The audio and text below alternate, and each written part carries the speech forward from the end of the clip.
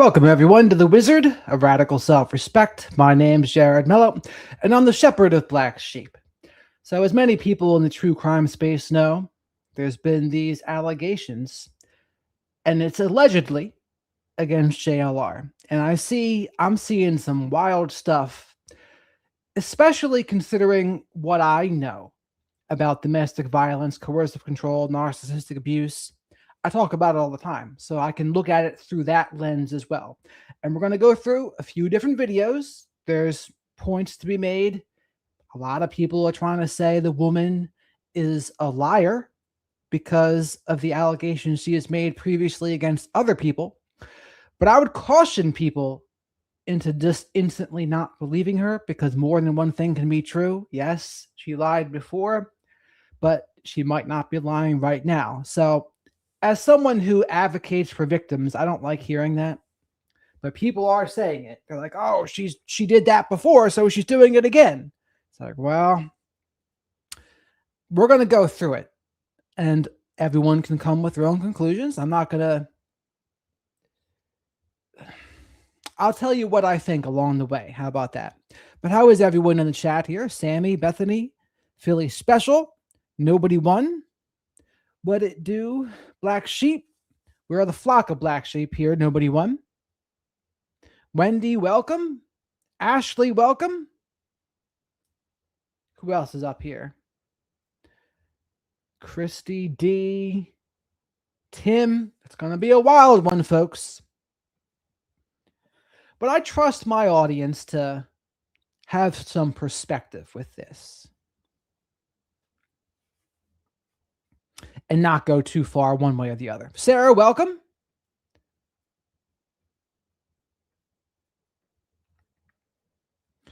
Becca says JLR was convicted for wire fraud, went to prison, and filed 2,000 frivolous lawsuits. That is accurate. I mean, he spent 10 years in prison, and he impersonated the uncle of a Sandy Hook victim. He's done some bad things, but what I said before was, hey, I don't want to hold people's past over their head. I'll see how they act in the present.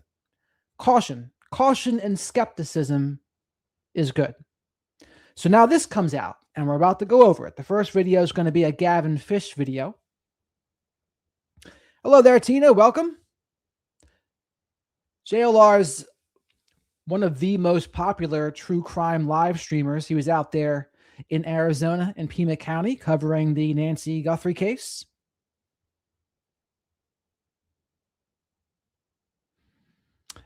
Bray, welcome. How is everyone doing today on this Saturday? Ange, how are you? Yes, you did, Ange. And like I said, though, some people turn their lives around after prison. But I'll say this. If the allegations are true, I would say this is not very good for JLR at all. And that woman is in danger. I would say that too. All right. But without further delay, let's jump right into this here.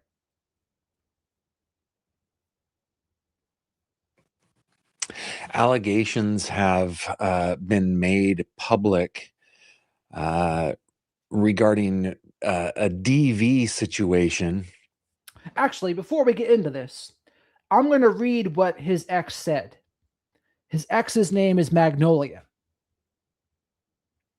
Magnolia, ex-girlfriend of JLR Investigates, speaks out on Twitter on Saturday, March 21st, 2026. That's today. As Jonathan Lee Riches remains mum. I don't know what that means. Mum. The ex-girlfriend of true crime YouTuber Jonathan Lee Riches wrote, "I wanted to acknowledge that I'm obviously aware that the Chelan, I don't know if I'm pronouncing that correctly, Chelan, Chelan County Domestic Violence Police report from Christmas Day and my protection order case have come to light." So she has a protection order case now against JLR. The New York Post reached out to me yesterday, and I answered some of the questions they had for the story they were working on. There's a New York Post story about this now. The police report speaks for itself. This has been extremely traumatizing beyond words, and withdrawing completely felt like the safest way for me to begin the long journey of healing. I've had the support of family, police, doctors, advocates, and my therapist. Being thrown into the role of survivor has been the hardest thing I've ever endured. The impact this has had on my life is immeasurable, and I know it's not something that will ever fully go away. I know the road ahead will be long, but I'm taking it one day and one task at a time. I want to assure everyone that I'm safe now. I did have surgery to repair my nose, and it appears to have been successful, but I won't know for several months if further treatment is needed. I do know I'm very lucky to be alive, and I don't take that for granted. Rio is also safe. I think that's her dog, and has been with me through everything. He was not harmed aside from being exposed to the violence. Or maybe Rio's her kid? I don't intend to rehash this publicly, but I do want to say that I'm incredibly grateful for the support I've received and for the many people who have reached out over these last couple of months out of concern for my well being. That's from Magnolia. So, what do you think so far, chat? Montana, welcome. Yes, but her content creation name is Magnolia. That's what people know her as. Her full name.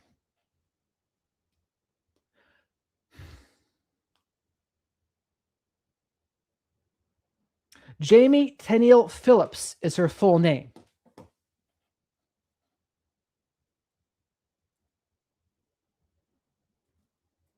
But that's not the point. Her full name's not the point.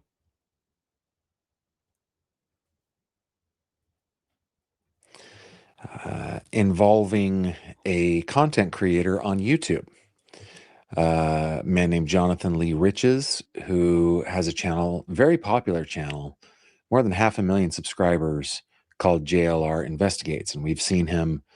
And the other thing is, you're going to see, and this is going to be real life here, right? This is what happens when a real victim, if it is indeed a real victim, what happens when they speak out. And you'll see many people defend the would-be abuser, and the abuser has all sorts of flying monkeys, and they do anything they can to discredit the victim.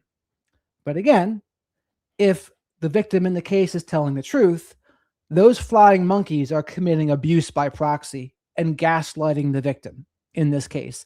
And of course, since JLR is more popular than her, he can have a fair share of flying monkeys as well. But let's see. We're going to go through it all and let's see what we think. On the ground in a lot of places around the states over the last couple of years, including in Tucson, Arizona, with the latest situation there with Nancy Guthrie. Now,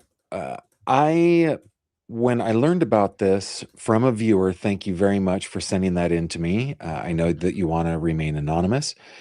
I hemmed and hawed over whether we would cover this or not, because the last time I mentioned anything about Mr. Riches, I actually got pretty scary threats that were sent my way. Not from him, but from his flying monkeys is what he means. So he covered a story about JLR. I don't even know what story it was, but he was getting threats from people that I would consider flying monkeys of JLR. A flying monkey is someone who is subscribed to the narcissistic or abusive person's distorted version of reality. They are on that person's team and they commit abuse by proxy. And so that's what was going on when this guy, Gavin Fish is his name, tried to go over a story about JLR. But while you're here, please remember to like the video. Likes are free. Leave your DNA on that like button. Subscribe to the channel if you're not already. Come say hello to the flock of black sheep in the live chat here. Super chats, great way to support the channel and get questions answered, especially in this episode about narcissistic abuse, coercive control, domestic violence, etc. Super stickers, great way to support the channel. And becoming a channel member gets you access to the members only live streams. And thank you very much for all the support I've been getting so far. I guess, adherents, his followers, his subscribers, his viewers. Not all of them, again, just a couple of bad seeds. But DV is something that we take very seriously in the true crime community because it is a precursor. It is an indicator of future crimes. And so I think that it's the responsible thing to do to talk about it. So we're going to get into it. But I do want to point out, and this is very important, that these are allegations. They've not been proven. And Mr. Riches, gets his day in court. Hopefully that will happen. And yes, I would like to emphasize that as well. They're allegations right now. But based on the report and the allegations, we can see what we think about it. Soon. We have the documents here. We're going to get into them. Plus, we've got some stories about the Nancy Guthrie case. We got a story about our old friend. He says tongue planted firmly in cheek, Shanda Vander Ark. And we've got a little update on the Joseph Duggar situation. So stick with me. We've got a lot to go over today.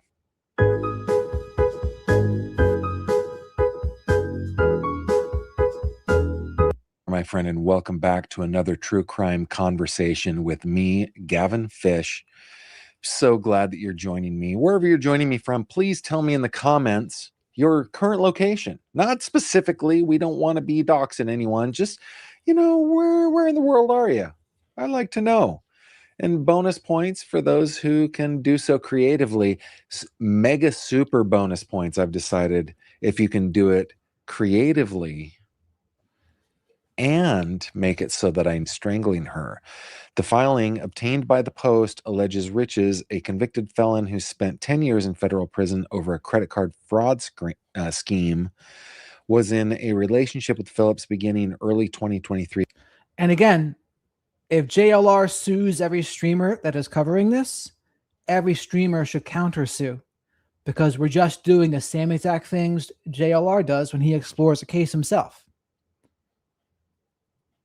That spiraled into, quote, a persistent and escalating pattern of DA, coercive control, intimidation, financial exploitation, and physical violence. If this is true, this is Gavin speaking here, not the article. If this is true, it makes his coverage. I remember he was one of the people that was on the ground, I think, if I remember correctly, in Myrtle Beach, South Carolina, covering the Micah Miller death. So it makes it all the more disturbing where he's covering a crime that Ms. Phillips is alleging he is guilty of. And by the way, it looks like the Post only obtained the Arkansas stuff. I have obtained, again through Jules, the actual criminal complaint from the state of Washington. We're going to go over it, but I've posted it on Patreon. There's always a link to my Patreon down below. It's one of the benefits of being one of my patrons. I try to get you as much for supporting me as I can. So I usually put the documents there or on my website where my... And honestly, him suing would be a fear tactic to get people to not talk about it. And that would be just not right. Patrons can get them. But don't worry, if you're not a patron, again, we're going to get into this. Continuing the article, according to the handwritten affidavit, which we have, again, we have that too. The alleged December 24th assault left Phillips with, quote, extreme injuries, including broken nose and septum, significant trauma to my head and ribs, close quote, requiring emergency medical care, CT scans, and x-rays, and that she will need reconstructive surgery. Phillips claims Riches assaulted her on multiple. Is just over into my YouTube settings. YouTube is not receiving enough video to maintain smooth streaming, it tells me. Let's just go to a okay. It's saying that it's better now. So I don't know what that glitch just was, but I'll give you also a summary, is that Jamie, claims that JLR has been abusing her for a couple of years now before they broke up. This last time, it was December 25th or 24th, 24th or 25th. She had what was going to be a black eye and she needed surgery on her nose. So there's physical evidence of that. And she was able to get this protective order. You need evidence to have a protective order. So to me, it seems like that part is accurate there. He also threatened to kill her and he had strangled her multiple times. Now, the big thing about strangulation is it increases the odds you get murdered by that person by 750%. So being strangled is nothing to mess around with. That's a danger, red flag danger if you're ever strangled by someone. So those are the allegations of now. And there's more. Him hiding her phone, financial abuse. We can go over that too. But I tell you, it doesn't sound good at all. That certainly doesn't sound good. And the picture evidence would say, yeah, it doesn't look good either. I hope that it is.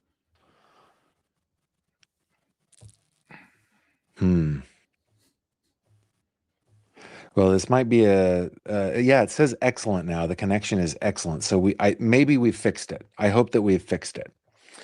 So let's go over to, and let me just check in with Autumn here real quick.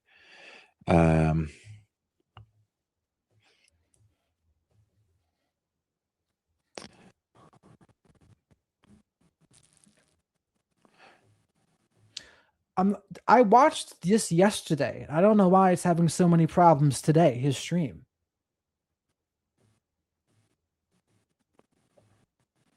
All right.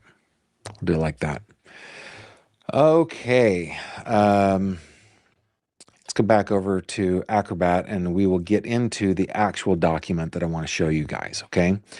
Now, I want you to check in with me. In fact, let's go over, let's just take a moment. I did see a super chat. Thank you very much, Jennifer. 15 years DV survivor. I will support Jamie Magnolia 100%. Takes a lot to call for help. Got you, Max. Thank you. And my general rule of thumb is this: trust but verify. That's my general rule of thumb. And the reason why it's trust but verify is because people do lie.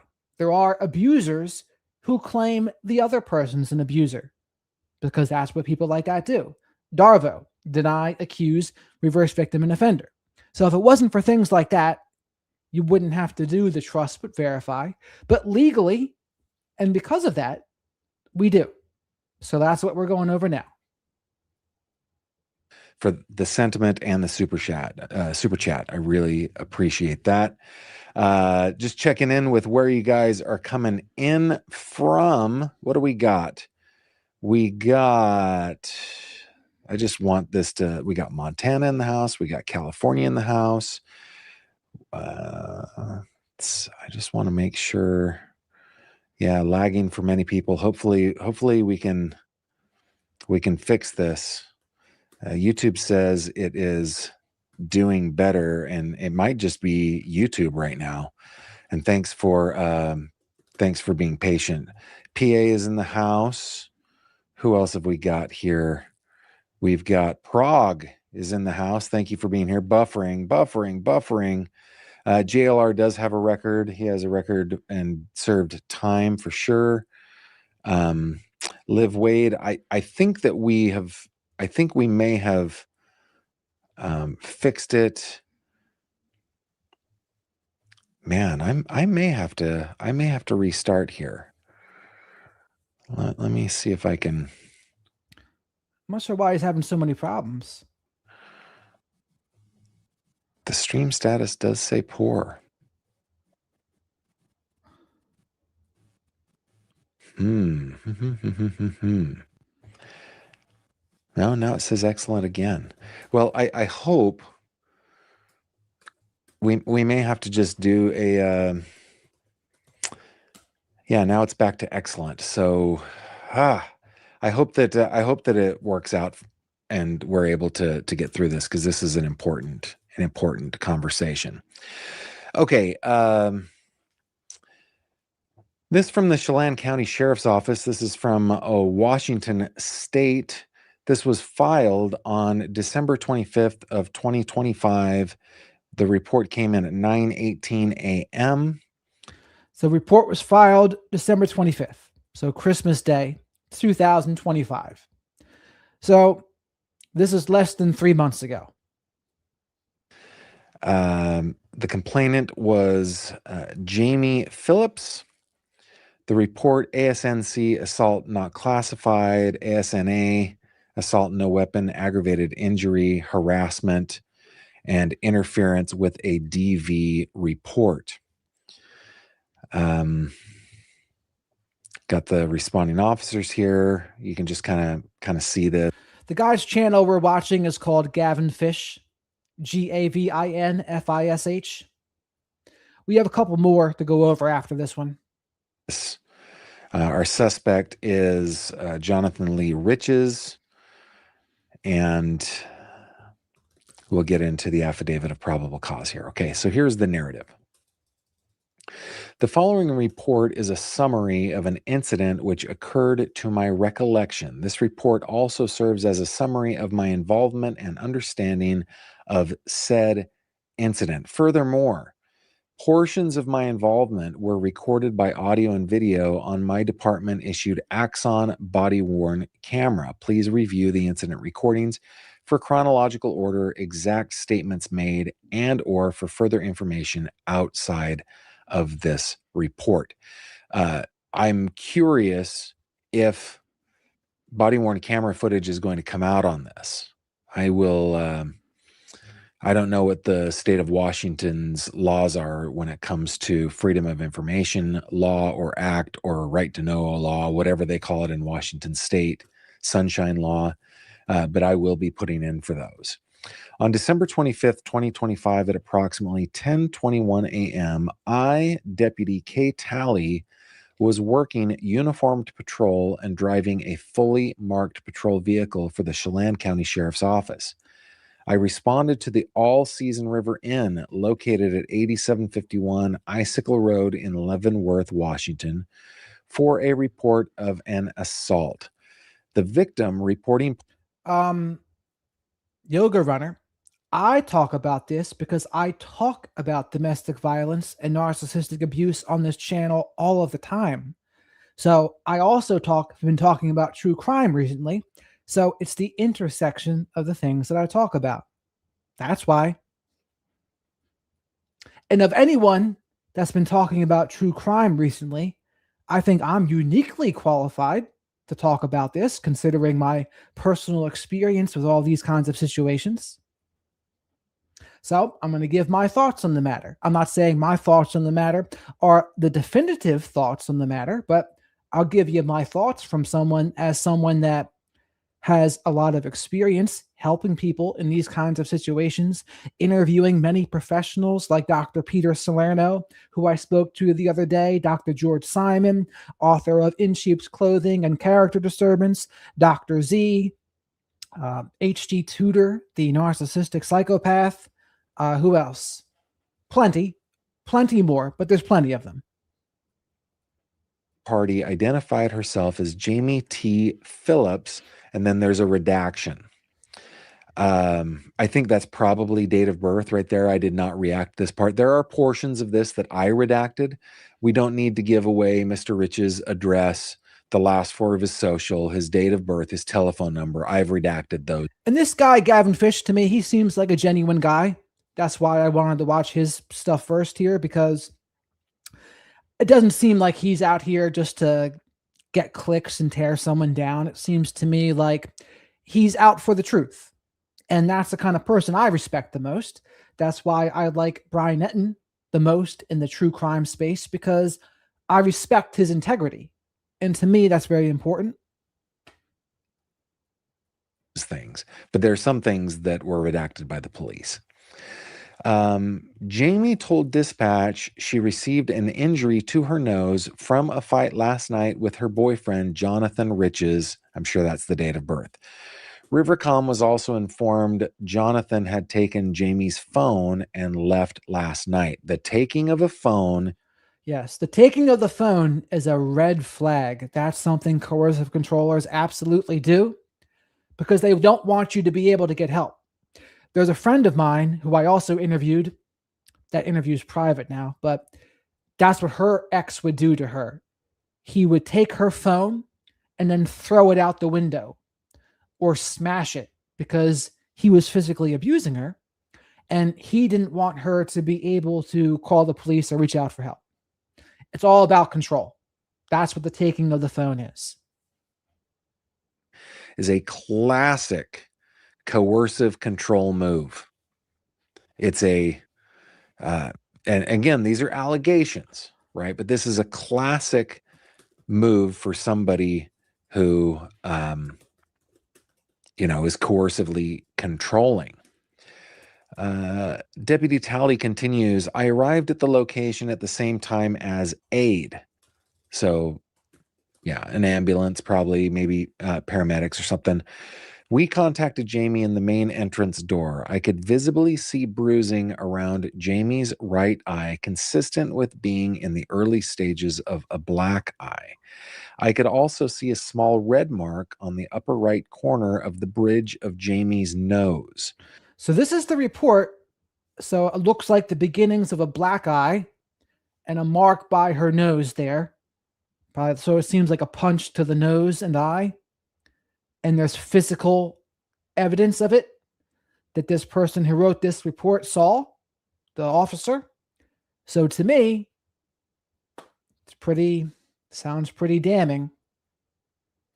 Her nose was visibly not straight and resembled what I have observed through training and experience to be broken. Jamie requested we all speak in the room where her belongings were, which is in the Shenandoah room at this location upstairs. Hey, let me just pause here for a second. Excuse me? Catherine says, if any of this is a lie, I hope you all go to prison. No one has a right to destroy another's life. Put yourself in the man's shoes. False accusations and imprisonment. Allegations, geez. That's what you would call intimidating a witness and being a flying monkey of JLR. People are reporting the news. There is no crime in reporting the news and reading police reports. Get a grip. Period.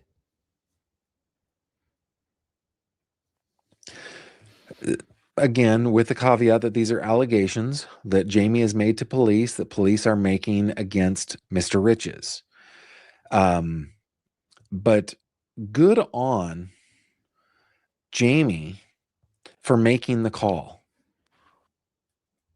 Assuming all of this is true, right? Assuming it's true, that is a very, very difficult thing to do. And though it matters little coming from just another little YouTuber in my home office in Western Pennsylvania, I'm proud of her. That's tough to make that call. Okay, continuing the narrative. Jamie advised some... And again, this is an officer who wrote this. This is what they observed on her, Jamie. This is not just Jamie reporting it. This is what this person observed on Jamie. That's big. Time between 2300 hours, so 11 p.m. and midnight, last night, December 24th of 2025, she had confronted Jonathan about things she observed on his work phone. Jamie stated it was things such as communication with other women and what she described to be porn. Jamie stated when she addressed this with Jonathan, he became enraged and struck her with a closed fist multiple times on the side of her head. So what happened there was she confronted him about porn on his phone or something similar to that, maybe talking to other people, and he became enraged when that happened. Well, I do know that narcissistic people, when you try to confront them about something, they lose their minds. They lose their minds and they rage, or maybe in this case, they punch the person in the side of the head. So it kind of tracks with what a narcissistic person would do. Her nose, and her ribs. Jamie stated she grabbed her phone and began to dial 911 for help, but Jonathan saw her doing this, took her phone from her, and said, "I will effing kill you." So did you hear that? So after he allegedly punched her in the face multiple times, she tried to call 911, and to prevent her from doing so, he took her phone and then said, "I will effing kill you." Well, for frame of reference, that's similar to what old Michael McKee said to Monique Tepe. "I will kill you." And he threatened to kill her multiple times. And he did. He followed through and did in that case. And then he told her, "You're always going to be my wife. I'm going to move in right next door to you." That's what Michael McKee did. So allegedly, he said this: "I'm going to effing kill you," and took her phone. Not good. You know, when somebody threatens your life, I've said this over and over and over again, as Jamie alleges in this narrative, as written by Deputy Tally. Believe them. Believe them. It is, I mean, the likelihood that something is going to happen increases manyfold. I don't know how manyfold. I don't have the statistics off the top of my head, but it's statistically significant. Okay? So, you know, if you are in a position right now like the one that Jamie Phillips is describing in this narrative, number one, you're not alone. This happens to so many people, mostly women. Number two, there is help. There is help near you.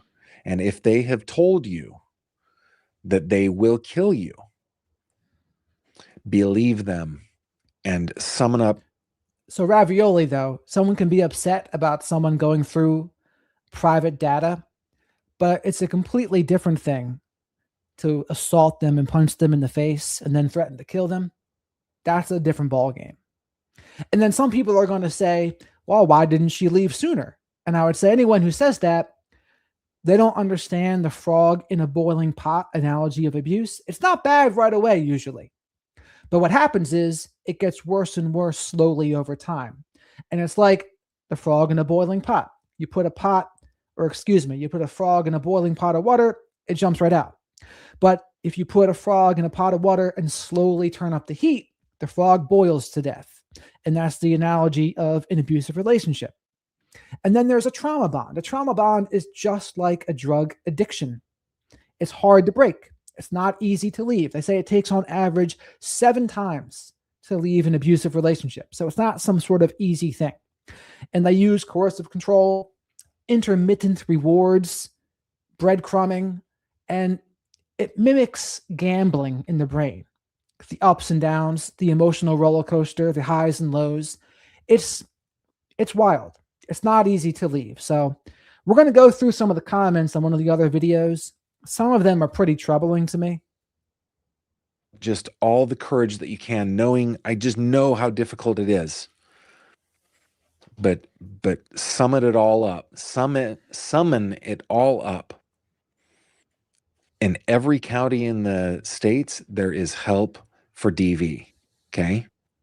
And we, as your fellow country people and citizens and taxpayers, want you to get that help. Okay. I asked Jamie continues. Autumn, I really appreciate you saying this because I think it's very true. I hate how people want to say crap to people for reporting what even a cop put, but it's people like these flying monkeys that make it where most victims won't turn in their abuser or rapist. And you're exactly right. So people, they get the victims, sort of like the truth teller in a dysfunctional family, the scapegoat. You speak up and tell the truth, and then people act like you're the problem for telling the truth, or you're the problem for rocking the apple cart, and people will come at you. And we're seeing this in real time right here. And this is a good example of it. We're going to see a good example of this happening. So thank you for that, Autumn. Or Deputy Tally, if she believed this threat to be true, she stated she believed he would kill her. Jamie stated she believes at some point she lost consciousness after the assault, but remembered Jonathan grabbing 2 bags, his personal cell phone, Jamie's cell phone, and then leaving.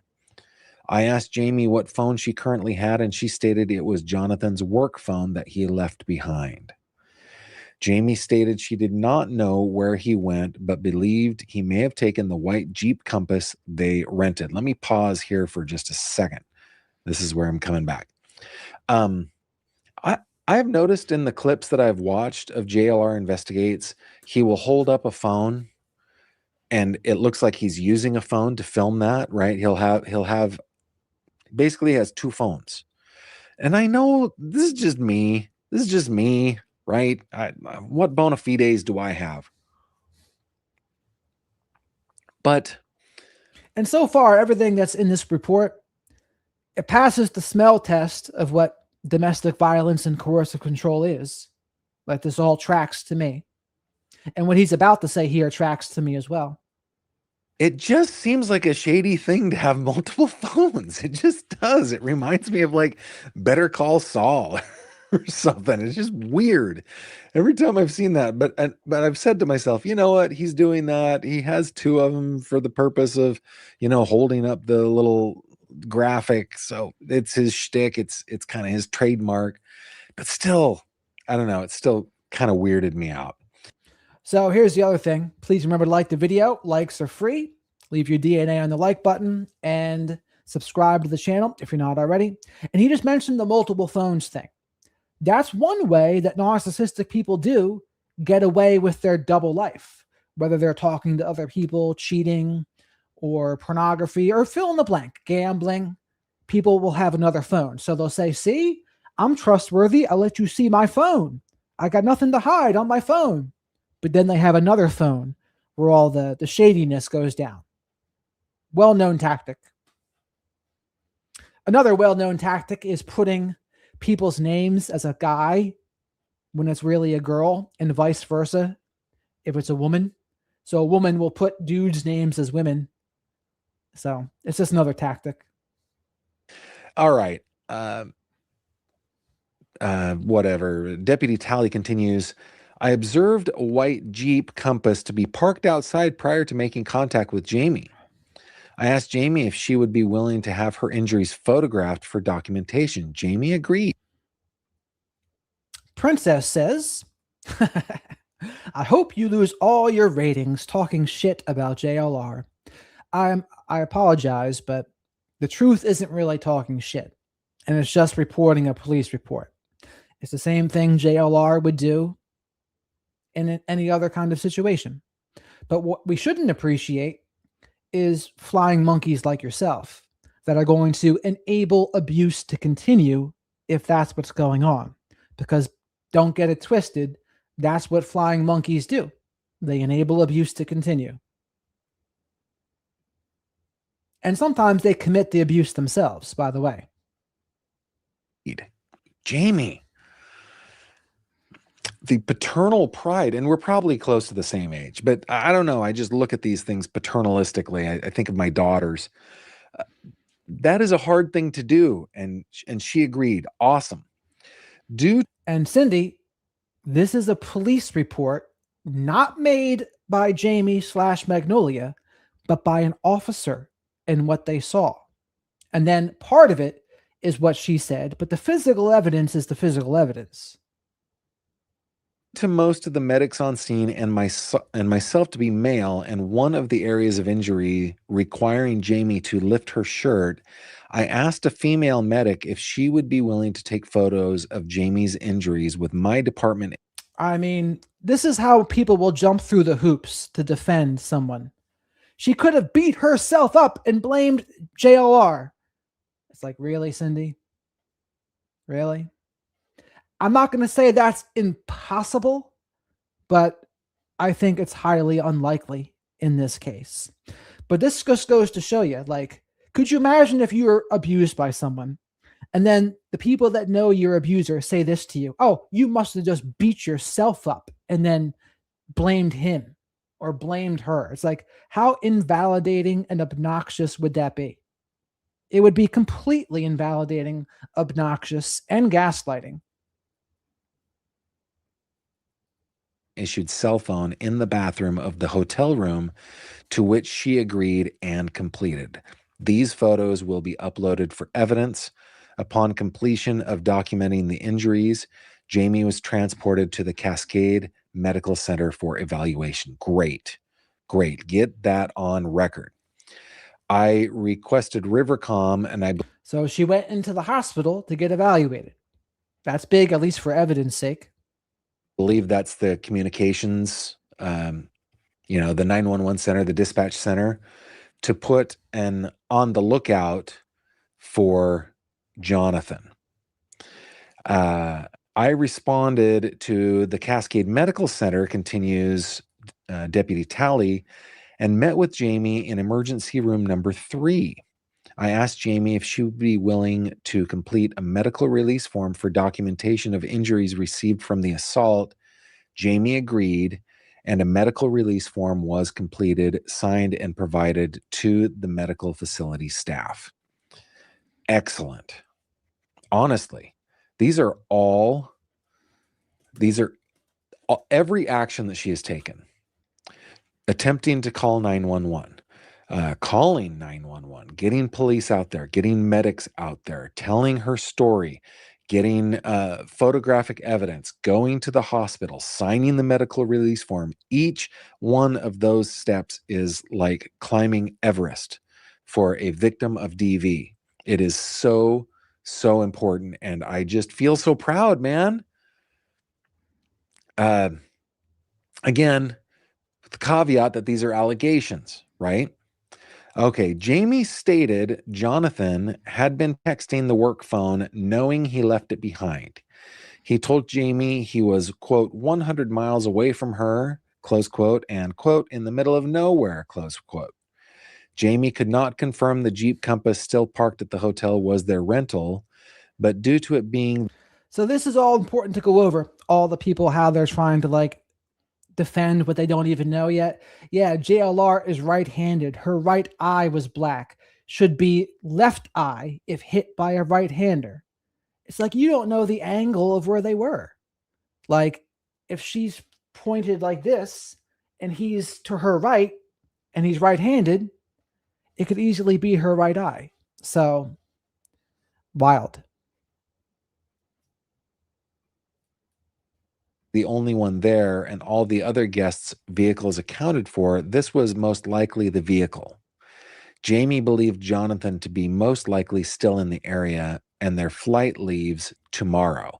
Again, this was written on December 25th of 2025, so the flight would have been scheduled for the 26th. Which would use wisdom. I'm pretty sure they did at this point, but we'll see. Require them to travel back to Seattle and return the vehicle to SeaTac where it was rented. I was also advised by Jamie that in August of this year, she was on a work trip with Jonathan in Charlotte, North Carolina, I'm guessing. This was when she first found out about his infidelity and risk. You're right. I think they will come at me, or at least the flying monkeys will. But when all we're doing is reading the police report, I mean, I do not want to be spreading lies about anyone. It's very important to me to have integrity and only share what is known, right? That's what I'm doing, sharing what is known. It's not supposed to be a smear campaign, but it's also an opportunity to spread some awareness about domestic violence and coercive control, because there's a lot of people out there. And in fact, this case in particular is a great opportunity for that, because it's going to introduce people that maybe aren't as familiar with coercive control and domestic abuse. It can give them the opportunity to learn some.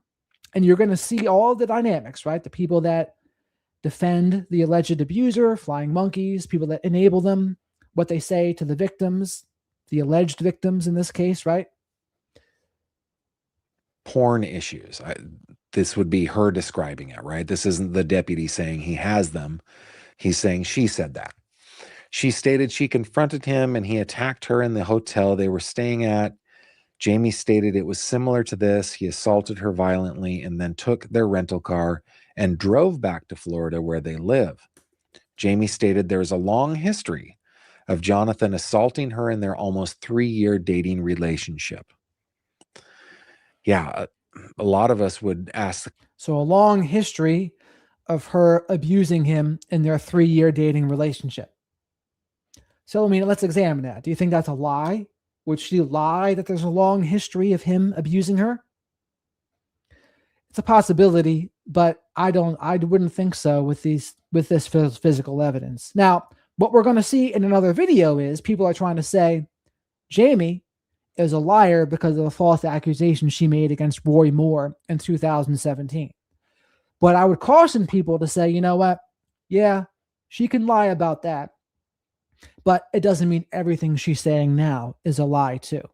Both of those things can be true at the same time. And unfortunately for her, right, it can turn into like a boy who cried wolf thing where, yeah, you lied before, so now people aren't going to believe you now. And that would be unfortunate if it's true. Question, why would you last 3 years? Guys, that's the wrong question. Okay, that's the wrong. It's so difficult a thing to escape DV. It's just so hard. For so many reasons, for physical safety reasons, for emotional reasons, for. So this is another example of gaslighting when people say, oh, people are only talking about it because they're jealous. It's like, no, people are just doing their jobs. They're doing the jobs just like JLR does his job when it comes to a criminal case. And it just so happens a case like this intersects with both of my areas of knowledge: domestic violence, coercive control, narcissistic abuse, and now true crime. So, but that's just an example how people will try to gaslight you and say, oh, you're just jealous. Hate only comes from below, or fill in the blank. Mental reasons, it's tough. She stated she knows she would have left many times before this, but hasn't, or she should have left many times before this, but hasn't. Jamie stated Jonathan needs to be held accountable for what he did. After Jamie was discharged from Cascade Medical Center, I was provided a copy of the medical documents for this visit, and I provided Jamie with a courtesy ride back to her hotel. Good job, Deputy. Deputy McComas and I searched the room prior to Jamie going back into it. Good job, deputies. Thank you for taking this seriously. The on-site manager was contacted, who changed the security code combinations for the front door and for the room Jamie is staying in, so that I would assumedly that Mr. Riches would not be able to get back into her room, so that into their room, so that she could feel safe in the room. It should be noted that the white Jeep Compass bearing Washington registration Charlie Tango Alpha 6791 that was observed earlier was confirmed to be another guest's rental vehicle and was not involved. Okay, so he may have taken their rental car. I have probable cause to arrest Jonathan L. Riches. I'm sure that says date of birth. I didn't. Probable cause to arrest Jonathan L. Riches, JLR. So, looks like he was arrested. Mavs, I want to go back to what you said here. This is very true. It's ridiculous because the people saying he's innocent until proven guilty are the same ones that watch JLR stream and blame every Tom, Dick, and Harry they see. True, true, true. Thank you for that, Mavs. Do that redaction for violating this law, assault in the second degree, DV, harassment, threats to kill DV, and interfering with the reporting of DV. On December 26th, I received a text message from Jamie on my department-issued cell phone that she canceled her original flight and booked a flight with a different airline and boarded without issue. The following day, December 27th, I received a text message from Jamie on my department-issued cell phone that she was finally able to track Jonathan's location. He was traveling through North Dakota. It is not known at this time if he was driving back to Florida or to a different location. And then that was given to the Chelan County Prosecutor's Office. No, Mr. Riches was not arrested, at least according to this document, because he was nowhere to be. It's like this case is a gift in a way. It gives like every invalidating thing people say to victims I'm hearing in the chat. So here's another one.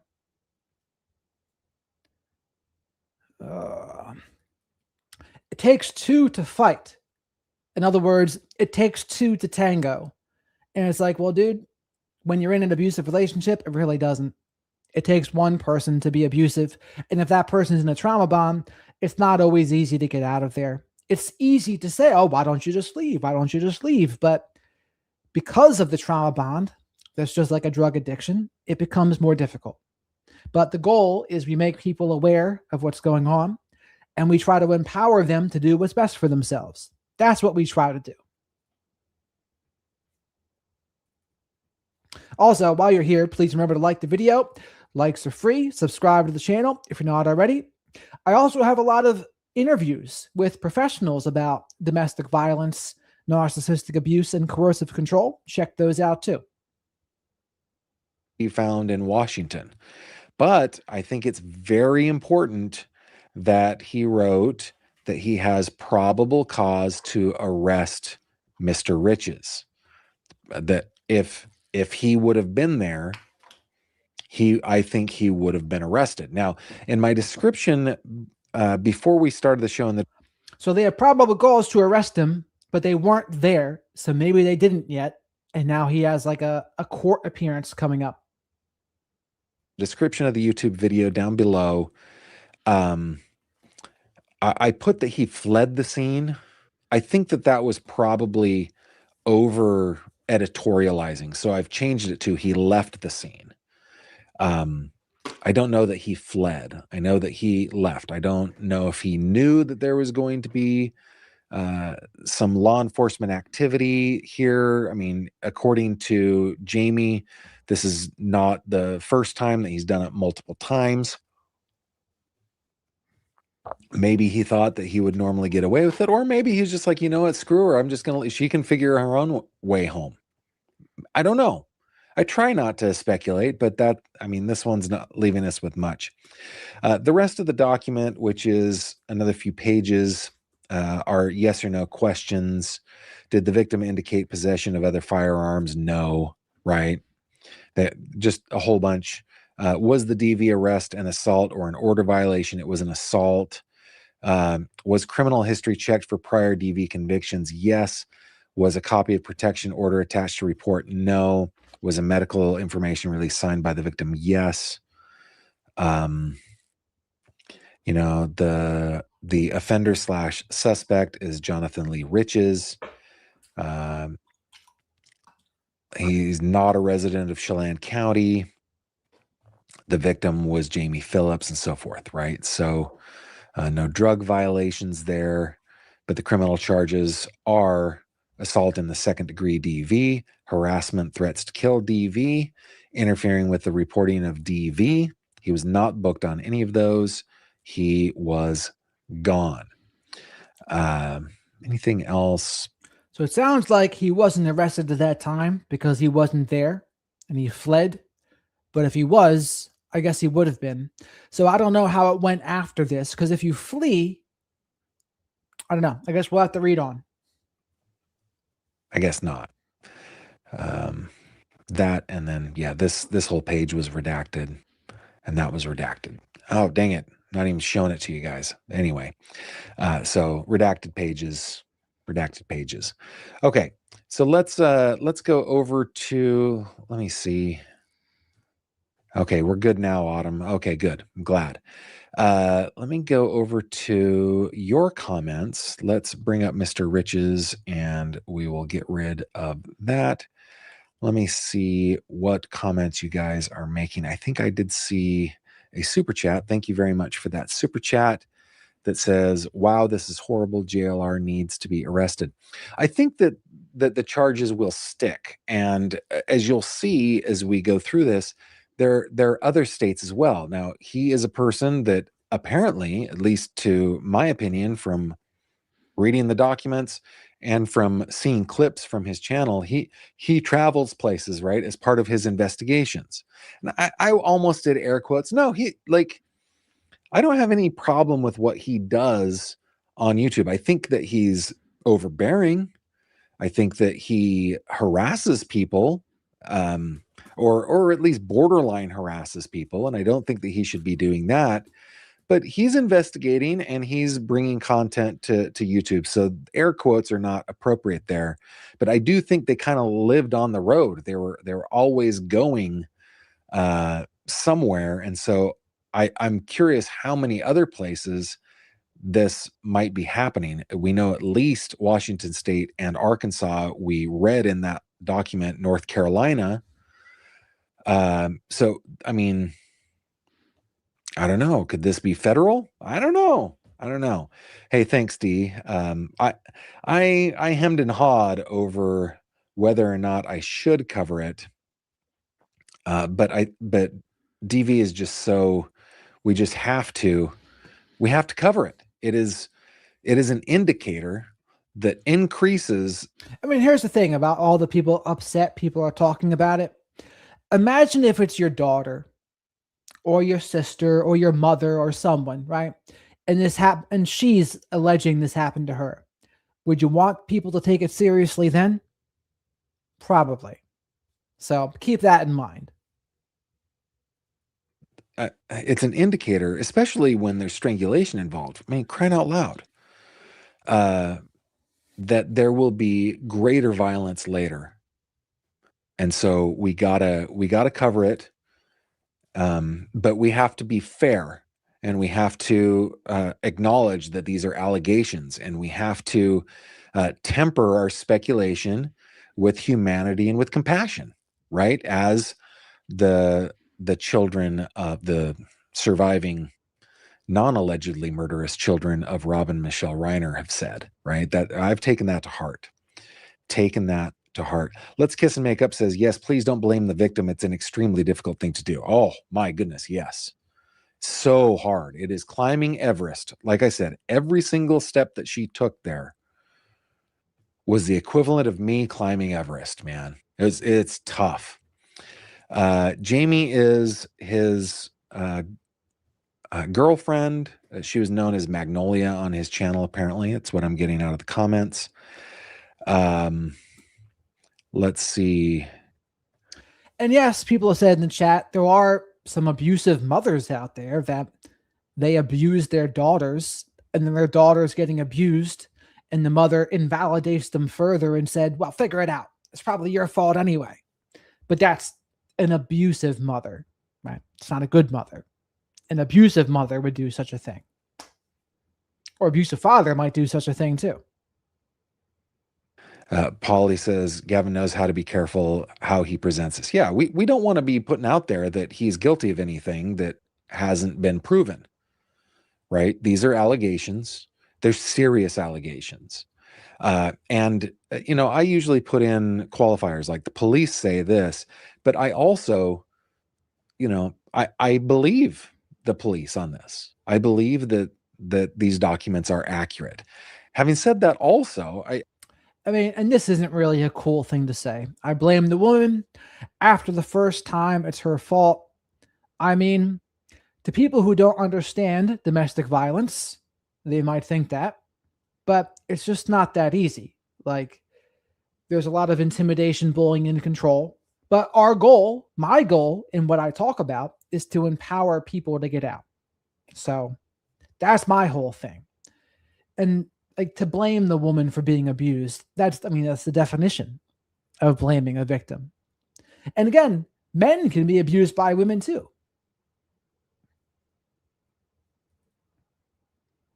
I should also go on record as saying, not for any criminal activity, but I have been accused by people in my professional life prior to coming on YouTube of defrauding them out of money, and it was so not true.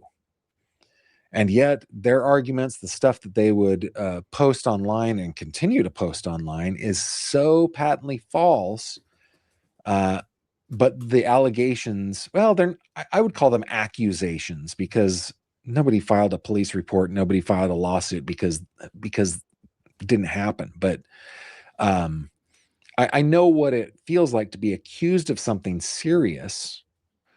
And here's the other dynamic: as besides the flying monkeys, there is a cult dynamic going on here. It sounds like, to some of the people that follow JLR, it's like they hear the news and the police report, and they come at anyone saying anything. Oh, you're going to harm his name. You're doing this.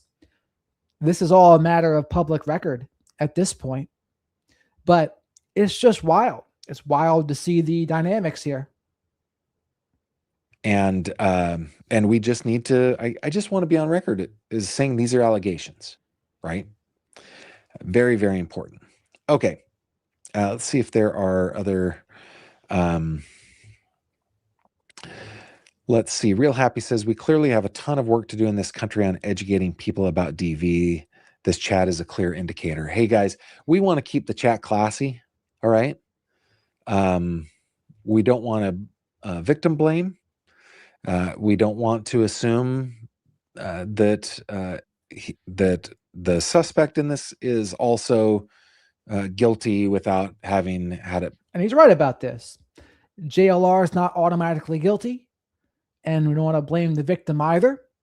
I mean, to me, so far, the most damning evidence is the actual evidence in pictures and what the officer who wrote that report said. That's the worst thing so far. But please remember to like the video while you're here. The likes are free. Subscribe to the channel if you're not already. I have a lot of experience with mental health, addiction, narcissistic abuse, narcissistic family systems.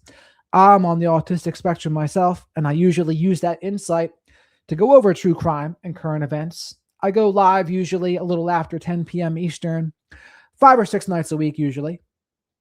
This is a blending of the topics that I normally go over. And say hello to the flock of black sheep. I'll warn you, there's a lot of people who are not necessarily a part of my flock of black sheep here today. So it might not be don't take today's chat as a realistic sample of how it normally is. How about that? Been proven, right? We gotta be reporters about this, straight down the middle, as best we can. And I just said that I believe the allegations. I do believe them. But we got to be classy. Let's keep it classy. All right.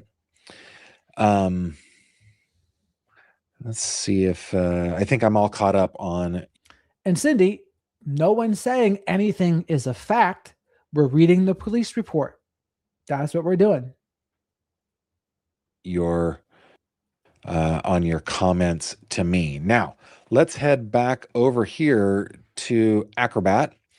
And let me bring up a couple of other things. These are out of our... No, I'm not lying about anything.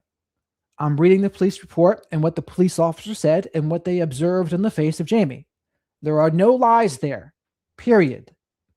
Arkansas, okay? The date on this one is January 20th of this year, so a few weeks past when the issue happened. Cindy, I'm sorry, but you are just gaslighting the hell out of the victim in this case. That doesn't mean that she didn't beat herself up. Do you even hear yourself? Do you hear yourself? You sound out of control. I'm sorry. Happened in Washington State. This is a petition for an order of protection. This is one where I have, like, for example, I redacted Mr. Rich's home address. Or Mr. Rich's home address. We don't need to do that, right? We don't need to dox him or anything like that. But this sounds like a good time as well to shout out my flock of black sheep. I don't think, like my flock, I think they'd be chill. You know, I don't think they would treat people this way. And there's something to be said about that, by the way. Is a handwritten, and I believe this is the one that the New York Post was talking about. And there are a couple of extra pieces of information in here. All right. So the petitioner is at least 18 years old. They formerly resided together. They formerly were in a dating relationship. The respondent has committed DV against the petitioner by the acts described in the attached affidavit. The petitioner requests that the court issue an ex parte order of protection with the following provisions: excluding the respondent from a shared residence or from the residence of the petitioner or victim. Address of residence omit if address is to be excluded. Okay, so it's excluded from, that's fine. We don't need to know the address there. Prohibiting the respondent directly or through an agent from contacting the petitioner or victim except under the following conditions: only to respond to legal documents such as separation and restitution agreement via counsel. Okay. All right. So let's get. And Julie, this is the Tepe case. This is Michael McKee and the double homicide, right? He was the dentist, or excuse me, Spencer was the dentist. Michael McKee was a surgeon. I forget what kind of surgeon, but he was a surgeon. And he was narcissistic, psychopathic. And they divorced almost 10 years ago. He just couldn't let it go. He didn't want to give up control. He said to her, I'm going to move in right next door to you. And he tried to. In fact, I should see if my friend Dr. Z is up at this hour and invite her on to this, actually.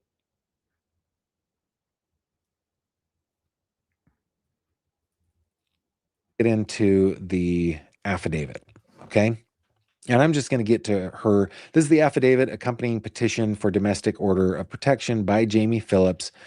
I'm going to skip the legalese and get into her handwritten narrative, okay? Beginning January 2023 and continuing through December 25th, 2025, I was involved in an intimate domestic relationship with the respondent, Jonathan Lee Riches. During the course of this relationship, the respondent engaged in a persistent and escalating pattern of, I'm going to say DV because of YouTubeese. Chat, by the way, do you want me to invite my friend Dr. Z, Jamie? I've interviewed her a couple times, but she's a night owl too, by the way. But press 1 in the chat if you'd like to see me to invite her on to see if she's available to talk right now. Okay, you can read it. Coercive control, intimidation, financial exploitation, and physical violence toward me. Again, all of these things are on Micah's list. If you guys don't remember Micah's list, look up the death of Micah Frances Miller. We like to call her Micah Frances because we don't want to attach Miller to her name, and she was going by Micah Frances at the time, though legally she was Micah Miller. It's on my channel. It's on JLR's channel, ironically. But each one of these things, the DV, the coercive control, the intimidation, the financial exploitation and control, physical violence, all of that is on Micah's list. Okay, on December 25th of 2025, the very incident that we were reading from Washington State, the respondent violently assaulted me, causing extreme injuries, including broken nose and septum, significant trauma to my head and ribs requiring emergency care, CT scans, x-rays, and will require reconstructive surgery to repair broken and crushed bones in my nose. Wow. This assault is currently pending felony assault charges, threats to kill, with the chief criminal deputy prosecutor in Chelan County, Washington State, case number 25C12789, police report attached. And that's what we just read, right? So it looks like there's felony assault charges pending. This assault is currently pending felony assault charges. Threats to kill with the chief criminal deputy prosecutor in Chelan County, Washington State, case number blah, blah, blah. Police report attached. Throughout the relationship, the respondent physically assaulted me on numerous occasions. She continues, throughout the relationship, the respondent physically assaulted me on numerous occasions, including strangulation approximately 24 times. I have to say, 24 times, man, Jamie is fortunate that I'm not, ooh, let's take a take two on that, shall So, if she's telling the truth, 24 times is a lot. That's a lot of violence to be on the receiving end of. we, Javi? I'm not minimizing the abuse. What I'm saying is that I'm glad that it didn't escalate and cause her death. Guys, it does not take much. It does not take much to cause somebody's death by strangulation. We've had Brian Bennett on here, a strangulation expert. We've had him on here multiple times. I should have him on again to talk about this. I think I will. I'm going to have him on. I'm going to invite him on anyway to talk about this. Because 24 times, man, and guys, it takes something like 7 pounds of pressure. 7 pounds of pressure to cause unconsciousness and ultimately death. I can squeeze, like a firm handshake is like 35 pounds of pressure. Okay? So I'm so glad that Jamie did not didn't I'm glad that Jamie is with us. That's what I'm saying. I'm just glad that Jamie is still with us. Assuming, of course, that these allegations are true. In August 2025, she continues, respondent committed a brutal assault against me involving beating me repeatedly with his closed fist. Hey, everybody, can we just agree that we're going to use our words? Let's use our words, shall we? In August 2025, respondent committed a brutal assault against me involving beating me repeatedly with his closed fist. Respondent threatened to kill me if I reported.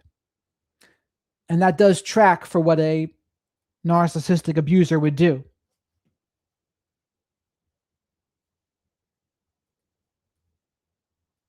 Respondent threatened to kill me if I reported his assaults or if I called 911. Since the December 25th, 2025 felony assault, and that's her characterization. In the police report, let's go up to it. I should look that up. I mean, those look like felonious charges for sure, but it doesn't say specifically. She is saying that they are. And by the way, I did reach out to Dr. Z. She told me she's a night owl, so we're putting her to the test here. Also, please remember to like the video while you're here. Likes are free. Likes are for my spirit animal Shadow, the night owl, and Swift the fox. Swift the fox is from David Denome, for all of you millennials out there. And I guess it's a good time to explain why many people who had a narcissistic parent are night owls, because during the day, they were constantly criticized, belittled, and it felt like they had to walk on eggshells. They couldn't just be themselves, because whenever they were themselves, they were punished and shut down or blamed.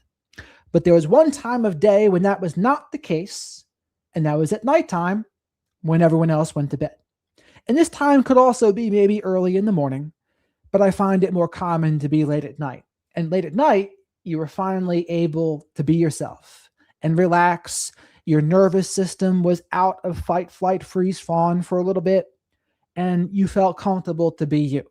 So in my experience, it's one of the reasons people that grew up in a dysfunctional family, had a narcissistic parent, maybe a borderline parent, nighttime was their favorite, and they became night owls. Hence, the mascot of the chat here, besides being a black sheep, of course, Shadow the Night Owl. Shadow the Night Owl's had a rough week. The flock of black sheep knows it. Or felony. Okay. So since the December 25th, 2025 felony assault, respondent has continued to abuse me using fear, threats, intimidation, ongoing financial abuse, theft of all our joint funds in an act of retaliation. Again, got to go to Micah's list. Give me a moment here. Give me just a moment. Let me see if I can find Micah's list. Oh, this is so adorable. It's always adorable when people write me love notes in the chat. Oh, Rock Hounder, I didn't know you had a crush on me. Sir, you truly need help. You're an idiot. YOU apostrophe RE is what they mean. So kind of you. Yeah, I can. Okay, let's just scroll down. Micah's list, okay? I'm just going to read these real quick. Isolating her from family and friends, depriving her of basic needs, stalking, tracking her whereabouts, monitoring her communications, taking control over aspects of her life, depriving her of support services, expressing her worthlessness, humiliated, degraded, and dehumanized her, prevented disclosure to authorities, financial abuse, threats to hurt her, her family, or himself, threats to a child, threats to reveal or publish private information, assault, the dreaded R word, which YouTube won't let me say, but it is, I think, the world's worst crime. That's just my opinion. I think it's worse than murder. Preventing her from having transportation, interfering with her work, so all of these things.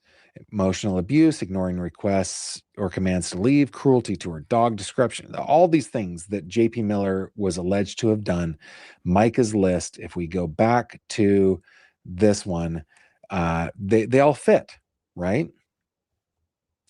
Threats, intimidation, financial abuse, theft of the joint funds. Okay.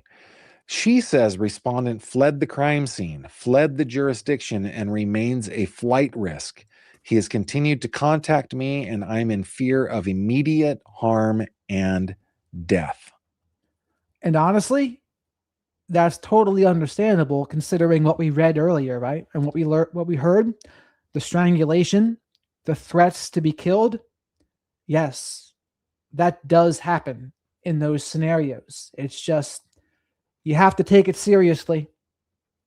It's like right now, if Monique Tepe were still alive, you would say, yes, Monique, we need to take this very seriously. Thank you very much for the super chat, Michelle. I'm a night owl because I start watching your live chat and get sucked in. I have to force myself to walk away sometimes. Thank you for thank you for my insomnia. Well, I'm happy to help you with your insomnia and at least give you some entertainment in the evenings here. And believe me, I've become even more of a night owl doing this at the time of day that I do. But I get it. Thank you very much for the super chat, Michelle.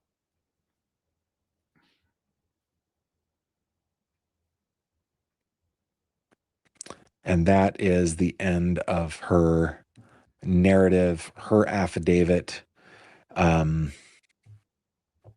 lists herself as a 49-year-old female, former domestic intimate partner to Jonathan Lee Riches, also age 49, male, white. And let's see. So just there are a couple of other documents that I want to just kind of, that he was served with the ex parte order of protection. It was so ordered.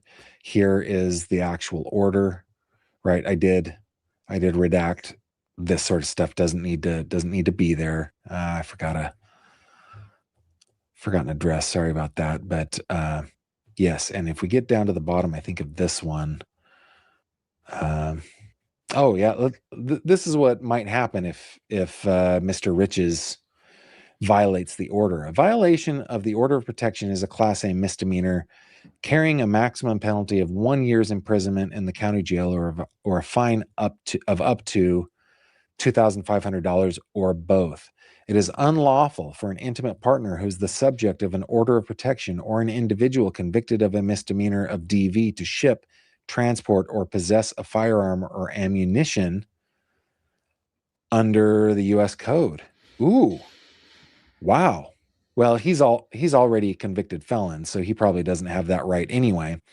A conviction of violation of an order. That does, by the way, I didn't mean to just like brush that one under the rug, because there are a lot of people that they have that right taken away, and yet they do carry. Let's see. Number 3, a conviction of violation of an order of protection under this section within 5 years of a previous conviction for violation of an order of protection is a Class D felony. I wonder if he has any orders of protection.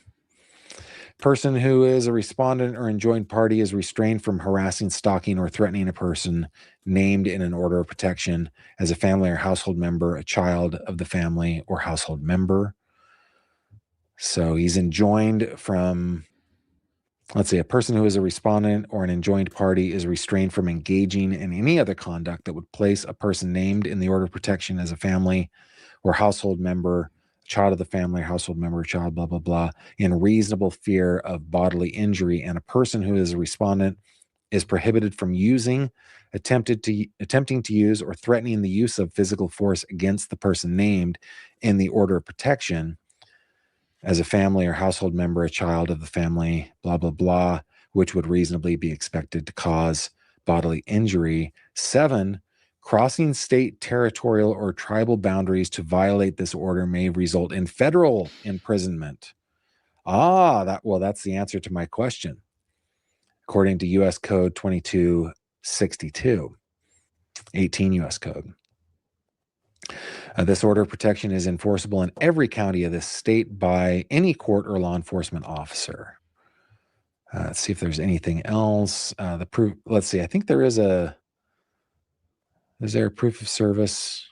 Anyway, there's the order. So ordered, right? So ordered. Let me check in before we've got a couple of other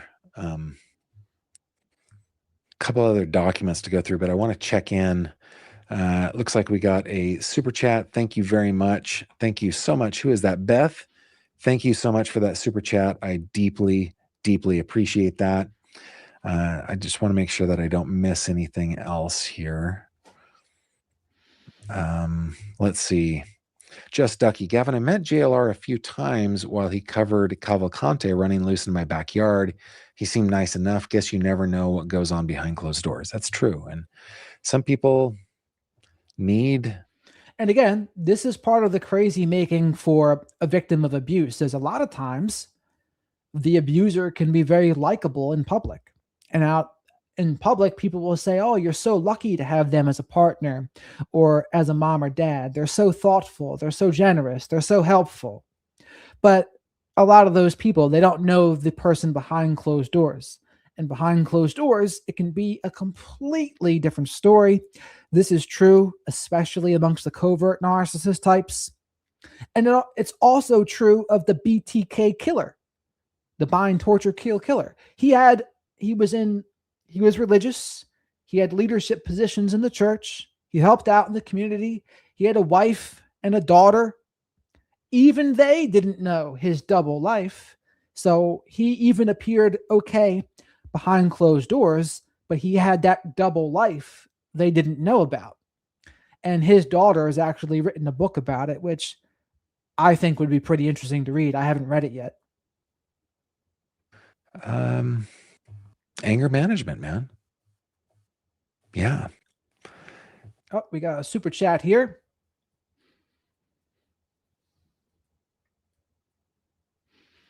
Sweet Caroline, I haven't seen you here for a minute. Best program and best shepherd ever. Oh, thank you so much, Sweet Caroline. I do consider myself the shepherd of black sheep, mostly because I've been there in a lot of these cases. So I'm sharing about what I share about because of experience. So thank you very much, Sweet Caroline. You are the best.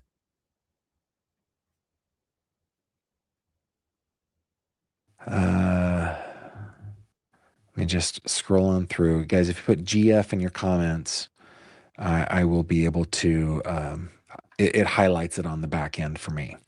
Okie dokie. Give me a second. Let me just look at the other documents that I have here. That's Micah's list. Okay. Oh, okay. In the same court, there was an order for a continuance. For good cause, the court finds and orders the following. The hearing on the petitioner's petition for order of protection shall be continued until the 21st day of April, 2026 at 9:30 a.m. shall be held at the Garland County District Courtroom 2.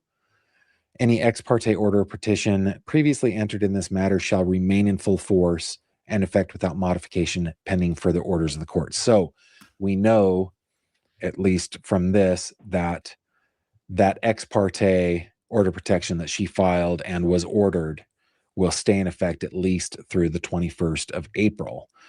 Yeah, and there is service to probably to both of them, right? And yeah, so those are the documents that I have to share with you guys. I know that we've got a big crowd tonight, which means that many of you have probably not been on my channel before. Thank you and welcome. Once again, these documents that I've shown you. Yes, these are only allegations, but from what I can tell, they seem pretty credible to me. You are up on my Patreon account or my Patreon account for my patrons. Thank you to all of you who support me through Patreon, through YouTube memberships, through the super chats tonight. I deeply appreciate all of that. It does look like in the I don't want to, let's see, this one from Sue Roundtree. Do you know when he goes to court? I think the next, well, at least in Arkansas, it's April. So, Robert, I would ask you this. How do you explain her black eye and her crooked nose? 21st. But as far as Washington State, I don't know yet. If anybody is really good at doing sunshine law requests, right to know requests, FOIAs, FOILs, whatever the state law is, or if you just want to know how to do that, and I don't mind taking the time to train, but boy, do I need a volunteer to help me with this stuff. It would be great. Emmy says, thanks for covering this, but be careful. Thank you. Yep. I'm doing my best here.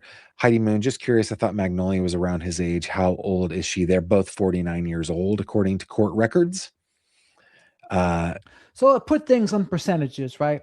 What's the percentage that Jamie did it to herself? 5%? That might even be high to say 5%. It's probably 95% she didn't do it to herself. I mean, honestly, chat, what do you think is the appropriate percentage to weigh it out? All the other stuff, I don't want to bring up any comments like the whole leopards don't change their spot stuff and stuff like that. You know, it's like it's not proven, it's alleged, but we do want Jamie to be safe. We want Mr. Riches to have his day in court. And yeah, now that's what I have so far. But stick with me because we have some headlines to go over in true crime that includes the Nancy Guthrie investigation. It includes Joe. So it seems like most people are saying 0%. That's what the chat says. Joseph Duggar. It includes Shanda Vander Ark. But before we get into that, let's get into 3 questions, shall we? It's 3 questions. So my only point in saying 5% or less even is I think it's unlikely she did it to herself. I don't ever want to say impossible, especially because I'm the creator here and there could be backlash against me, right? I got to cover my bases, but I do think it's unlikely. With Gavin Fish. Okie dokie. In this segment, it's usually a short segment, but I love this segment. I answer 3 questions that you have sent in to me to my email address, 3questions@gavinfish.com. It is spelled out, 3questions@gavinfish.com. anything's on the table. Nothing is off the table. You can ask me anything you want, and you can ask me as many times as you want. I will answer them all truthfully and honestly. And I love the questions where they can be flipped onto you guys, and you can tell us in the chat what your answers are to these questions. And there are a couple of those in here today. All right, so now we go on to the next video. Well, is he talking more about JLR? Before we get to headlines. All right, question number 1 from Diane. What do you need people to understand about you that they... This is not about JLR anymore.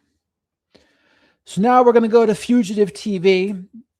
This is one that's certainly more towards JLR's angle, and we're doing it out of good faith. That's why we're talking about this angle too. This might trigger some people, though, by the way. About.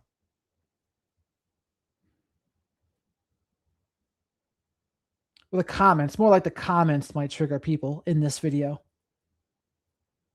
I'm social media creator and someone who has been boots on the ground on many very high profile cases seems to now have a case of his own. This isn't the first case that he's had, but I would say it's probably one of the more severe ones. According to authorities in the state of Washington, they have observed sufficient evidence, including visible injuries to a victim, establishing probable cause to arrest YouTuber Jonathan Lee Riches also.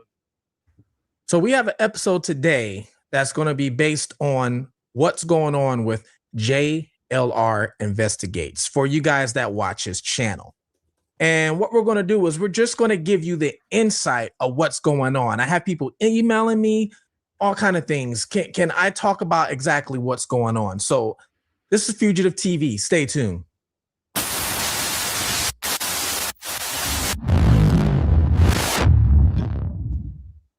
Welcome to Fugitive TV, and I'm your host, Ray Marcel, where we talk about cases of other individuals who are missing, or cases that need to be solved, or cases that need a different perspective or a different point of view. Because I was once a fugitive on the run from the law myself. I was on the run from the law for 15 years. I lived in different countries under different names. I actually grew up as a good individual, and then one decision when I turned 21 sent me down the wrong path. I mean, one thing, this is not gossip. This is a police report. This is a legal matter. And this guy, as he just said, he's been in trouble with the law, so he sees it more through, I guess, the defendant's lens. And we're playing him to be fair. But today, what we're going to talk about is the situation that's going on with JLR Investigates, okay? He's really big on YouTube. He is also a true crime reporter. He does a lot of live things like that. Now, I don't watch him too much. I really watch, just to let you know who I watch Brian Enton all day long, all day. He's the GOAT in my eyes. Who doesn't watch Brian Enton? I will watch Nancy Grace as well. I know some people don't like. Shout out to Brian Enton, the GOAT. I agree. But while you're here, please remember to like my video. Likes are free, and they're for my spirit animal, Shadow the Night Owl, and Swift the Fox from David the Gnome. Subscribe to the channel if you're not already. Come say hello to people in the live chat here. And I go live almost every night to talk about true crime and current events. And I use my unique experience with mental health, addiction, narcissistic abuse, and narcissistic family systems to give my unique insight on those things. And thank you very much to everyone who's been supporting the channel so far. Nancy Grace, but that's fine. I actually learned a lot from her. I learned how to be myself and not be scared of having a filter when I watch her. From Brian Enton, I learned how to be personable. I learned how to, it feels like I guess I'm talking to you and not preaching at you. I watch a lot of individuals, but a lot of them are kind of big. So I know who JLR is, but I never really watch his content. I really don't watch his lives too much. We watched a little bit of it during the Nancy Guthrie trial. He was live out there 24/7, during Nancy Guthrie. Matter of fact, if you guys remember the pizza incident, I talked about this before. Somebody sent him a pizza. I don't know if somebody sent him the pizza or he ordered a pizza, but somebody's pizza man ended up trying to deliver a pizza at the doorstep right in the middle of a crime scene, okay? Well, I got some emails and I got all kind of things of people asking me about what's going on. Okay. So I decided to look into it myself. I decided to pull up papers. I decided to do everything I can to see exactly what is going on and what can I do to report on this. Okay. Now, all of this is allegations right now. All of this because he hasn't been convicted. He hasn't even been arrested or anything like that yet. All right. So everything that I'm about to tell you is actually an allegation. Now, what's going on right now? It's a domestic dispute against another content creator called Magnolia. Now, I'm not familiar with her. Okay. To be honest with you, I'm really not because, like I told you, I don't watch JLR like that. So I didn't even know about him, I think, until maybe just last summer. And that's when I first found out about JLR. Well, Magnolia and Magnolia is a content creator too. She has her own channel, so you guys can go follow her channel. She has her own channel. Well, her and JLR, I guess, ended up getting into it. But going through someone's phone is not a license to be punched in the face and then threatened to be killed. Like, there's levels of severity here, if indeed that's what happened. Relationship together. I don't know the full details of that or anything, but I do know they got into a relationship together by seeing people commenting, seeing all kind of things. You're going on X, Twitter. I do know I did see people commenting on Magnolia asking where she's been. Her last Tron, that's in this video, but I noticed there's a lot of people who are very quick to try to discredit this woman, and I certainly notice. post, especially on Twitter, it looks like it was Christmas Day, which is going to play a key role. But a lot of people was been asking where has she been, things like that. Well, what I'm going to do is I'm actually going. Like I said, he's going to mention in this video that this woman apparently lied in 2017 and made a false allegation against Roy Moore. It was going to be put in like the New York Post or something like that. And then they found out it was a lie. Now that's a one-off event versus an entire relationship. So again, that lie, what does it mean for the present? I could say she can lie about that, but that doesn't mean she's like, this is guaranteed a lie about this, although some people are kind of trying to make it seem that way. To read you some of these documents, okay, that are circulating online. Not only that, the New York Post even made a comment on this, all right? So let's get to what the New York Post is saying right now. All right, so this is from the New York Post. And they title it, which I kind of find funny. There's one case true crime YouTuber JLR investigates isn't covering. Ex's allegations he beat and strangled her. Okay. So, like I said, these are the allegations that the ex is saying JLR has done. So it says, true crime YouTube star Jonathan, and it gives you his full name, is accused of brutally beating and strangling and threatening to, and it gives you KILL, a former girlfriend, she claims in court documents. In sworn petition filed in Arkansas, Jamie Phillips claims Riches, 49, carried out a violent attack on Christmas Eve, 2025, so which was last year, okay? What she describes as a years-long pattern of abuse that included him repeatedly strangling her. The filing obtained by the Post alleges Jonathan, a convicted felon who spent 10 years in federal prison. And again, strangulation increases the percentage chance someone gets murdered by 750%. Add that with threats to be killed. It is not to be taken lightly in any way. Over a credit card fraud scheme. Now, I did see that he spent, he did time in prison. I saw that. I saw the paperwork on that. I even saw exactly some things that was going on with, mental. Now, Tron, there's nothing LOL about the story. Mentally with him, all kind of things I saw. But the thing is, I'm not a person that will judge you on your past because, hey, I just told you guys I was a fugitive for 15 years. So there is some people can, change. Some people even go to prison over everybody makes some sort of mistake, right? Everybody does. Almost everybody has committed some sort of a crime. It's just whether you got caught or not. That's really what it is. But everybody, or not everybody, but some people will, make that bad Anyone could have committed a minor crime, but that is certainly not true for the severe crimes.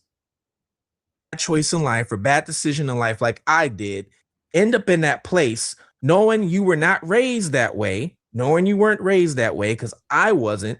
And you hit rock bottom or something happens to you like it did with me, to where it wakes you up and you have to get back to the way you were, get back on the right path. Okay. So, I don't know if this was him or not. So I'm just saying right now, I never really will judge somebody off their past unless the past is a repeative, they keep repeating the same thing. So for example, these cases I cover where somebody might unalive somebody in their past, if they've done it before, or they show violence before. Now that's a different story. You get where I'm going? So I'm gonna get finished reading this. A convicted felon who spent 10 years in federal prison over a credit card fraud scheme was in relationship with Phillips. It says since the start of 2023, or the beginning of it, that spiraled into a persistent and pattern of domestic abuse, control, intimidation, and financial exploitation and physical violence. Okay, so it's a picture of Jonathan, and then there's a picture of Jamie, all right, who goes by Magnolia. According to handwritten affidavit, the alleged December 24th assault left Phillips with extreme injuries, including broken nose, septum, trauma to the head and ribs. So broken nose, septum, black eye, trauma to the head and ribs. So unless you think she did it to herself, I mean, that doesn't look too good. Requiring emergency medical care, CT scans, and x-rays, and that she will need reconstructive surgery. Phillips claims that Jonathan assaulted her on multiple occasions, beat her with a closed fist in a separate alleged August 2025 attack, strangled her roughly over a dozen times. She threatened to even unalive herself. Now, sorry, I'm saying unalive because YouTube, they don't like certain words. So sorry, I got to put a filter on it, okay? She also alleges ongoing harassment after the Christmas incident, which took place in Washington state, all right? Includes threats, intimidation, and financial abuse. I'm wondering what the financial abuse is. What exactly is the financial abuse? That part I'm wondering. On January 21st, 2026, the court issued an order of protection. So here's the thing. What happened in the past, you can't ignore it, but that doesn't change what's happening right now. You have to take this separately than that. Just like many people with JLR said, oh, his past is his past. You got to just leave it in the past. People are willing to do that for him. But now when it comes to her, there's a lot of those same people don't want to do that for her. Interesting how that works, right? So they did issue her order of protection, finding there was sufficient evidence Phillips faced an immediate and present danger of domestic abuse. Now, in some courts, some counties, every county is different. Some counties, you have to show evidence, all right, to get a restraining order or protective order against somebody, all right?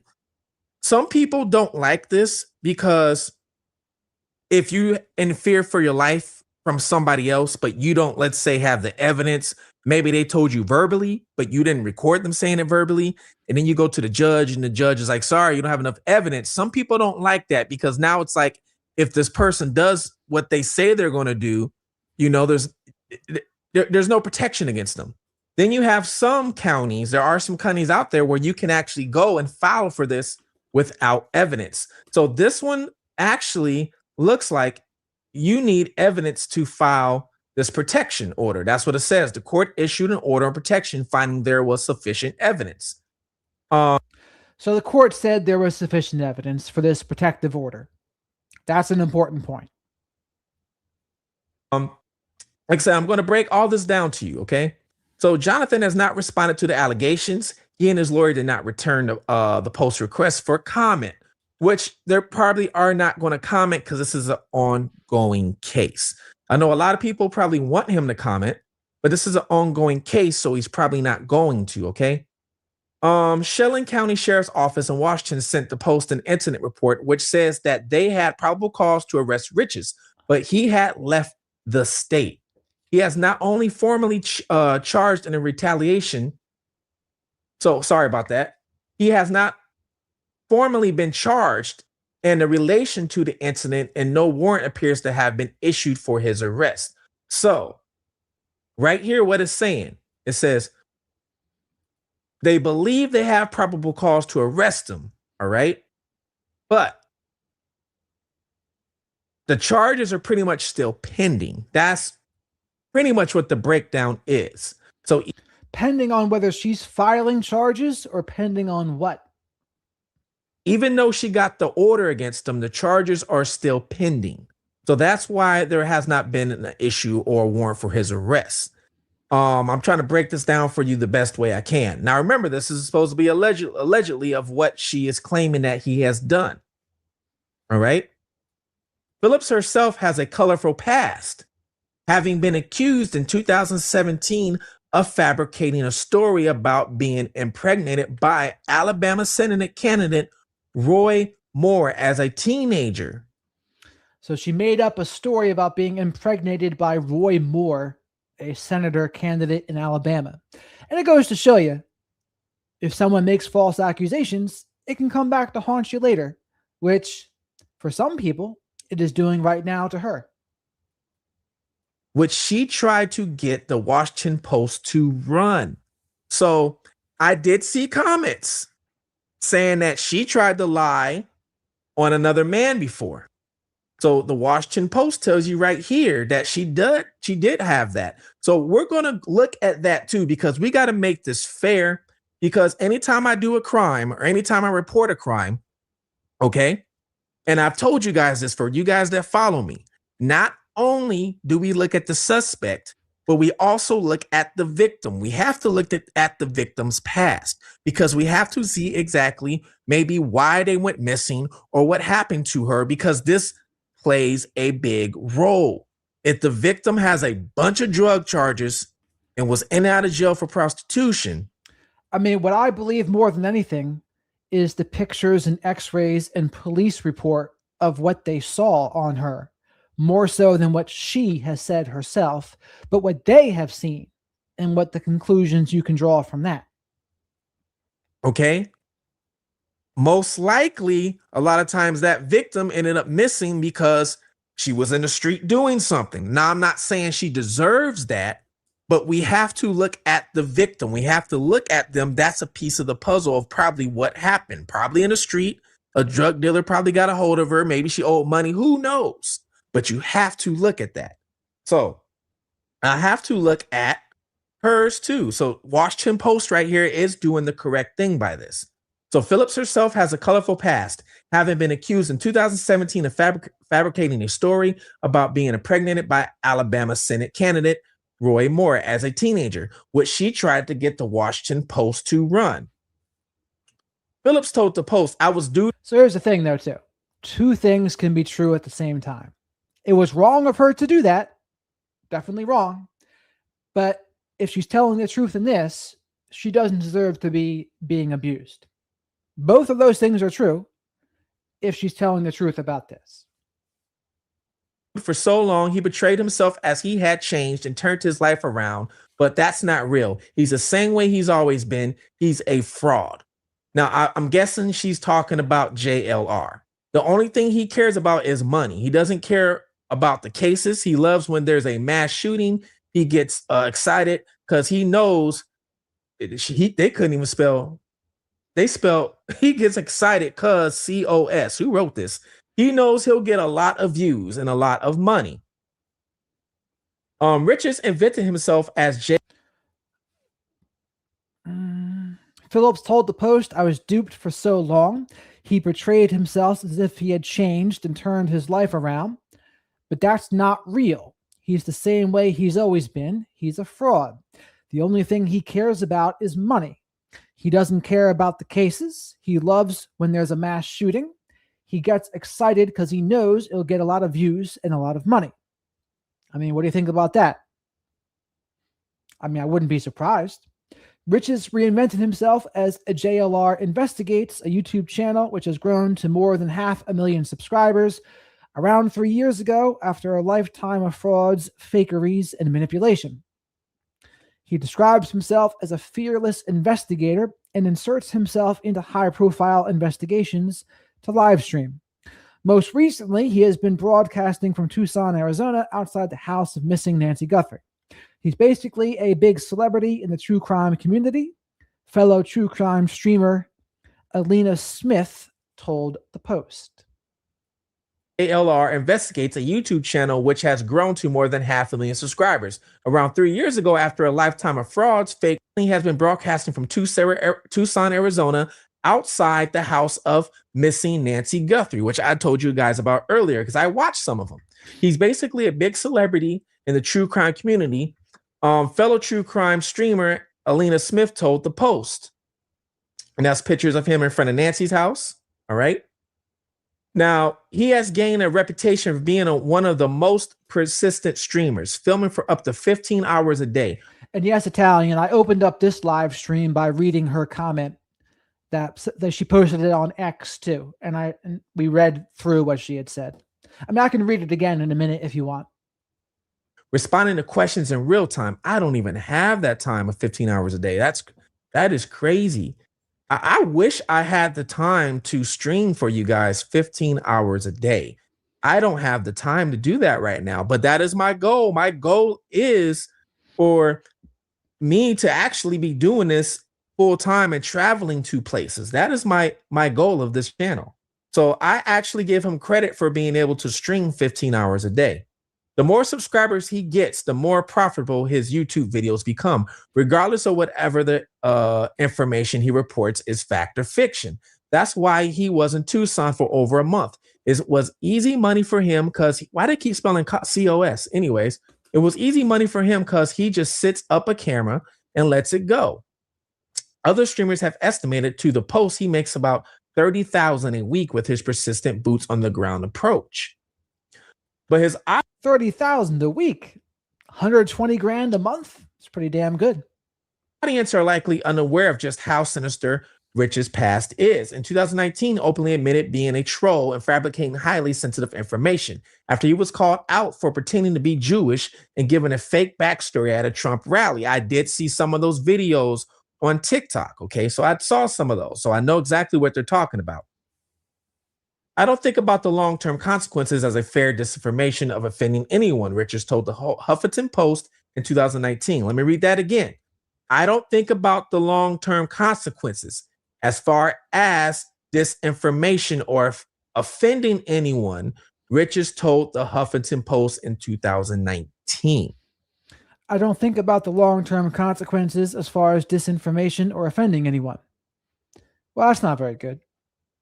As far as disinformation. I mean, that's why I like Brian Etten, because I think he has a lot of integrity in the space. I mean, Ashley Banfield does too, I think. I think Brian Etten's just a little more cautious than Ashley Banfield. So we don't know if he was trolling when he said that or if that's something he really meant. But that is what he said. This is what the Huffington Post is telling us on this article. The disinformation that I want, I can put out there. The next mass shooting, before they identify the shooter, I can set up 10 Twitter accounts looking like news sites, then create whoever I want as the shooter. Okay. I wonder if he really, this is what he really said. Gullible people will see that. They think it's from a news site, then they will copy it and tweet it out. Rich's operation has drawn criticism from authorities and journalists alike as he is part of a growing ecosystem of YouTube crime scene streamers who monetize tragedy by broadcasting from active investigations. Oh, he didn't read. Interesting. The one thing they think it's from a news site, but his audiences are likely unaware of just how sinister Rich's past is. In 2019, he openly admitted being a troll and fabricating highly sensitive information after he was called out for pretending to be Jewish and giving a fake backstory at a Trump rally. So that's 7 years ago. And he doesn't think about the long-term consequences as far as disinformation. The disinformation that I want, I can put out there. The next mass shooting, before they identify the shooter, I can set up 10 Twitter accounts looking like news sites and then create whoever I want as the shooter. Vulnerable, gullible people will see that. They think it's from a news site, and then they will copy it and tweet it out. I mean, what is that? That's someone that's exploitative and predatory. It's like antisocial traits, like antisocial personality disorder, like criminality. That's what it sounds like. I'm not diagnosing. That's what it sounds like. Rich's operation has drawn criticism from authorities and journalists alike, as he is part of a growing ecosystem of YouTube crime scene streamers who monetize tragedy by broadcasting from active investigations. However, Rich's notoriety long predates the live stream era. Then they will copy it and tweet it out. Rich's operators who monetize, or I don't know if he cares about these people. I cannot speak on this man's behalf. But I do know, even by looking at my videos, when I do my videos, you can easily scroll and look at my videos, okay? I will do cases and it'll be on maybe a missing individual. And it probably only got maybe 800, 700 views, 1,000 views, whatever, which is really not a lot, okay?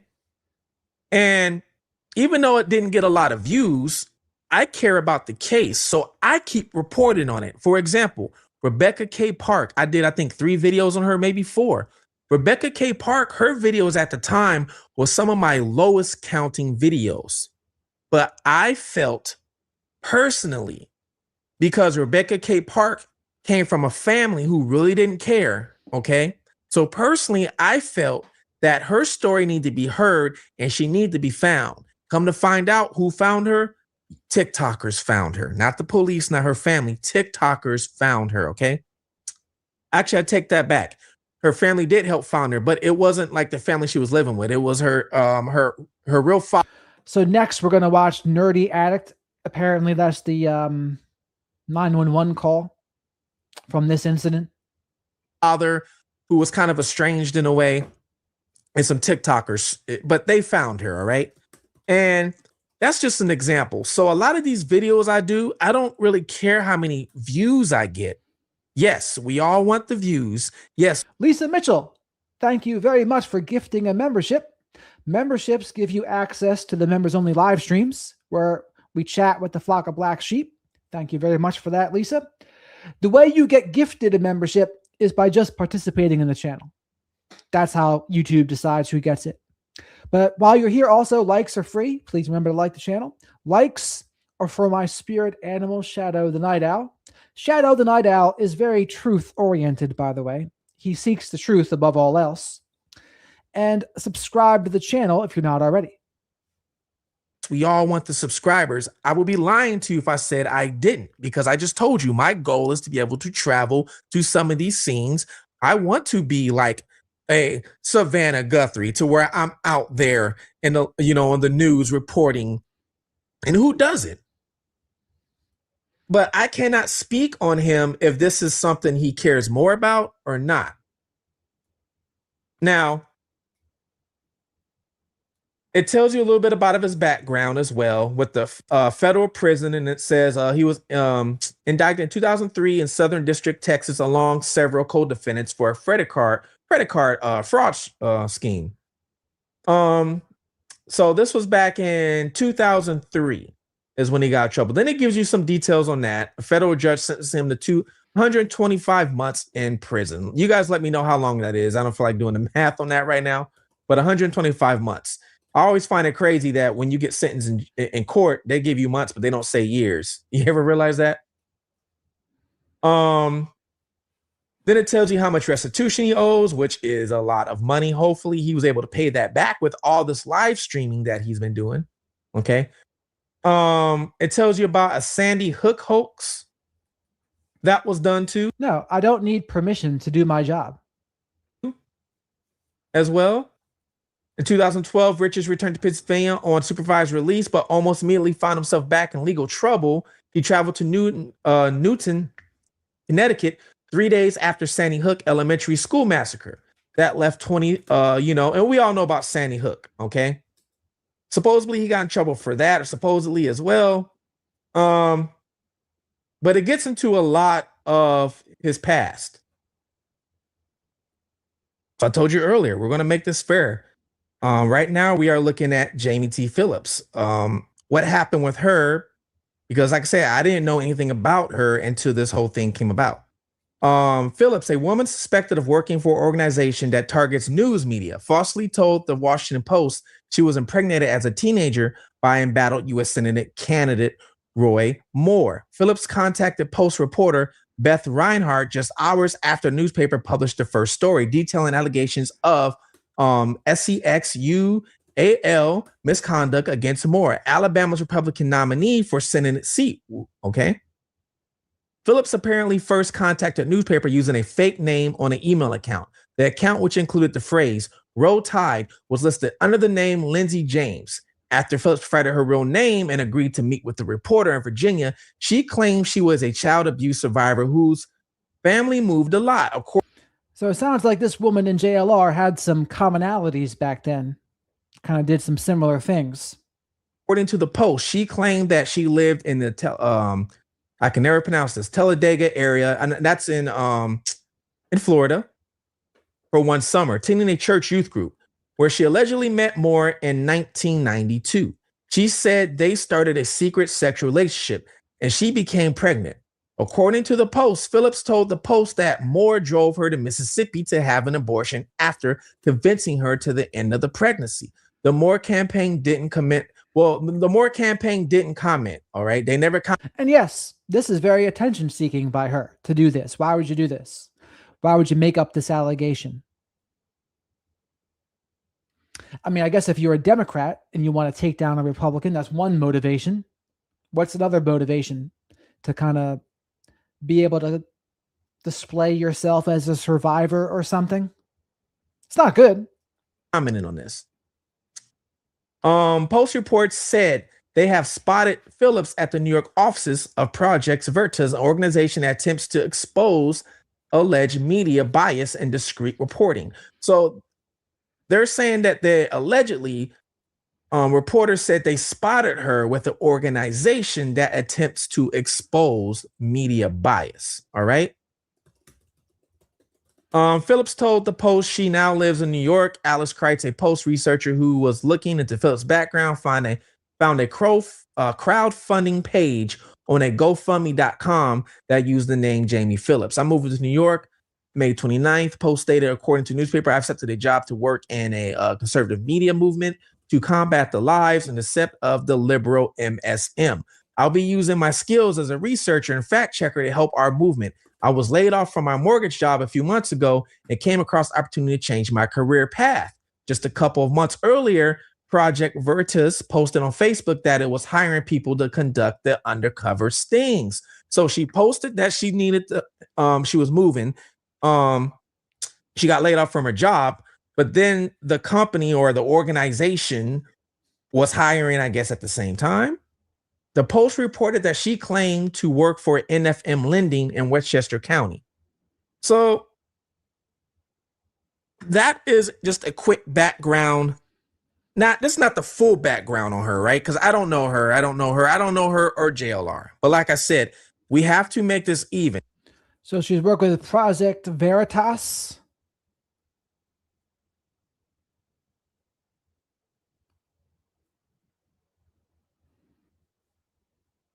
Yeah, I mean, certainly not good.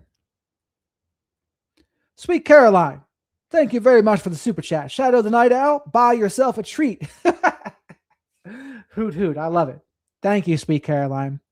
I got to come up with a good Scooby snack for Shadow the Night Owl. I should come up with a name for it.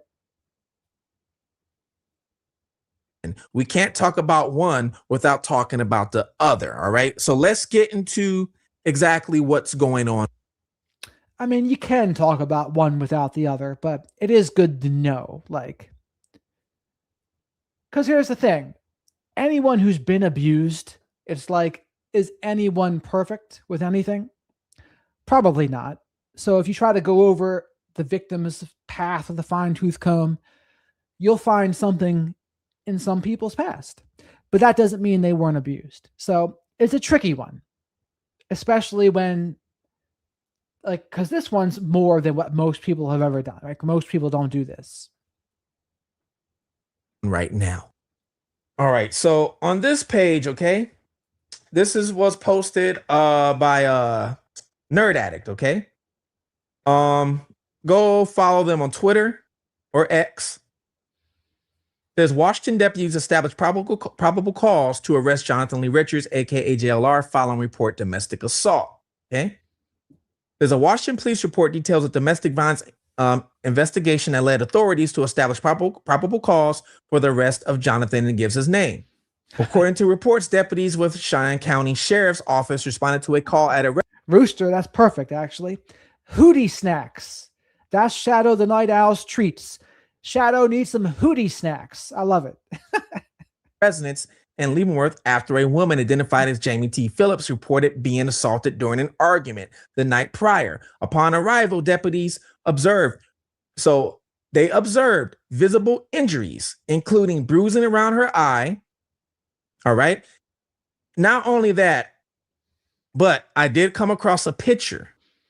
All right. I came across a picture of her, which I will show you. Marks on her nose consistent with a possible fracture, and additional injuries to her head and ribs.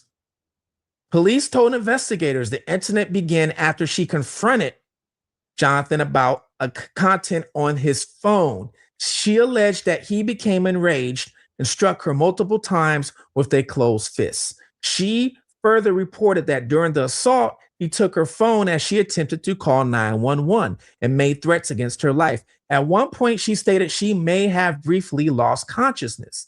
Deputies documented her injuries through photographs and arranged for medical evaluation at Cascade Medical Center. Medical documentation was later collected to support the investigation. Yes, like the video. Likes are giving Shadow the Night Owl his hootie snacks. He needs his hootie snacks. Likes help me buy some hootie snacks for Shadow the Night Owl. Subscribe to the channel if you're not already, and come say hello to the flock of black sheep in the live chat here. Great group of people. The report also notes that Richards allegedly took multiple personal items, including phones, bags, and before leaving the scene, authorities initially attempted to locate him, with early indications suggesting he may have remained in the area. However, okay? But why, though? Why is it upsetting? Why is it upsetting to do this? Because this intersects with what I do. I mean, maybe people don't know this about me, but I have been abused by narcissistic people before and grew up with them. And I help people that are in those situations now. I offer one-on-one consultations, etc. I make all sorts of shorts videos about narcissism, and I interview professionals about narcissism. So, I mean, it'd be silly for me not to talk about it, considering.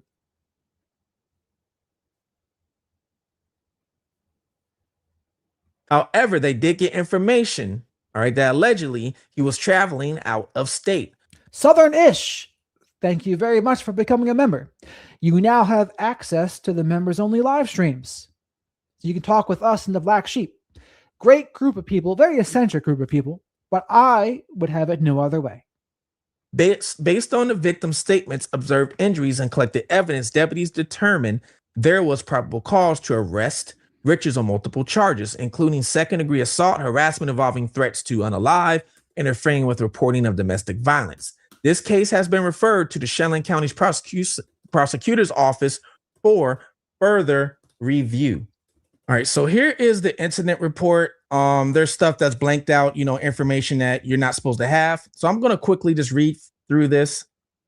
On December 2025, on Christmas, at approximately, and it gives you 2100 hours, Deputy K was working ununiformed patrol, driving a fully marked patrol vehicle for the Chelan County Sheriff's Office, and responded to the All Seasons Inn. Okay. And when he went there, for a report of an assault. The victim reporting party identified herself as Jamie. Jamie told dispatch she received an injury to her nose from a fight last night with her boyfriend. And then she lists Jonathan. Okay. Now, she also said that Jonathan took her phone and left last night. So she's saying Jonathan took her phone and left the night prior. I arrived at the location at the same time as aid. We contacted Jamie at the main entrance door. I could visibly see bruising around Jamie's right eye, consistent with being in the early stages of a black eye. I could also see a small red mark on the upper right corner of the bridge of Jamie's nose. Her nose is visibly not straight and resembled what I have observed through training and experience to be broken. Jamie requested we all speak in the room where her belongings were, which is and then it says what the room is. Jamie advised sometime between 2300 hours and 0 hours. And this is the police report that Gavin Fish went over. So we can maybe fast forward through some of this, but no, we don't. This video is almost over. Last night, she had confronted Jonathan about things she observed on his work phone. Jamie stated it was things such as communication with other women. Interesting, okay? This part would make a little sense. It would. I'll tell you guys why. There's a lot of domestic disputes that happen after covering all these cases that happen over something that's been found. And I will say, I don't know this guy that made this video, Fugitive TV, but he's being fair. You know, it's fair to mention her false allegations as well. It's fair. All fair play. And he's going over this as well, too. And he seems to be being fair about it.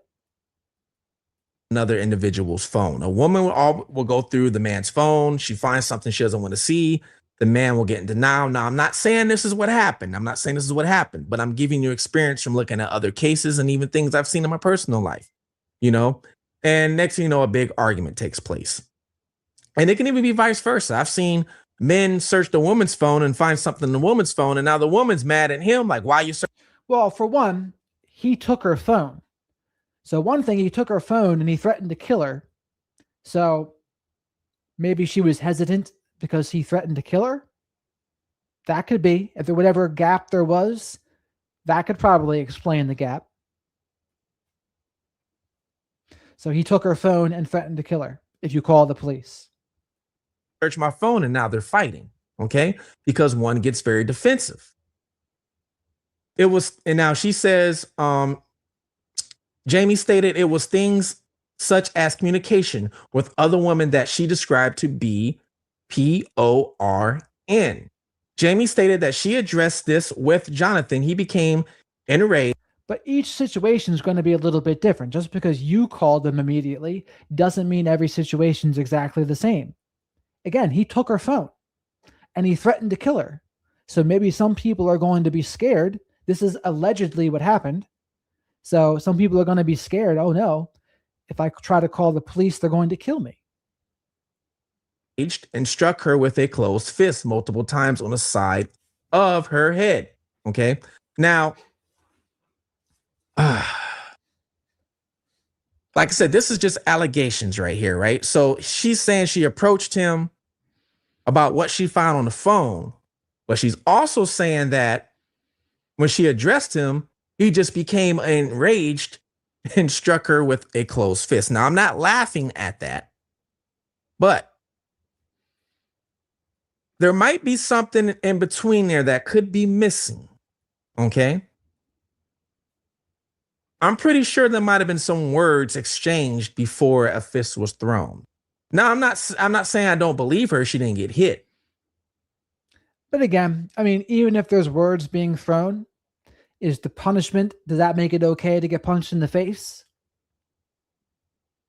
But a lot of times there's actual verbal argument before that happens. All right. Unless he's a violent person, which I say, I don't know him. I don't know. But I mean, you guys can decide that. You guys can tell me below, you know. Jamie stated she grabbed her phone and began to dial 911 for help. But John saw her doing this, took her phone from her and said, I will effing ill you. I asked Jamie if she believed this threat to be true. She stated she believed he would ill her, he would unalive her. Jamie stated she believed at some point she lost consciousness after the assault. But remember Jonathan grabbing 2 bags, his personal cell phone, Jamie's cell phone, all right, and then leaving. I asked Jamie what phone she currently had. She stated it was Jonathan's work phone that he left behind. So she did get the authorities involved, and the police officer reported a black eye, like being punched in the face, x-rays to her ribs, and something else, other traumas. So that's what an officer saw. So again, unless she did it to herself, which I think is unlikely, that's what the police officer said. Also, I will be going over probably that Bachelorette story and how the whole show got canceled because of it. That's an interesting case, and we'll go over both sides of that too. Jamie stated that she did not know where he went, but believed he may have taken the white, and then it tells you what it was that they rented, observed a white Jeep to be parked outside prior to making the contact with Jamie. I asked Jamie if she would be willing to have her injuries photographed for documentation. Jamie agreed. Due to most of the medics on scene and myself to be male and one of the areas of injury requiring Jamie to lift her shirt, I asked a female medic if she would be willing to take photos of Jamie's injuries with my department issued cell phone in the bathroom of the hotel rooms, to which she agreed and completed. These photos will be uploaded for evidence. So you guys kind of get exactly what's going on. All right. So allegedly she found something on his phone, the work phone, in front of him about it. They got into an argument, and now she's saying that allegedly this is what he did to her, and he struck her. And again, if someone's narcissistic, I don't know if JLR is, but if someone's narcissistic or worse, they get confronted about something, it can escalate pretty quickly. So if someone's confronted about pornography or talking to other women, yes, they might lose it. And when they lose it, they can rage, become emotionally abusive, maybe physically abusive, strangle people, make threats that you're going to kill them. All those things can happen. Possibly abused her. Okay. Now, the rest of this does say, which I will read this to you guys. Jamie stated Jonathan had been texting the work phone knowing he left it behind. He told Jamie he was 100 miles away from her and in the middle of nowhere. Jamie could not confirm because the rental vehicle was still parked at the hotel. Was there a rental? But due to it being the only one there, all of the other guest vehicles was accounted for. That's a little confusing. This was most likely... Well, here's the thing, chat. Someone just asked me. I'll pull it up on the screen here. Where is it?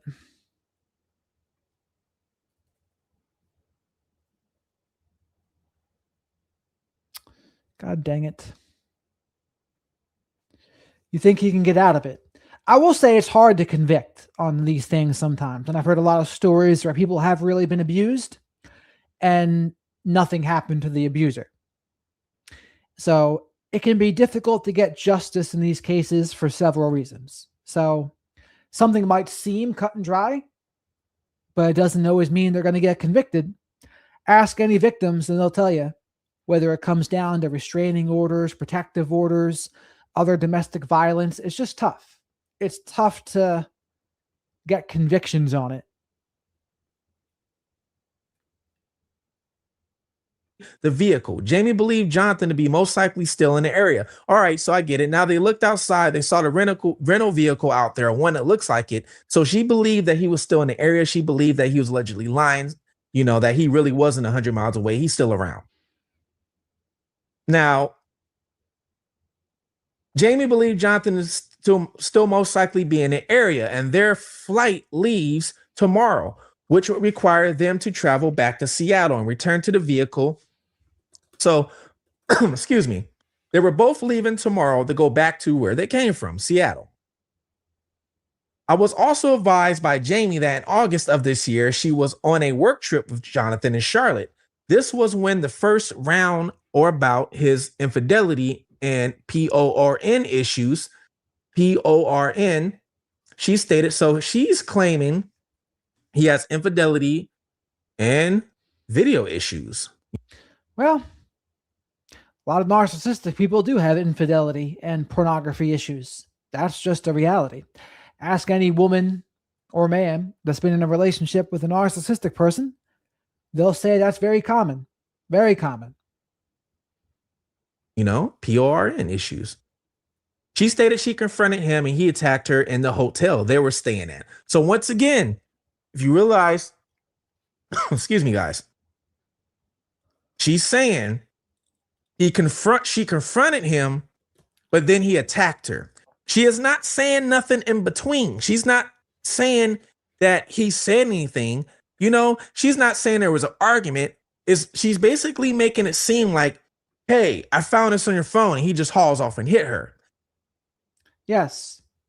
He's acting like there should be something else there, but it doesn't require that. People who are extremely sensitive to criticism, they can lash out just from being confronted. That's a thing. That's a thing with domestic violence, narcissistic abuse, coercive control. That's a thing. No, I'm not saying that didn't happen. But a lot of the time, I'm sorry, there is some sort of argument that goes on before the striking takes place.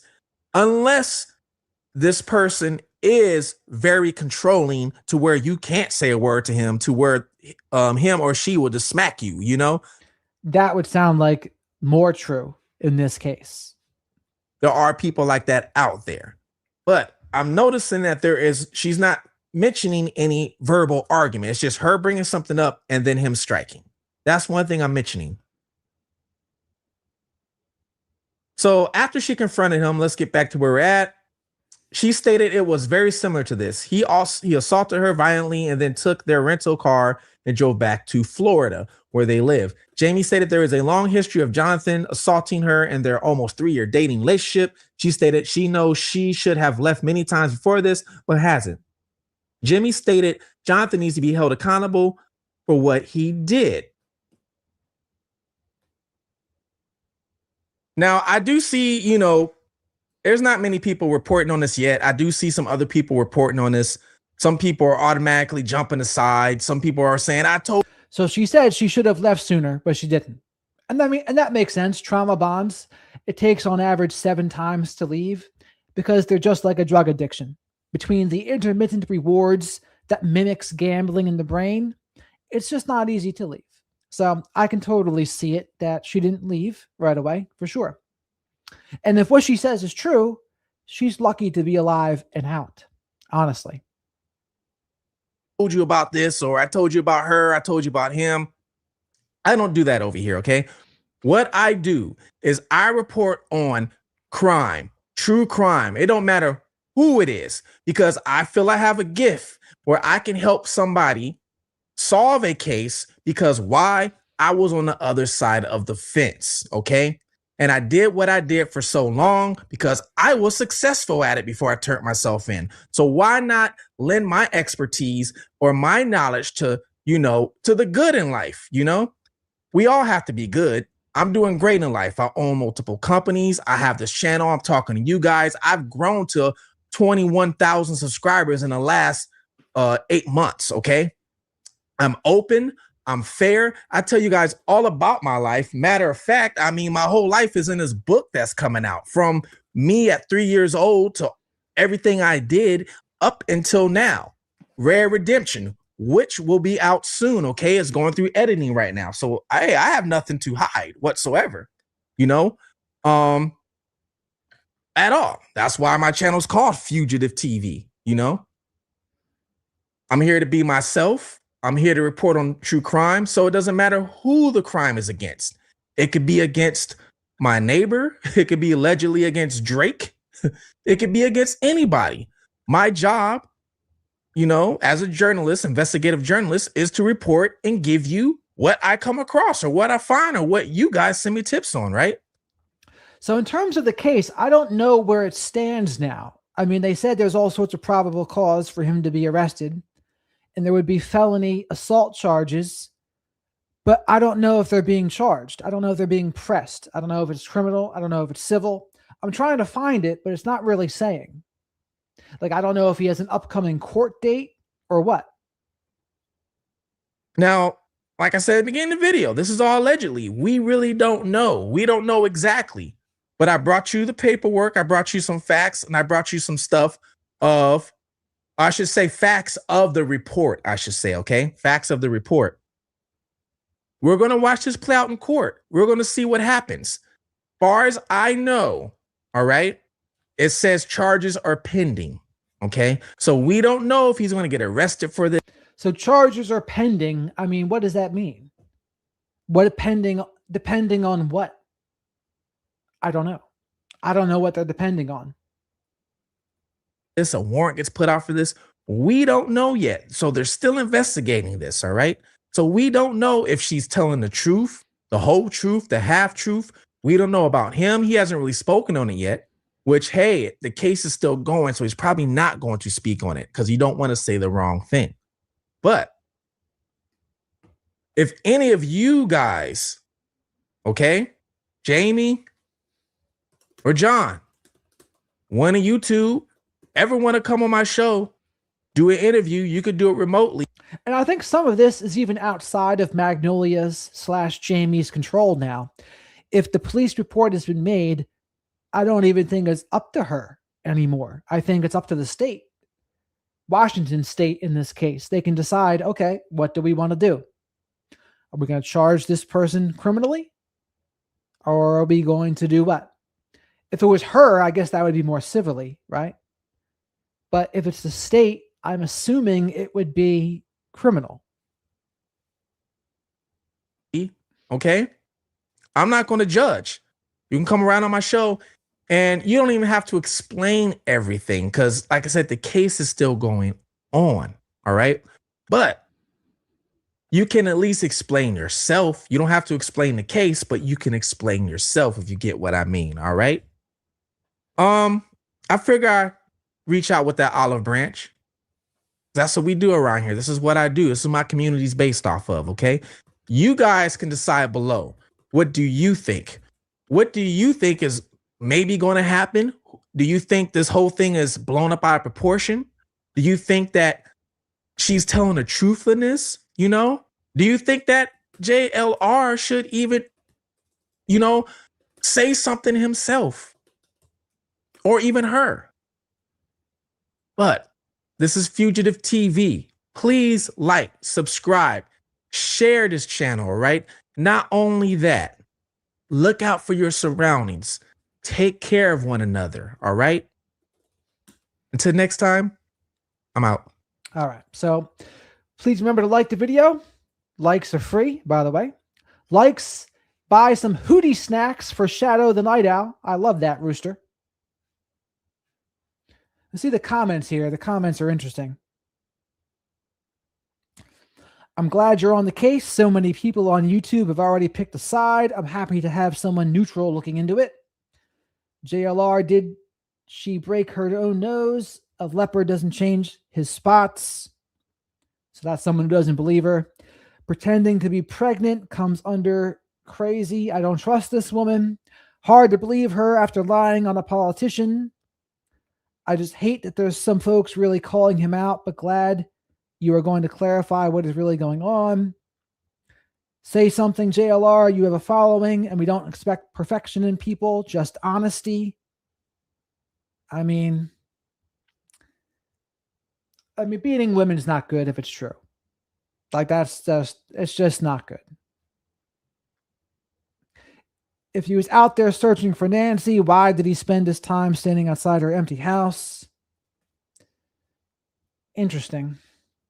By the way, super chats are a great way to support the channel and get questions answered. Super stickers, great way to support the channel. And becoming a channel member gives you access to the members only live streams. So this is the 911 call. Police dispatch. Let's check this out. Let's see.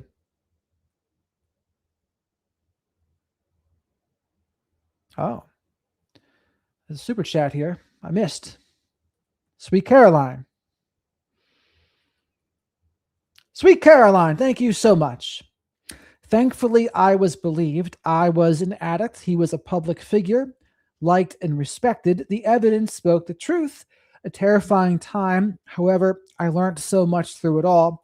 He is currently incarcerated until 2029. Oh, well, I'm very sorry to hear that, sweet Caroline. I understand what that's like. I've helped out a lot of people in your spot before too, and I know how awful that is. That's why I don't like it when people are too quick to not believe the victims. It's like, yes, I do agree people need to trust and verify, but to jump straight to not believing her is a lot to me. But thank you very much for the super chat, sweet Caroline. I really appreciate it. Now let's check out this 911 call here.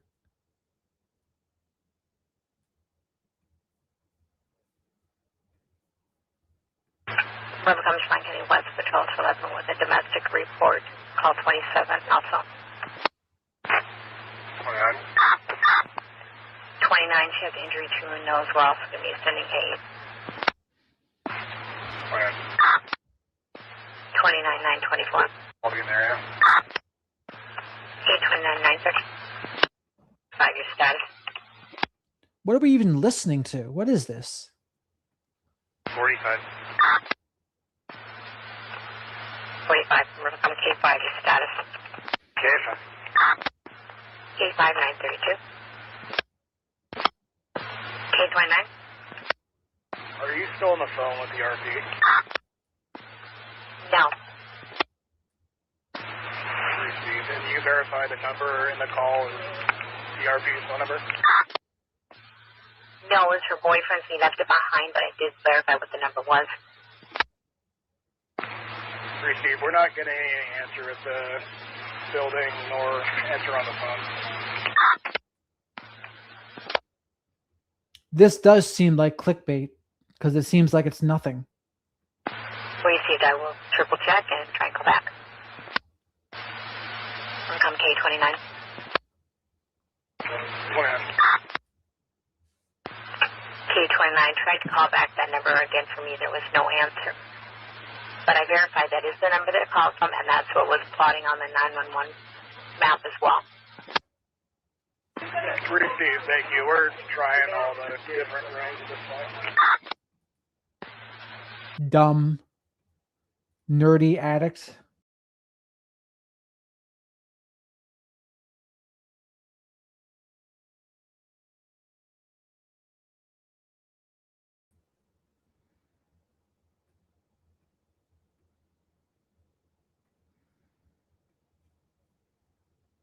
I hit the wrong button. Exited out of StreamYard instead of YouTube.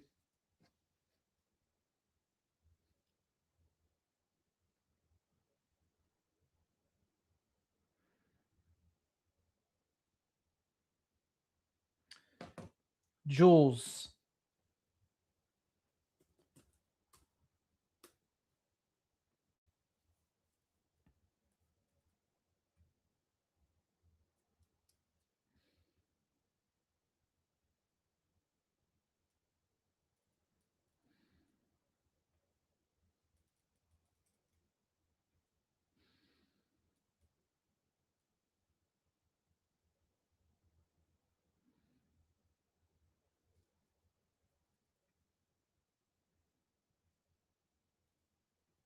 You guys, I have been warning people about JLR for a super, super, super long time. This is not the situation that I wanted to be discussing when I said I told you so. But this is just what it is. So let's just freaking get into it.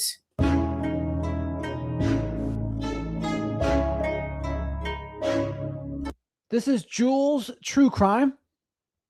We haven't played her before. Video is my opinion and my opinion only. And just like everything else in these cases we discuss here on this channel. So be clear, this is her opinion and her opinion only. I'm reiterating that so people know. And we shall see if we agree with her opinion. Everything is alleged. I got on Twitter not long ago. It's around 4:45 p.m. on 3/19/2026 and saw this. and instantly felt all kinds of things just coming back. I'm angry. I'm like on the verge of crying because of some of the details that I am reading in this situation. And the fact that this is something that I have been telling people when it comes to stay away from JLR. People like that don't freaking change. It's all a ruse. No one's jealous of anyone. When you've already seen evil, when you've already looked the devil in his eyes as he's trying to take your last breath from your body, you can see it from a mile away. JLR has just had a protective order placed against him from. And this is the thing about personality disorders, right? If a personality disorder is involved, and when there's a lot of criminality, a lot of times it can be antisocial personality disorder. Psychopaths / sociopaths, they're really under the umbrella of antisocial personality disorder. That's how it works in America. But the way it goes is if someone has a personality disorder, there's no cure, especially for narcissism, antisocial, and histrionic. Now, you don't hear too much about histrionic. Borderline DBT can treat it, but with narcissism and antisocial, the most they could ever hope for is behavior modification. And you need them to admit they have a problem to even begin that process. And many of them just don't. So that's why they say most people with personality disorders, they're just not changing. So you have to act accordingly. Magnolia, you guys know who that is if you know anything about JLR. She's been around a super lot, or at least she was around a super lot after he stopped hanging out with Bullhorn Betty and Chronicles of Olivia. Suddenly it was Magnolia. Now, I wasn't aware that they were in an actual relationship. I thought it was some sort of partnership. So chat, this is how flying monkeys gaslight. Are you jealous because he's doing it better than you? I mean, this a comment that adds no value besides pointing out what gaslighting and baiting provoking looks like. Thank you for that opportunity. And remember, chat, everything that happens, there's something to learn and an opportunity. So when I get, because I still deal with narcissistic people in my life sometimes. So when it happens, I ask myself, what can I learn? What's the opportunity here? Often the opportunity is to make content about it and share what I've learned and break it down. So that's what I do. Thing and that they were just working together. These documents state otherwise. And I need you to be prepared for what you're about to hear, especially if you're someone who's been through things like I have. And anyone else that comes over here trying to take up for this piece of shit, I'm just going to straight up block you because I don't have time for someone with that kind of mindset. I just don't.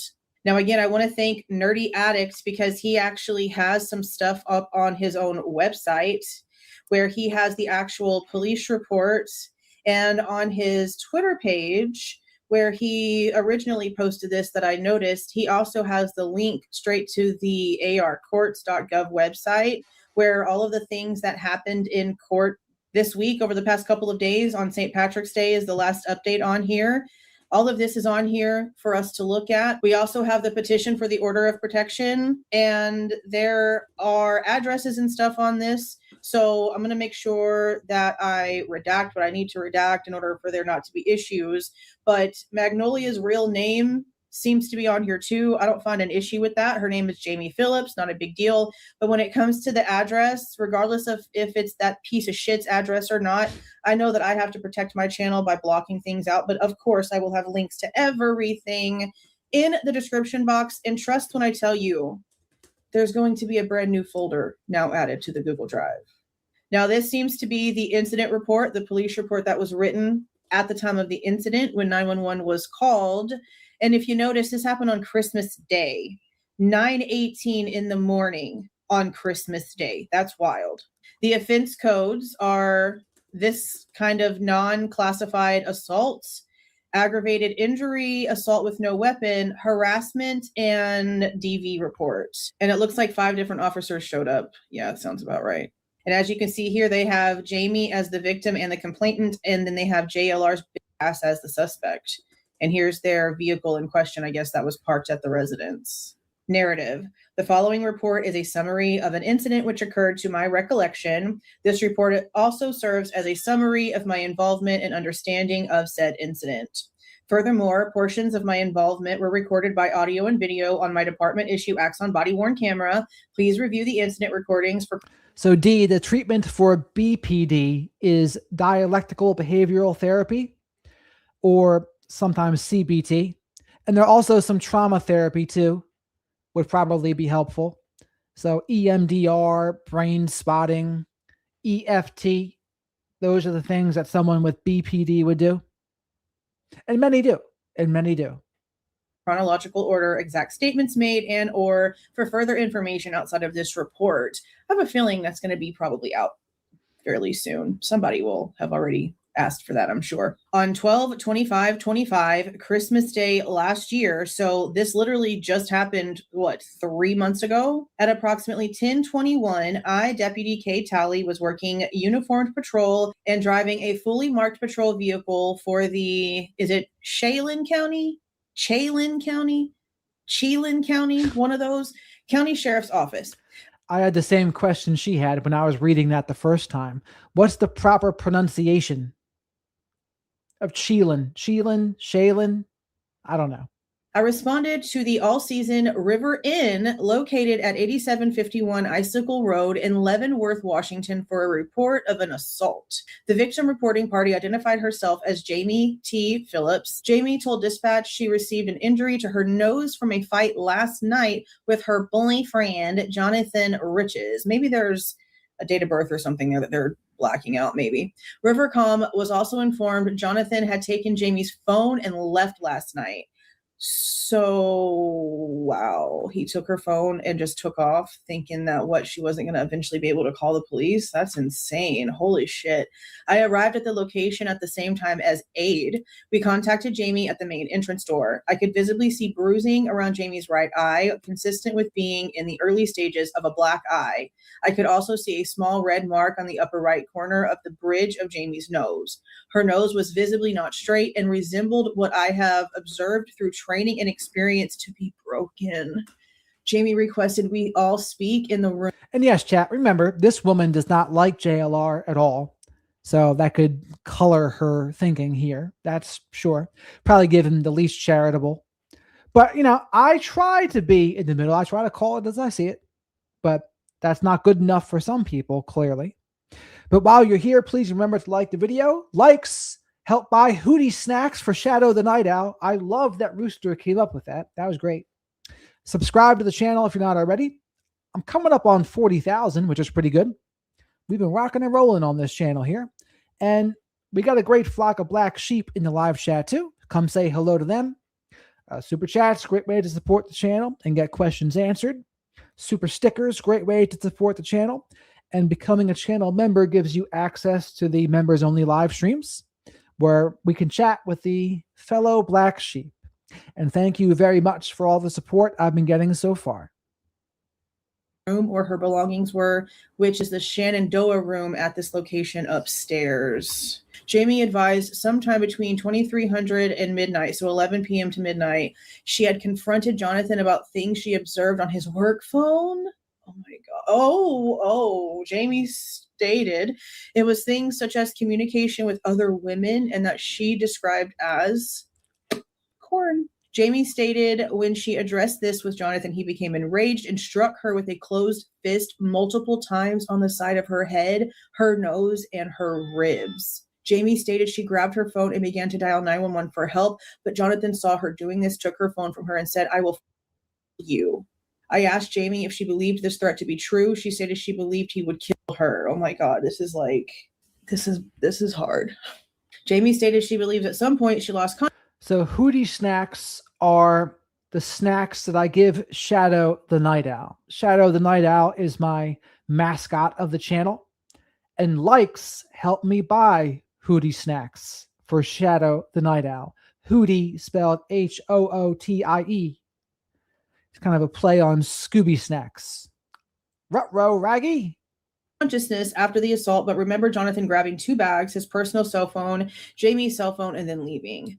I asked Jamie what phone she currently had, and she stated it was Jonathan's work phone that he left behind. Jamie stated she did not know where he went, but believed he may have taken the white Jeep Compass they rented. I observed a white Jeep Compass to be parked outside prior to making contact with Jamie. I asked Jamie if she would be willing to have her injuries photographed for documentation, and she agreed. Jamie agreed.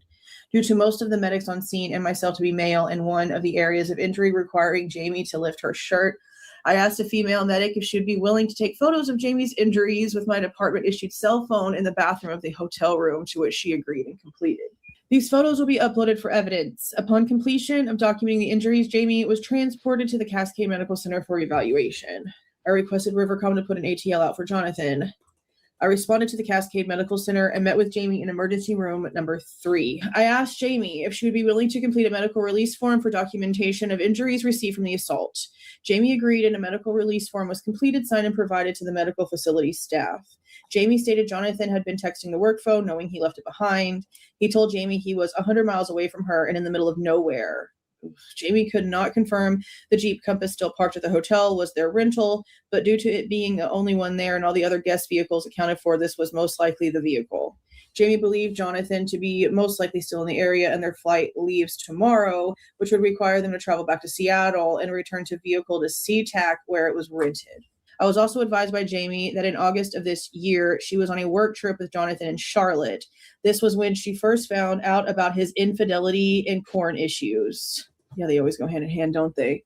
She stated she confronted him and he attacked her in the hotel they were staying in. So this has happened. This was not the first time.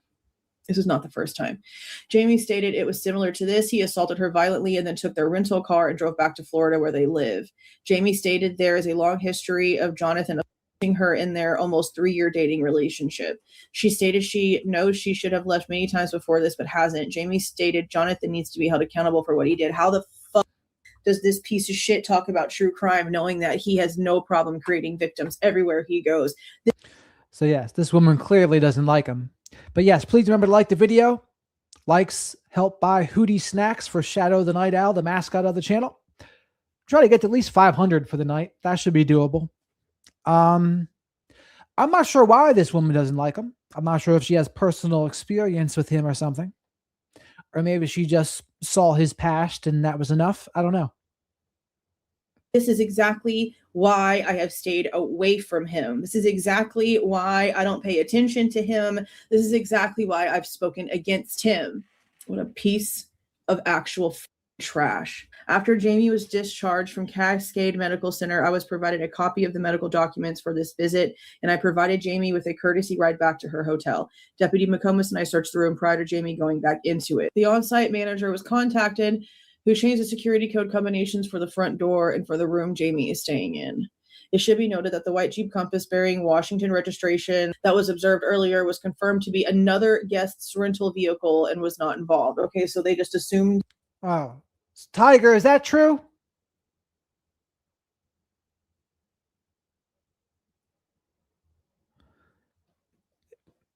Is this the one people called Bouncing Betty? All right, Soul Star, have a great night.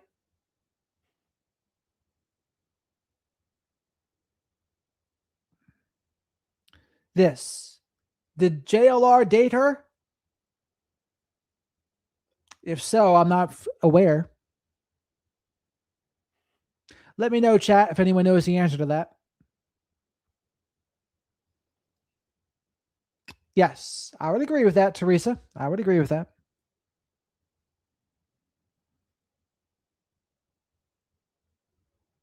Dietz, Southern-ish Dietz has a good video about this.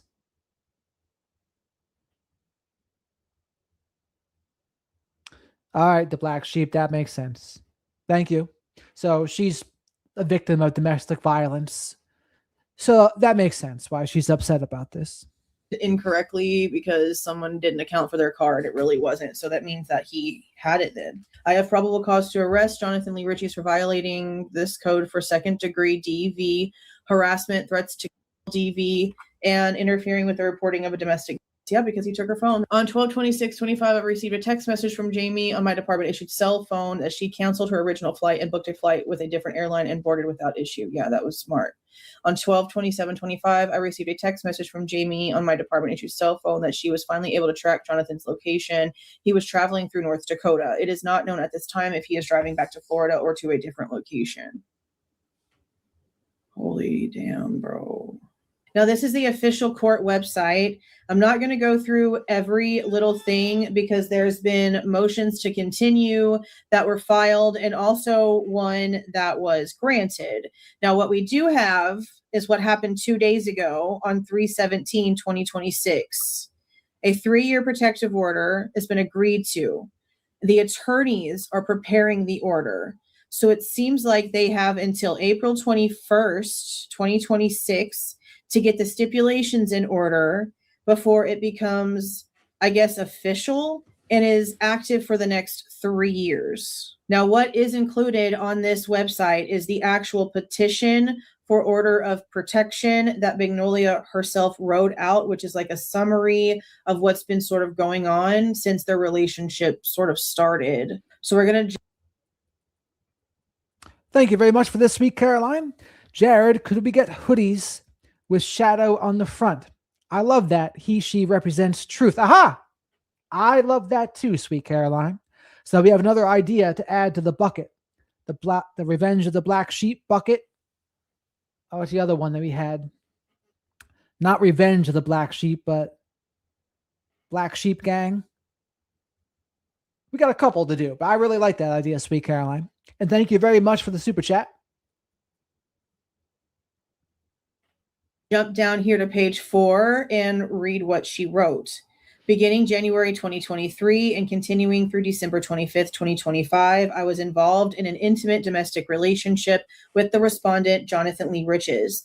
During the course of this relationship, the respondent engaged in a persistent and escalating pattern of domestic abuse, coercive control, intimidation, financial... I know in Japan, if you're caught cheating on your spouse, you have to pay them $10,000. I know that's a Japan thing. Could you imagine that? You're caught cheating, you have to pay them 10 grand. Chat, would you be for that in America? If you get caught cheating, having to pay 10 grand to the spouse or to the person? Press 1 if yes and 2 if no. So again, the question is, if you're caught cheating, would you be for a law that said you have to pay 10 grand to the person you cheated on? 1 if yes and 2 if no. Financial exploitation and physical violence towards me.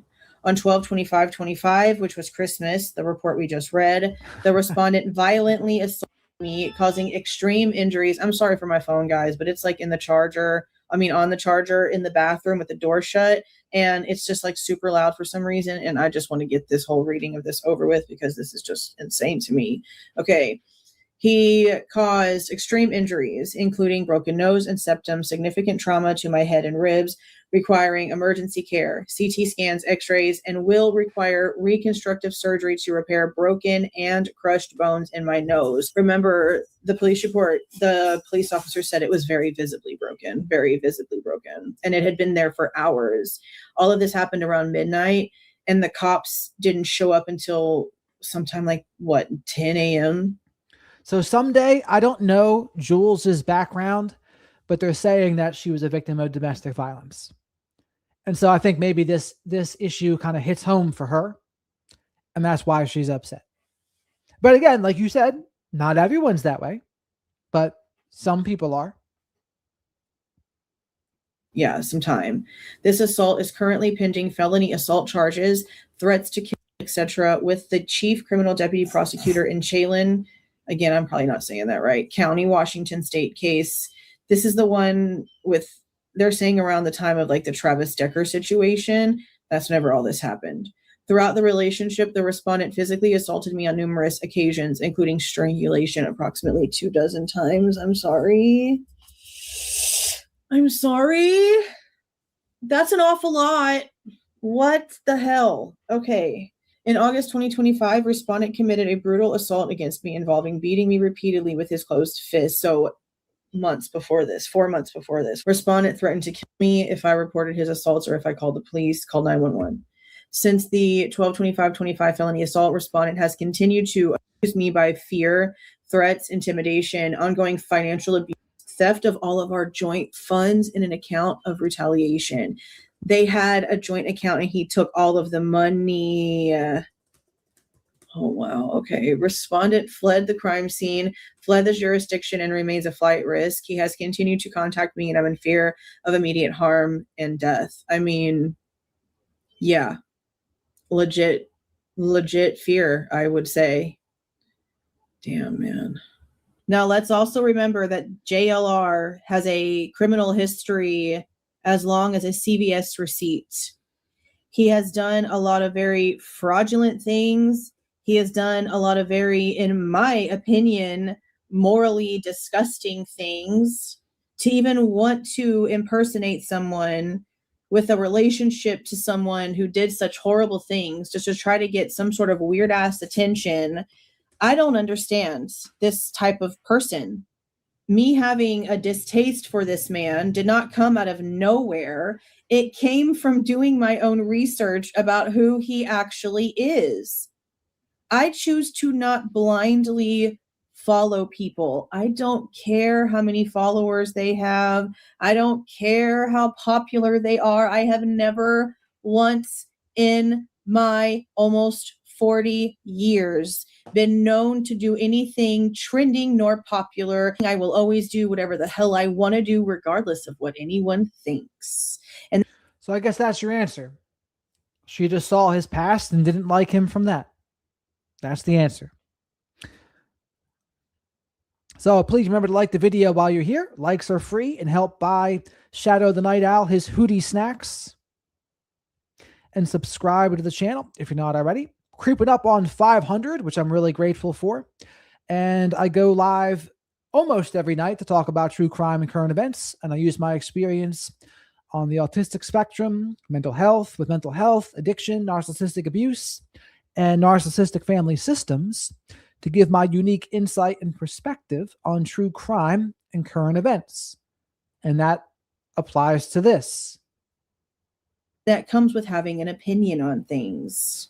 Again, I will say, I don't understand how people in true crime who are here for justice and truth and to follow these stories and to care about the victim stories being told and to care about justice happening can be in the true crime communities, as people have came to call them, and support people with criminal histories and support people that are proven to be frauds and manipulators and liars. I don't And I'll say this. I have a criminal history. I was a felon because of a drug possession. But I do believe that people can change depending on what their issue was. I should make that caveat. Because yes, like I said earlier, personality disorders, not so much. But I've seen addicts and alcoholics change for the better. Now, most of them probably didn't have a personality disorder, but I've seen that happen. So I leave that opportunity up there. But I also say, if you see someone has a past, certainly grounds for being skeptical. That's for sure. And I've said that. I've said that about JLR before. Stand the concept of that mentality here in the true crime community either. I need someone to help me understand that. I've had issues with that from day one, and it started with what happened. Got a super chat here. Thank you very much for the super chat. Hey, just wanted to say sorry. I haven't been here in a few weeks. I had to change my handle. Used to be, I remember that now, Hemian, due to my own DV situation. Well, I'm very sorry to hear you've been going through it. I know how that can be, and I know how relentless they can be, and it's just awful. It's awful for the people that don't understand it. So, but there's people here that understand. So if you ever want to talk about it, you're a member here, so we can talk about it in the next members only live stream next week. And thank you very much for the super chat and letting me know about your situation. I'm glad you're here. Happen with Jared Lysick with AWP. It has just been predominantly more disgusting to see when people get caught doing things that have some sort of following, the fangirling disgustingness that happens. and the excuses that get made when there's mugshots and charges and arrest records and court documents, and people are just pretending like it doesn't exist. I don't understand any of that. Let me know what you guys are thinking about all of this. We're going to be paying attention. I don't understand why we don't see some sort of arrest happening. We have not seen a mugshot or an arrest, which again is interesting because this is apparently a felony. You've granted the protection order, so why are we not seeing an arrest? I guess we'll find out what's going on. Again, let me know what you guys are thinking down in the comments. If you like the way that I present this information and give my opinion, please don't forget to leave a like. So people in chat are saying there's a court date in Arkansas in April.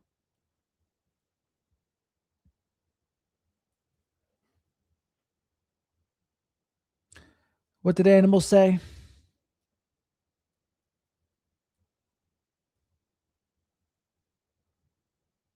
Ah, Lisa Mitchell. Glad you remember to like. You got it, Rooster. I try to be as transparent as possible here. I'm certainly not a perfect person.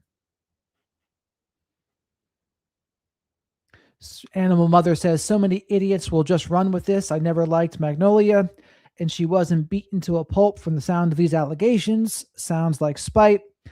I mean, that's a little harsh.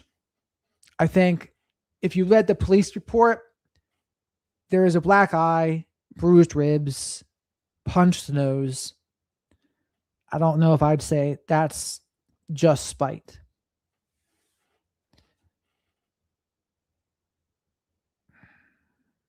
That's a good question, OC. We had to look into it more. Bella, where did you learn about that court date in April? I'll be curious about that.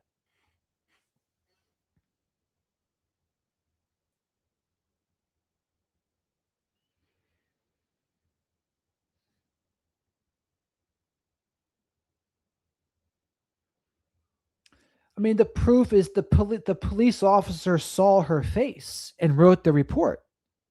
I mean, she got x-rays and said there was probable cause to arrest him. I mean, it's not nothing. That's not just her words.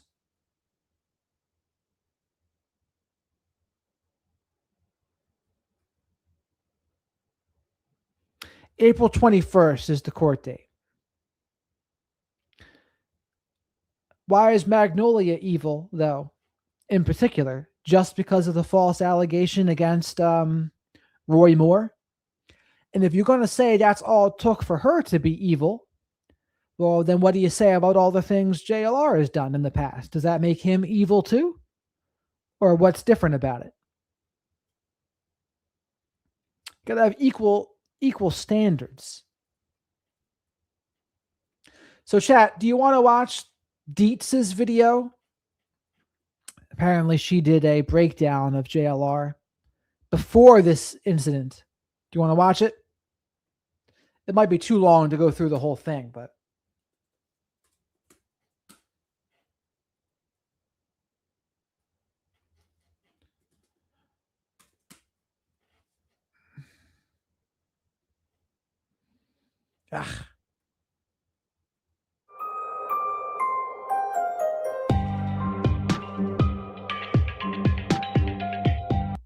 The definition of a pimp is to make use of, often dishonorably, for one's own gain or benefit. So I understand why pimp is used, and the saying, tragedy pimps, I get that. But parasite makes a lot more sense for me, because the definition is an organism living in, on, or with another organism in order to obtain nutrients, grow, or multiply, often in a state.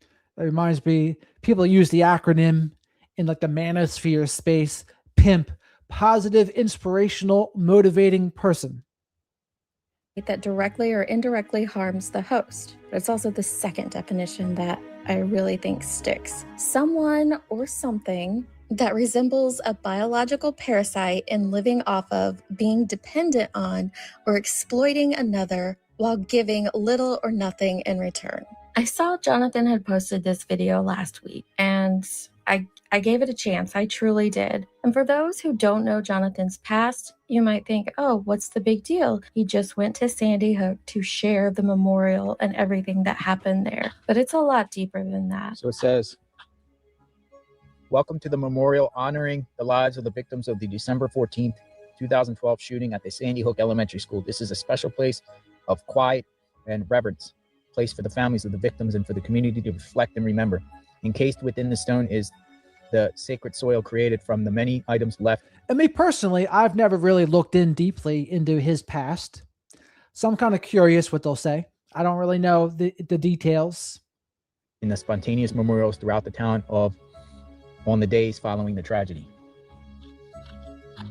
After reading the plaque, all Jonathan does is walk you down and show you the memorial and read off the names.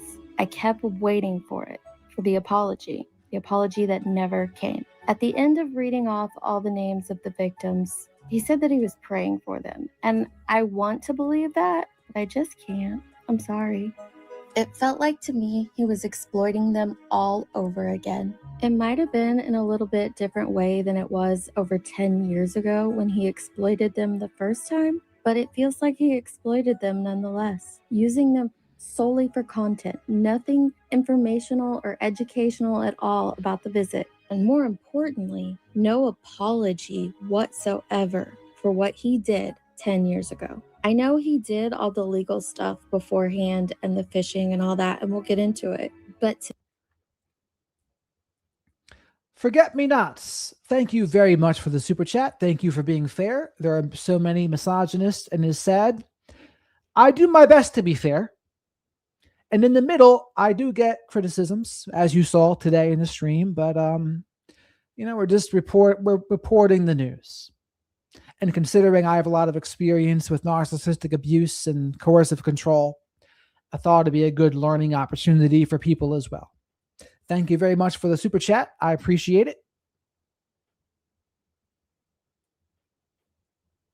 to me, Sandy Hook is where he perfected his true crime, parasite, trolling career. And it's just spiraled since then. For us to fully understand how Jonathan got to this trolling parasite entity that he is now, we're going to have to go back to the beginning.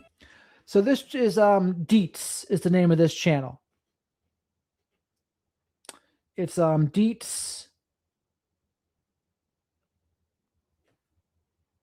Yeah, Dietz. Deets. I'm not too familiar with this channel either. I just saw someone mention it in the chat earlier. But yes, please remember to like the video. Likes help me to buy Hootie snacks for Shadow the Night Owl. And come say hello to the flock of black sheep in the live chat here. And everything that I'm reading, the articles will be referenced in the description under this video. Some of the articles are no longer available, but their newspaper or their affiliate will be linked also. In the early 2000s, when the less affluent, the technologically unsophisticated, and the simply reluctant masses were just starting to find their bearings online, Jonathan Lee Riches helped develop the identity theft technique known as phishing. He was in his mid-20s, living in Florida, and collaborating with teenage chat room acquaintances in Texas, who used spam emails to trick victims into disclosing personal information. Rich's role was to monetize the data, which he accomplished by seamlessly navigating the online and offline worlds. In contemporaneous news accounts, investigators described the way Riches would stroll into a bank, flash fake identification, and coolly impersonate his mark, convincing tellers to hand over thousands of dollars in cash. The consequences reverberated widely. By the estimate of the FBI, the group charged more than $1.4 million to accounts opened in the names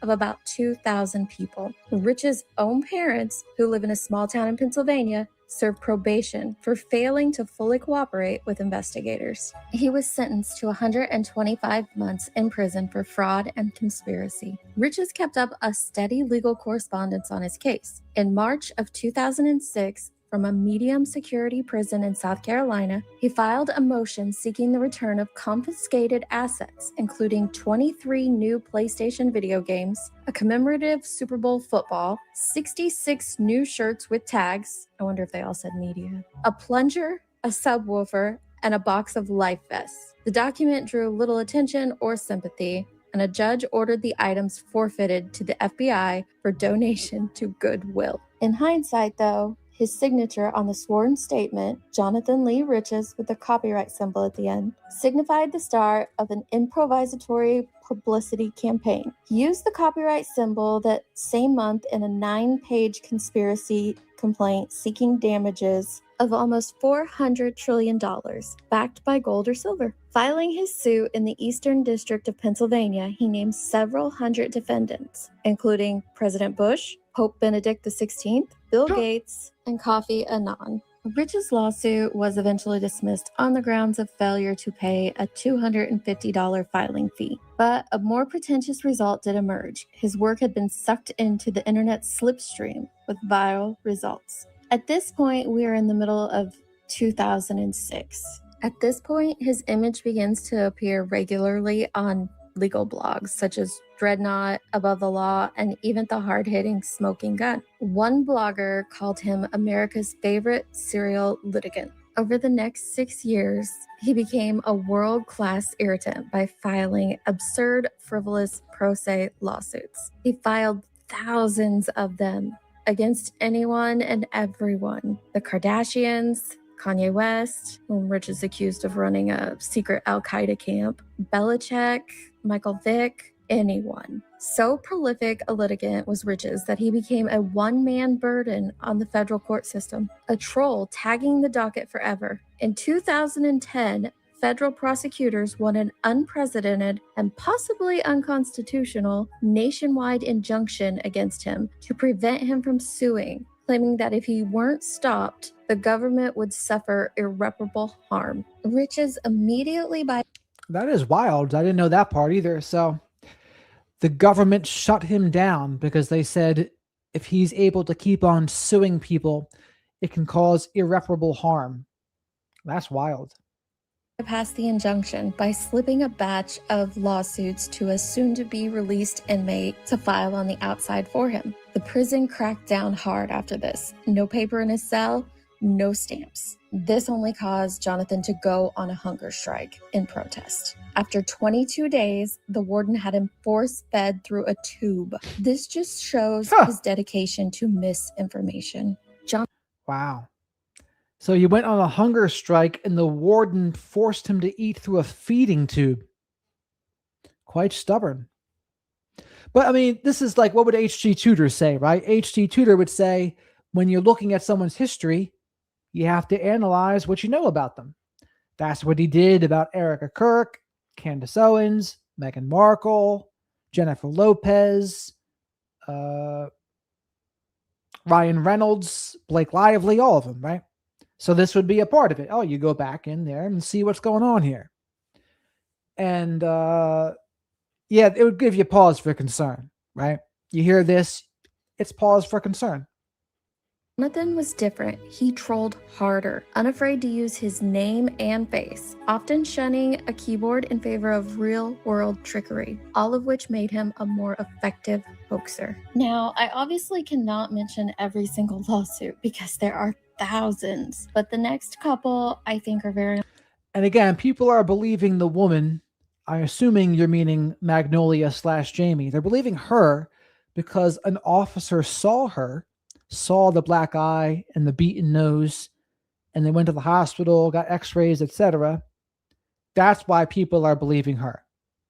So the only way that wouldn't be true is if people said she did it to herself, which I think is unlikely.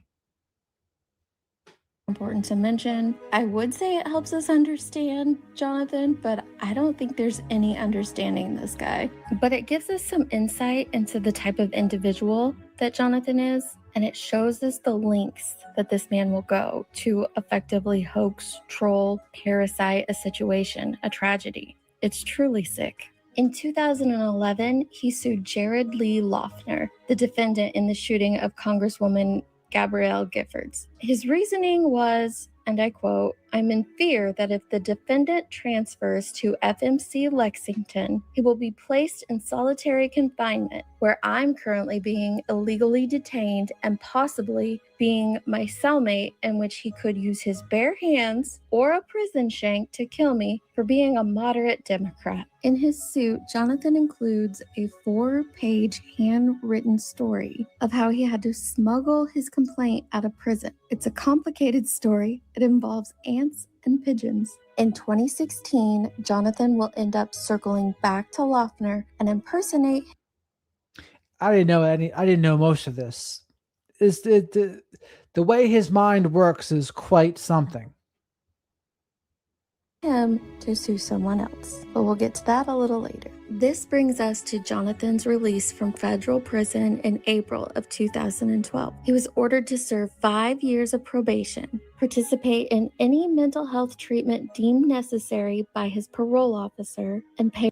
So this channel is called Deets. This video is from 3 years ago, by the way, but it's interesting. It looks like it's well done, at least.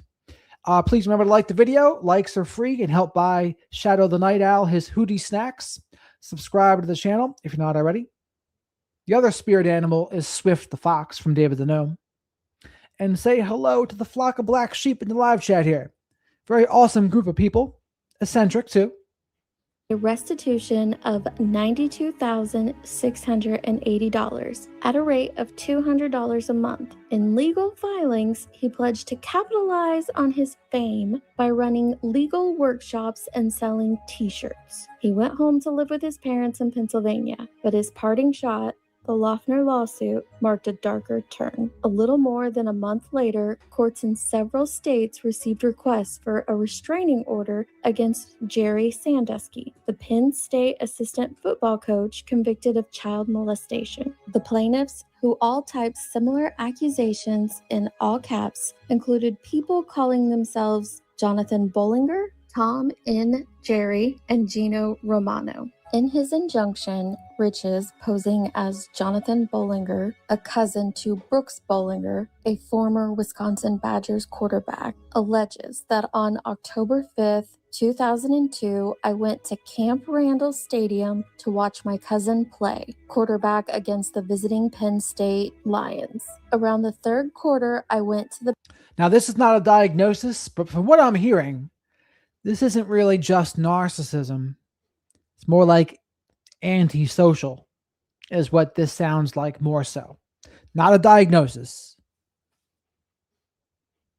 bathroom. While urinating, I was approached by defendant Jerry Sandusky, who said he was traveling with Penn State and asked me if I wanted a signed Joe Paterno autograph, and I told him to leave me alone because I was peeing. And Sandusky said to me, "Let me touch it," and reached in the urinal and grabbed my penis, further saying to me, "Let me make your sexual fantasies come true." I told him, "Stop molesting me," and I'm reporting him to the police. Sandusky then left, but gave me a fair warning. "If you tell a soul I touched your penis, I will kill you," and left. Then after the game, I told my cousin Brooks, head football coach Barry Alvarez, Brian White, and Kevin Cosgrove, who the coach... Dude, like, we've gone into the Twilight Zone with this. I had no idea that it went this deep. I was under the impression it was just like the suing and fraud stuff, but I didn't realize it went down to this extent. It's like we're in the Twilight Zone here.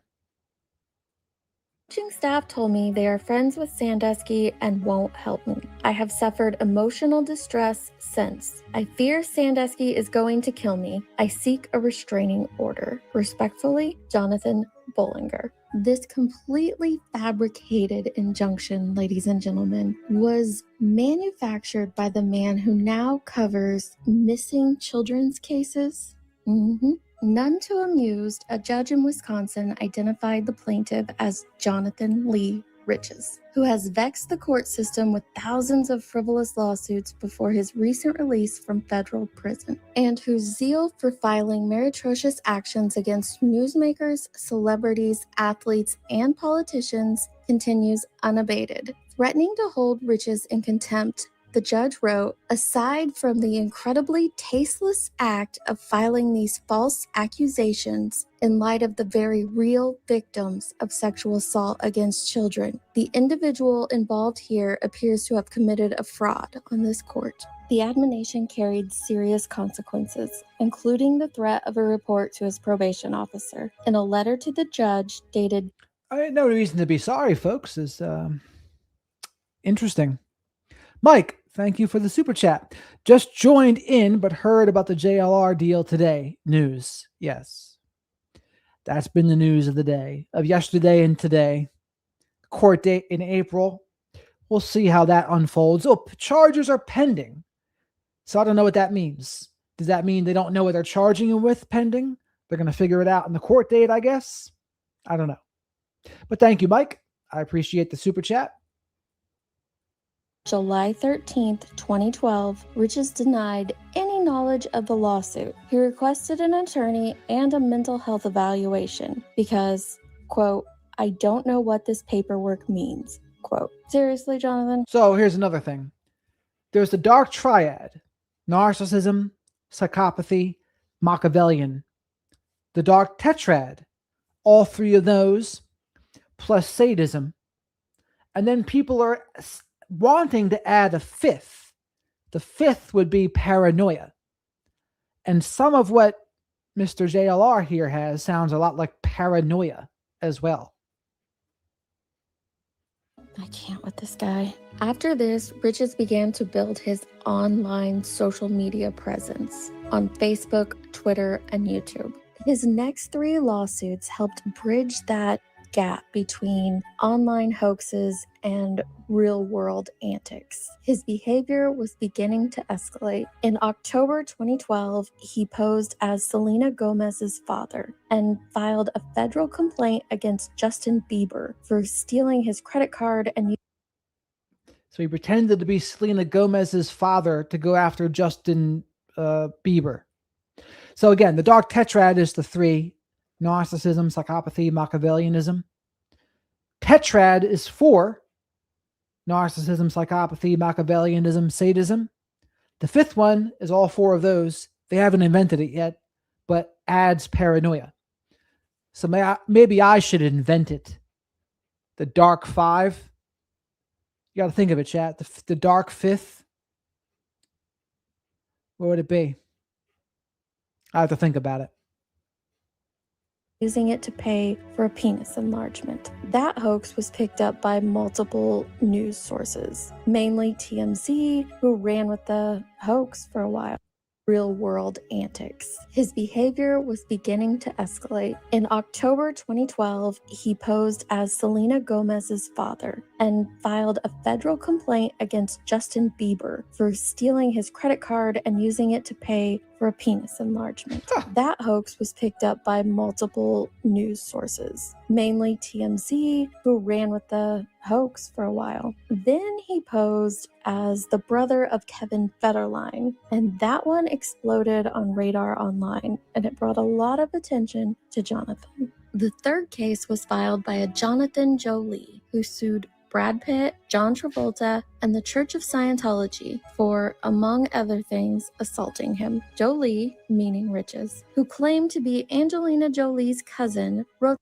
I tell you what, JLR can get some A+ for creativity. He could have been quite the fiction writer. Again, someone like him, it would seem to me like the best you can do is maybe harness the madness somehow. And maybe that's what he was doing a little bit with the JLR channel, finding a way to harness it a little bit. But again, if the allegations are true, certainly not good. That he was hiding at the Italian embassy in New York for protection, and I'm wearing a mask. Included in the lawsuit is a photo of a masked man standing in a kitchen. He's holding a February 2003 mugshot of Jonathan Lee Riches. And then in late December of 2012, Jonathan commits the act that spurred the motivation to create this video. A decade after his first crimes of stealing personal profiles and going into banks To get cash advances from the identities that he stole, Riches begins venturing into the real world in search of material to post online. 2 days after the massacre of 26 children and educators at Sandy Hook Elementary School, Jonathan Lee Riches filmed himself driving to Connecticut. In the car, he displayed a photo of Adam Lanza, the accused killer, attached to a doll. He drove past recognizable landmarks, tried to approach the Lanza home, and turned back at a police checkpoint. Riches then drove to a makeshift memorial site in Newtown. Now, in his YouTube videos that he uploaded later online, he looked around the area for a while first. He then goes back to the memorial site where he identified himself to reporters as Jonathan Lanza, uncle of the school shooter. It was reported by the New York Daily News and other media outlets. So he was posed as the uncle of the shooter. Told journalists that the killer had been taking Fanapt, an antipsychotic drug prescribed for the treatment of schizophrenia. As photographers snapped away, Riches dropped to a knee and feigned praying for the young victims. Of course, as we all know, this was completely fabricated. Riches has no connection whatsoever to Adam Lanza, and he used this tragedy, this traumatic experience for the entire country. It's the worst school shooting, mass shooting in history. And Jonathan Lee Riches used that tragedy like a parasite. And he said that the guy was on antipsychotic meds and he doesn't even know him. Mike, thank you for the super chat, sir. Why did Chris McDonough of the Interview Room praise JLR for his work at Nancy's?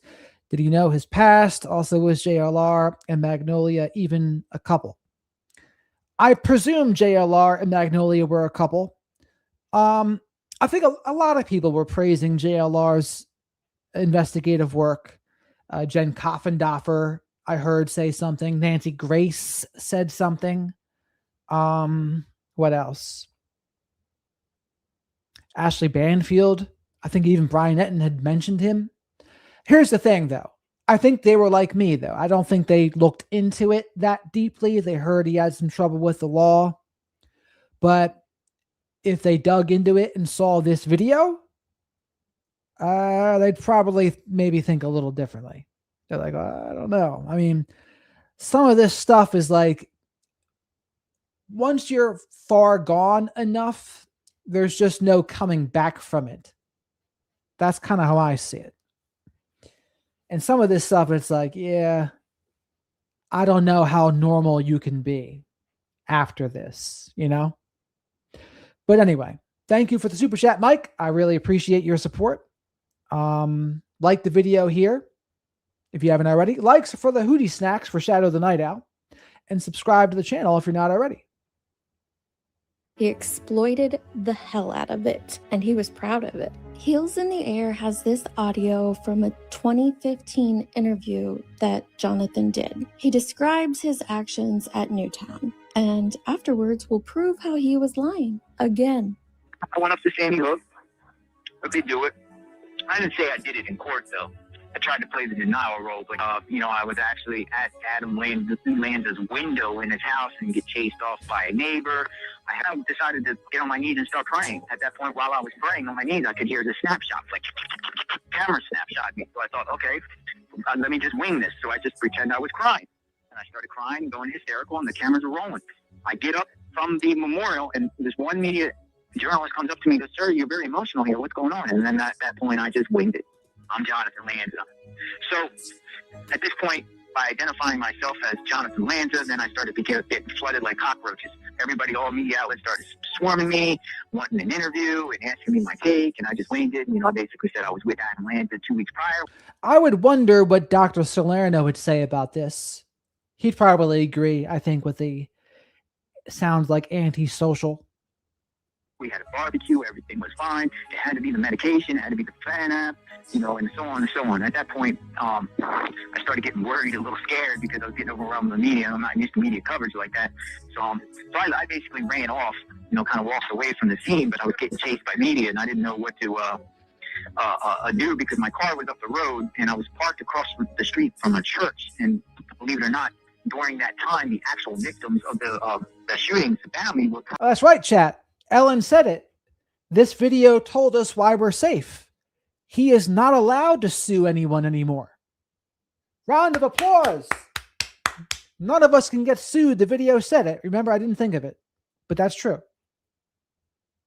In that church, and the church was basically, there was security outside the church to protect the families and whatnot. My car was parked across the street, and I was running up the hill, and the media was chasing me, but I didn't want to get in my car because they might have gotten my license plate and realized that I was not Jonathan Lanza and identified me or whatnot. So I just looked at the church, and I just ran to the church, and at that point, the security saw me and must have realized that the media were chasing me because I was a victim's family member or somebody. So they grabbed me, the security, and ushered me into the church and told the other media to back off the property. And I get into the church, and I was thanking them, thank you, you saved my life.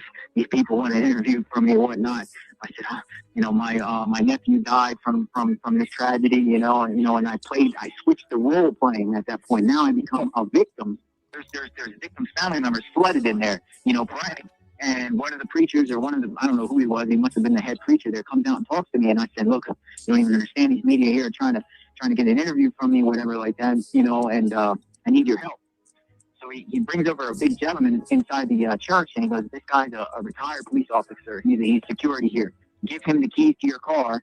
He'll pull it around back, and you can get in your car and leave. And I was at that. For a second, I was going to give him my keys, but I realized on the front seat of my car was Adam and Ryan Lanza. Thank you for this, Mike. Gave him a pass, but to hear DV and play, not good. I would agree. I mean, that's how I was seeing it. I didn't know the details of all this, but I was like, as long as he's not acting out today, I would say let bygones be bygones. That's how I was seeing it. Thank you very much for that, Mike. I appreciate your support. Remember to like the videos out there, chat. We're almost to 500. The dolls that I had. So I said, no, I can't go that route. But I said, I need some help getting out of here, whatnot. And he said, well, come down to the basement. I'll give you a change of clothes, like a disguise. And this guy here, he had like some escort guy. He said, he'll take you through the woods, through the town, down the street, and you can go about your way. And I said, okay, cool. So I put on a different outfit, went out the back door of the church, and we started walking in the woods. And then I realized how, this is ridiculous. It's cold, whatever. So I just gave my keys to the guy that they had with me. I said, look, dude, here, just take my keys. This is my car. It's across the street from church. Bring it down here right now, whatever like that. I got lucky because on my front seat, the dolls were there, but I had a towel over the dolls. So he didn't get to see the dolls. So I start driving off. I see the media still outside the church. I drive down to the high school because the word was Barack Obama was going to fly into town and talk to some of the victims' families. He was flying. So I actually parked down the street from the high school and went through the woods up to the high school where there were some media people already camped out there. And I was there for a while. I was there for about an hour or two, but then Secret Service came. They came early before Barack arrived and started sweeping the property. So Secret Service, they asked me up for my media credentials. They asked me who I was, and I told them, I'm media. I'm an independent journalist. And they asked me for my media credentials. I didn't have any and stuff like that, so I got escorted off the property. That was around 4 p.m. that day. This was Sunday, the 16th. The 14th was on a Friday. Sandy Hook was on a Friday, so this was the 16th on a Sunday. It was later on in the day, and I started seeing pictures of me viral online, kneeling at the memorial and whatnot, news programs as Jonathan. But then I guess something happened in the next day or two where people started realizing, I wasn't who I was, and then that started going viral. A lot of these places that put me out as Jonathan Lanza started retracting it. I just think it's amazing that the media would actually put me out there as Jonathan Lanza without me providing them any credentials and, just saying who I am. I mean, that's a classic form of media trolling and incompetence. Thank you for this, Mike. Could this just be another publicity stunt? I don't think so this time. Knowing all this about JLR's past, I had to think about it. But I don't think this would be a good stunt for JLR. It hurt his business, right? So I don't think so. But thank you, Mike. The media's part, I would say. So that was the deal. Basically, I posted the videos up on the Facebook, local police department. I don't know some way from how I get some calls now. my police department says the videos are all mine, and then I'm just taking a shower. I guess it's on the 19th of December, and there's a knock on my door, and there's about 20 police officers at my door. Yeah, so get 9 more likes to 500, please. And subscribe to the channel if you're not already. Help me pay for those Hootie snacks for Shadow of the Night Owl. Ready to detain me, and I haven't seen the light of day since. So Jonathan's first lie was that he was at the window of Adam Lanza and a neighbor ran him off. Well, thanks to his own recording, although this is not from him, it's another YouTube channel had it posted, and it was also on a news site. But from his own recording, that's not what happened. Jonathan Lee Riches. And I'm here with my friends Adam and Ryan Lanza. And we are at Bresson Farm Road. And we are going to the neighborhood of 36 Yogananda Street in Sandy Hook, Connecticut. We are going to go to the house of Ryan and Adam Lanza. Okay, I removed the audio and sped this next part up because all he's doing is driving Just like a JLR stream today. up to Adam Lanza's house with his creepy ass dolls. I wanted to leave the audio on the first part to prove to you that it is in fact Jonathan Lee Riches. You can tell that from his voice, but there's also a part coming up where I will freeze it and you can see his face. So we know it's the day he went to Sandy Hook. He's attempting to go up to Adam Lanza's house. He gets turned down by law.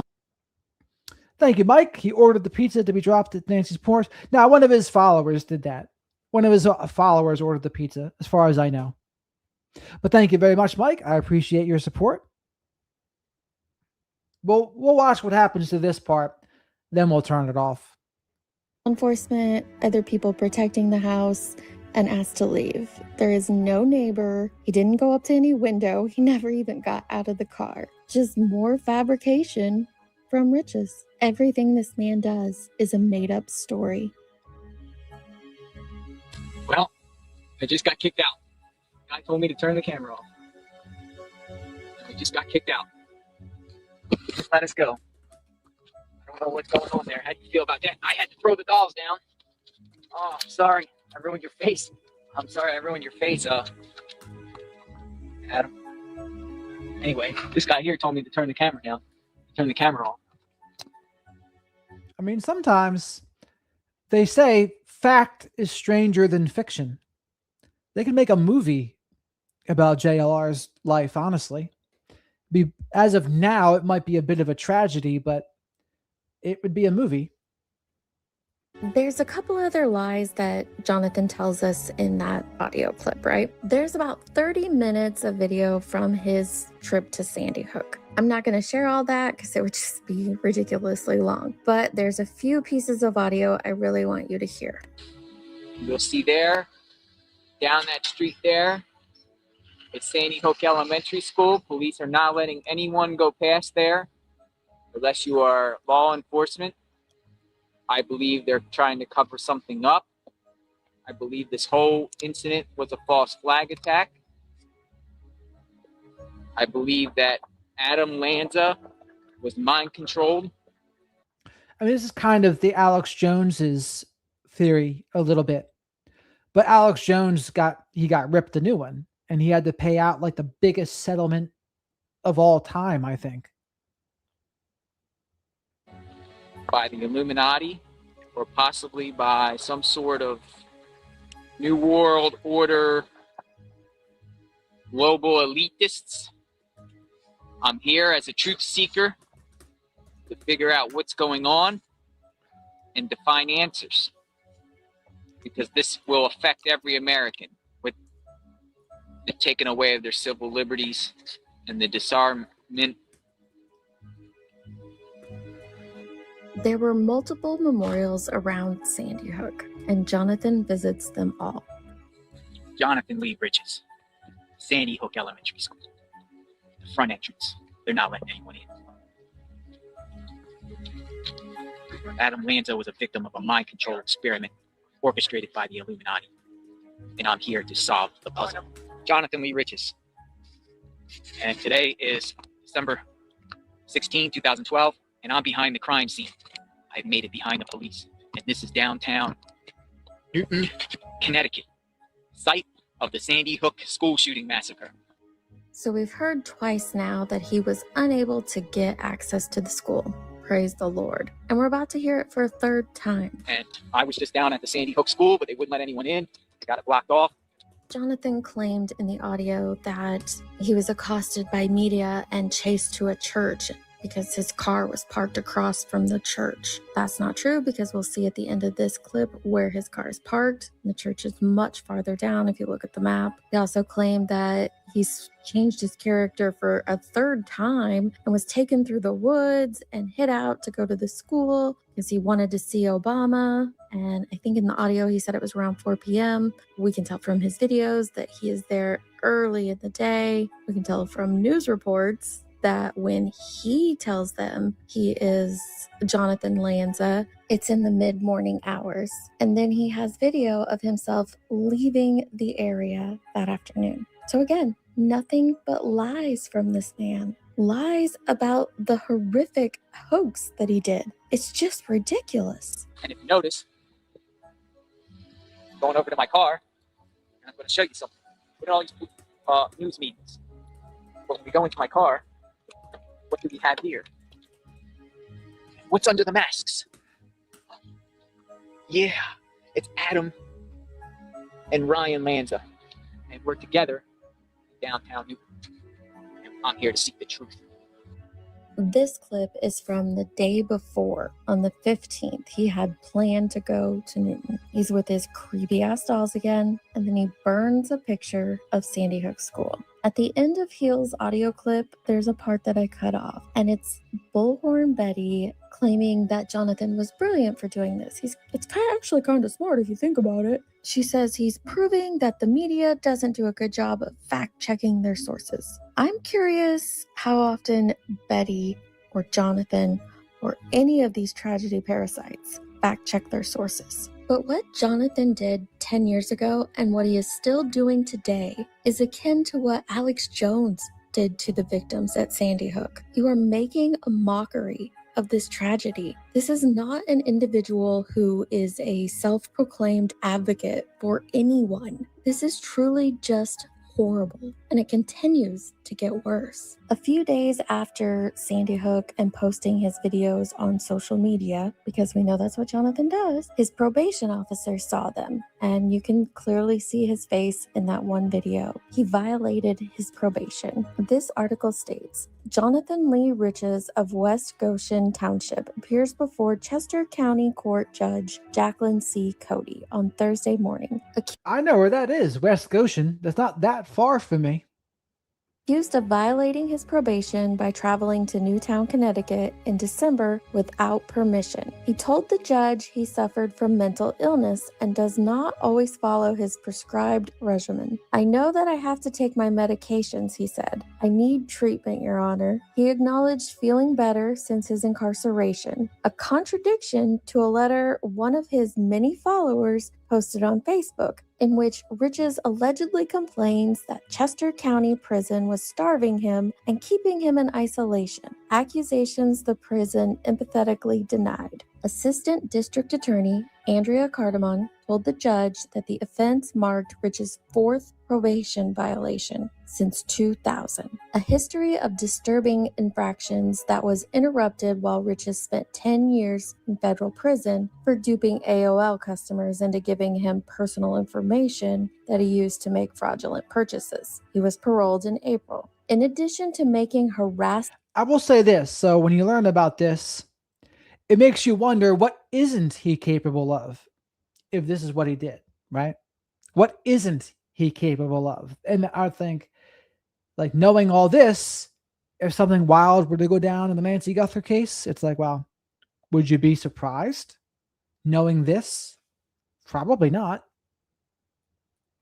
Obscene phone calls Riches has filed forged documents claiming he was working for an Illinois law firm, posted personal data, including a social security number of his probation officer online, and demonstrated a kinship with recent mass murderers, Cardamon said, recommending a 1 to 5 year state prison term. Defense attorney Robert J. Donatoni acknowledged that his client needed. And this video is from a few years ago. This channel is called Deets. Make sure you go check her channel out. Support her.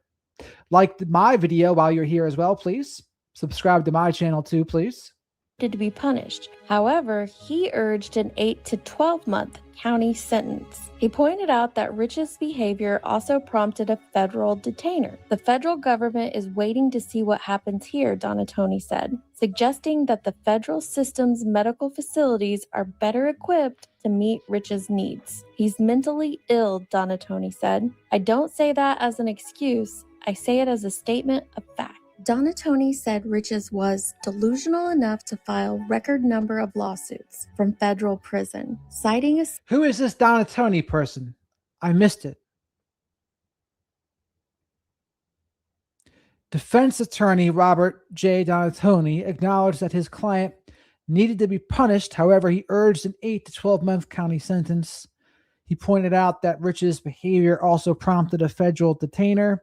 The federal government is waiting to see what happens here, Donatoni said, suggesting that the federal system's medical facilities are better equipped to meet Richie's needs. So the defense attorney said. To see what happens here, Donatoni said, suggesting that the federal system's medical from federal prison, citing a suit against Hurricane Katrina as an example of his client's tenuous grip on reality. The suits, many of which garnered headlines, were so frequent and frivolous that a federal injunction was filed and Richards ended up in solitary confinement, Donatoni said. Before issuing her decision, Cody watched a brief portion of the YouTube video that landed Riches back in prison before indicating that she had seen enough. In the video, Riches talks about being a truth seeker who will determine how Lanza was mind controlled to unload his weapons on school children. I know mental illness is a difficult thing to live with, said Cody, but she said things have been getting worse and worse to the point of causing serious emotional harm to a lot of people. Rich's parents and a family friend attended the hearing. Also in the courtroom was West Goshen Township Detective David Morrer, one of the officers who has fielded concerns from people across the country about some of Rich's postings. Police said they have been monitoring Riches since his release in April. In fact, that vigilance generated Thursday's hearing. While watching the December video in which Riches describes approaching the Connecticut residence of Adam Lanza, officers saw Riches' face briefly when he dropped the video camera. Because Riches had not notified his probation officer of the trip, he was cited for the violation. After the hearing, Donatoni said he is concerned that Riches will not get the help he needs in state. Thank you very much for the super chat, Southern-ish. He shared his live coverage with everyone as a PR stunt. He knew what he was doing because he knew to leave and be at a hearing 317. That's a good point. He did go home that day, didn't he? I mean, considering all we know, could have been anything, right? Absolutely. Thank you for the super chat, Southern-ish. I look forward to seeing you in the members only live chats as well. Appreciate your support.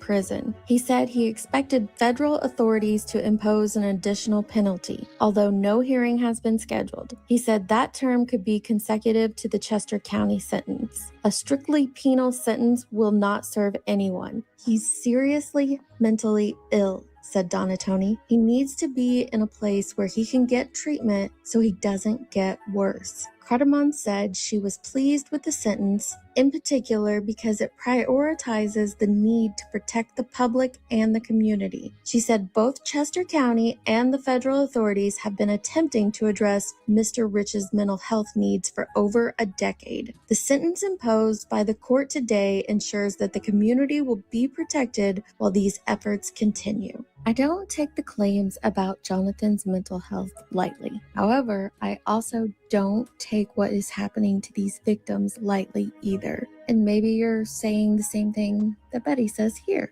A shooting that happened in Sandy Hook, and him making a joke of it and that type of stuff. There's been no answers for that. But when you realize that was over a decade ago, and you realize that was like 12 years ago. She reminds me of Dog the Bounty Hunter's wife. So, okay, yeah, this was over a Ex-wife. decade ago. I get that. I would like to point out to Betty and Jonathan that they have harassed people whose criminal records are well over a decade ago as well. Lots of people. But it's okay for Jonathan? Let's go ahead and see what he's done since then. And that's a fair point, right? If they're going to harass people whose records were over a decade ago, can you really be upset when people do it back to you? Double standards / hypocrisy, I guess, right? Though, has he changed his behavior? Jonathan spends 3 years in prison for that parole violation. I can't find much on him during his time in there until the very end. On March 18th, 2016, Riches knowingly and willfully made, used, and filed a false and fraudulent writing and document falsely and fraudulently posed as Jared Lee Loeffner. In the phony lawsuit, Riches sought $25 million in punitive damages. Jared Lee is my name. Jared Lee Mello.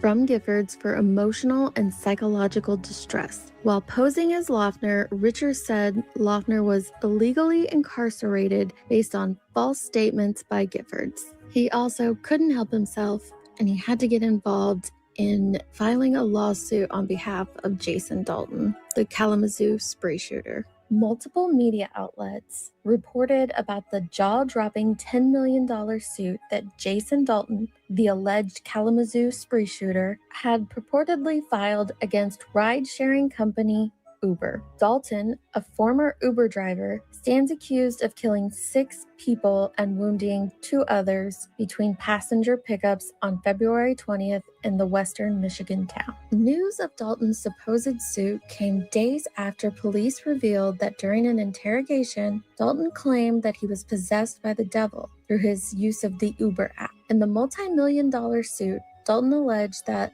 Uber had subjected him to a hostile work environment, and that working for the company had ruined his life. When it was discovered to be a hoax and Riches was called out, this is what he had to say for himself. I, Jonathan Lee Riches, wrote the lawsuit. I drafted it up and it got sent to the courts. And I'll tell you the reason why I've done it. This jerk here ruined a lot of families. He hurt a lot of people. Do you understand? And now he's sitting in jail at the taxpayer's expense, sitting comfortably in solitary confinement. He's sitting there eating commissary and just sitting nonchalantly. Well, it ain't happening. I'm speaking up on behalf of all the victims of this tragedy. My intent was to file the lawsuit, not necessarily to fool the media, but I wanted to create a lot of hostility towards Dalton. He's sitting in prison comfortably. You know, if you file a bunch of lawsuits in an individual's name, the clerk of court and the court will pretty much authorize the prison to take $350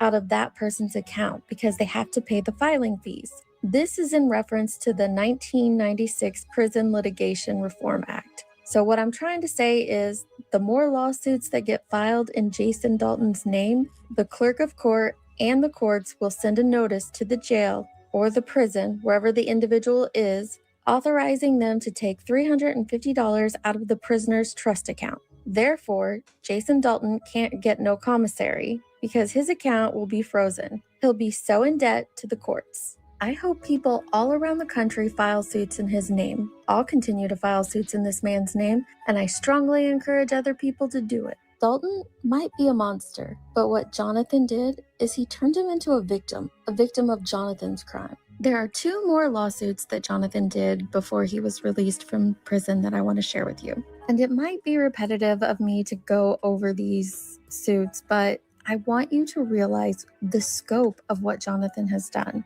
the torment that he has put on people. And I know he probably thinks these lawsuits are a victimless crime, but they're not.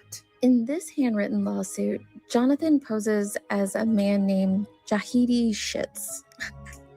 I don't know if that's how you say it, but that's what it looks like. And he sues a couple that have recently won the Mega Millions in Tennessee. He alleges that he was in contact with their daughter Tiffany, as well as the winners themselves. He states that he lent the money to Tiffany Robinson for the winning Powerball ticket that her parents purchased. Some of the comments made by Jonathan in his lawsuit go beyond frivolous. He actually tries to claim that he was in personal contact with the Robinsons' daughter, Tiffany, and that he wanted her to be his Muslim bride, to leave America with her and live in the land flowing with milk and honey. The lawsuit has caused many alarm and sparked conversations regarding the safety and security of lottery winners, especially those who win huge amounts of money like the Mega Millions and the large Powerball jackpots, like the Robinsons did. This is what Jonathan wrote in that lawsuit. I am the actual true winner of the Powerball jackpot. For the last... I wouldn't be able to think about this stuff, I just don't know how you come up with it. The Black Sheep. My name is Melissa. People call me Mello. My last name. Thank you very much. Shall we call you Melissa or the Black Sheep? We can call you Melissa because the whole flock of black sheep is here, right? Thank you, Melissa. 2.5 years while I was incarcerated, I was pen pals with Tiffany Robertson. She was a fan of mine and a Facebook follower, and she wrote me dirty letters, which I have as evidence. And she said she wanted to marry me when I got out of prison. Tiffany told me that no one on this earth treats her better than me, and then I sent her $20 from my prison trust fund account and told her to use the money for Powerball tickets, because if we win, we will leave America and live on a remote island full of milk and honey. And I told Tiffany to give my money to her parents, Lisa and John Robinson, to buy Powerball tickets because they couldn't afford to buy. And they promised me if they won any Powerball, I am entitled to half the winnings. Now I find out this Robinson family won the Powerball. Tiffany changed her number. The whole Robinson family defriended me on Facebook. What a wild scheme to come up with all this, huh?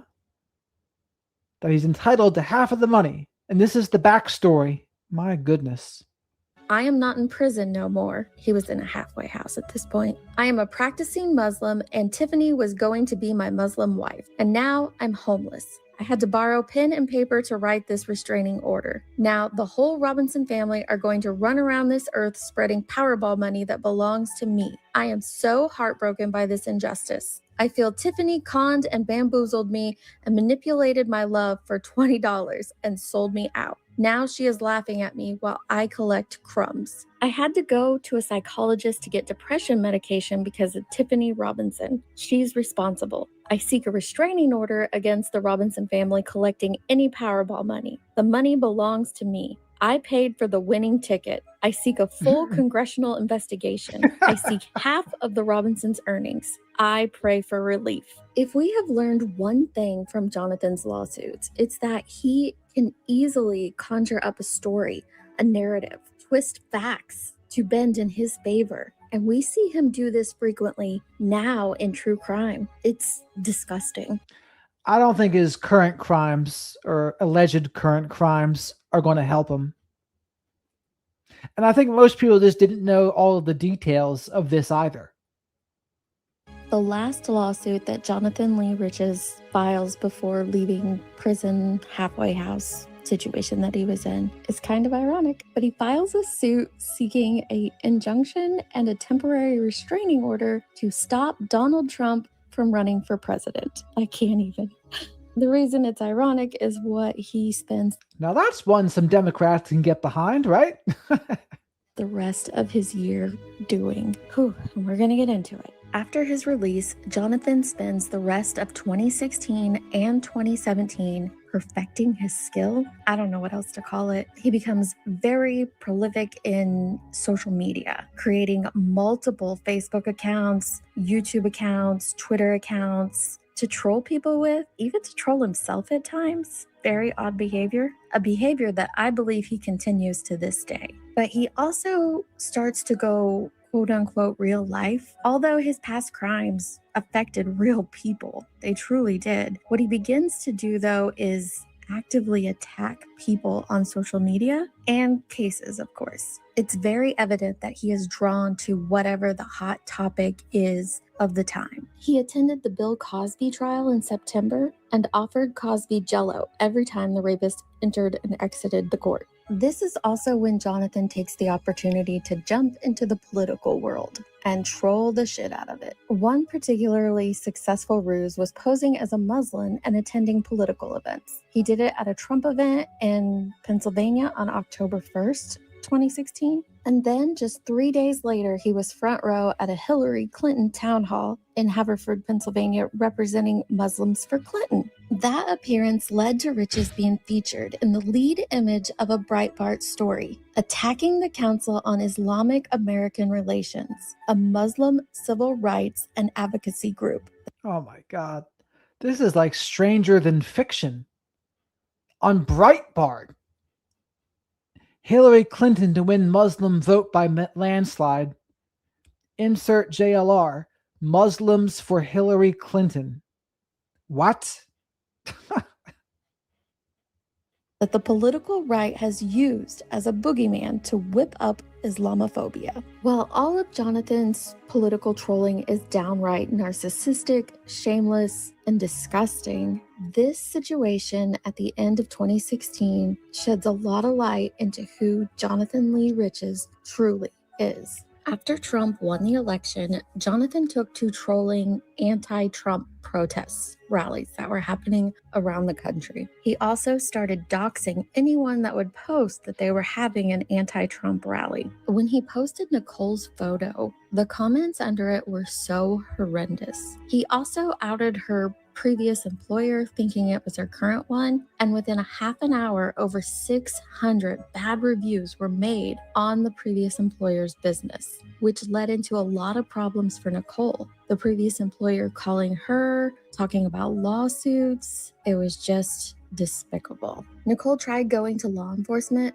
but multiple agencies told her basically because her information was online, there was nothing that they could do about it. So Riches continued doxing people. Jonathan continued to egg on the people in the group, telling them to expose her. Her previous employer even ended up doxing her new job when he was replying to a comment, and the group found that and ran with it. Law enforcement told her not to go into work because they were so worried about all the threats that had been made to her. At this time, Jonathan's Facebook posts became increasingly pro-Trump, but with racist rhetoric. He made a post that said, "It will be bigger than Berlin's Wall and bigger than an N-word's penis." In another post, he said, "I hope Donald Trump doesn't deport my illegal Mexican ex who lives at," and then he posted her address. Jonathan took to creating fake Facebook pages like this one to lure in marks connected to real events. Him and several other trolls created multiple Covington-related pages, pretending to be Sandman himself, and then go on there and bash the elder Nathan Phillips. People actually believed that this was the real Nathan. Situations like this make me wonder how often he's doing it now in true crime to the victims that he is covering, quote unquote. Jonathan once again gained national attention when he lied and wore this yarmulke and a Star of David t-shirt with the words "Jews for Trump." 4 days before this, a gunman, allegedly a white nationalist, had murdered 11 people in the Tree of Life synagogue in Pittsburgh. Jonathan told the reporter, "I sometimes have visions of potential confrontations with Proud Boys, or with white supremacists, or with some other Trump supporter who might not appreciate having Jews around. But it's never happened. To be honest, everyone I meet at the rallies feels like family." The material was just too good for every news article not to publish it, right? Until it turned. So before he was a Muslim for Hillary, and now he's a Jew for Trump. You can't Turned make out this that it up. was a complete hoax. And a few days later, the New Yorker had to take the article down when they found out that Jonathan Lee Riches was indeed not Jewish. In November, Riches released a book about his litigation exploits called Nothing is Written in Stone. One of his co-contributors also writes for white nationalist publications. In 2019, Luke Kind of give me some Corey Richens writing a children's story about grief vibes there. Nothing is written in stone by Jonathan Riches. O'Brien, a reporter for the Huffington Post, does a interview with Riches where he answers some questions for him. I think it's important to go over these answers again just to give us a little insight into this bizarre mind. Luke asks, how long were you in prison? Riches says 10 years, got out, and then I went to Sandy Hook and left the state without permission. So I violated probation. I got 3 years for a violation. I actually went up there like a conspiracy theorist to see what was going on. I just thought it was fascinating to go there. I actually got on my knees and prayed at the memorial. Then I got up and some reporter was in my face. Then I just winged it. I just said, my name is Jonathan Lanza. I'm the uncle of the shooter and I'm here to give respect to the victims' families. Then, next thing I know, I get bombarded by media people. You're the uncle of the shooter? Oh my God, oh my God. They're putting cameras and microphones up in my face. I gave like a press conference there. I drive home. Next thing I know, my phone's blowing up and everybody's telling me I'm on the news as the shooter's uncle. So this is the third story we have heard out of Riches about the Sandy Hook situation. I'm guessing none of them are the truth. He just fabricates bullshit on a daily basis, it appears. I don't get what his reasoning is, though, behind it. Is it truly just a mental health issue, or is there some other sick, twisted thing happening here? After the Sandy Hook stunt, you were in prison for 3 years? Yep. At that time, I stopped the lawsuits and I shifted towards the Pennsylvania right to know law, which is like the Freedom of Information Act, but on the state level. I just kept submitting them and submitting them. Like, I want to know Taylor Swift's educational record, every department in Pennsylvania. I want to know how many gallons of milk your milking department made in the month of blah, blah, blah. Oh my goodness. So they have a right to know law that he tried to take advantage of and exploit. Interesting.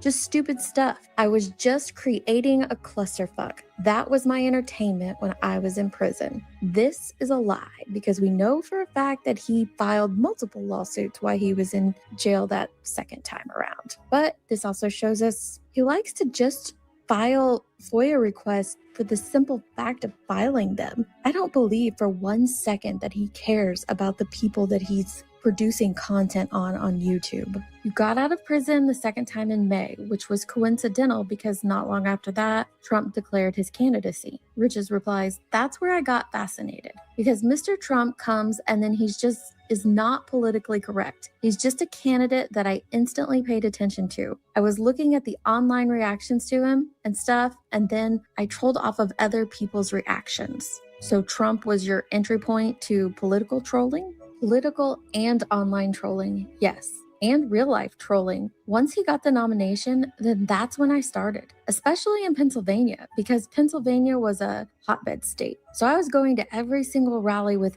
anybody that was a high profile political figure. I went to a Hillary Clinton town hall meeting and they placed me right behind Hillary Clinton as a Muslim for Clinton. I shook her hand and everything. Sometimes the campaigns put people behind a certain candidate if you fit a narrative, whatever, like that. Tell me where and when the New Yorker interview happened. It was at the Fort Myers Trump rally. I was just standing in line as Jews for Trump, and this photographer came up to me, liked my shirt, and started asking me some questions. Wanted to take my picture. He was directing me. He was telling me exactly what to look at, the way I should position myself, which was strange because I never had anybody do that. So he took my picture and gets my information and says the reporter is going. I guess they didn't notice he was before a Muslim for Hillary.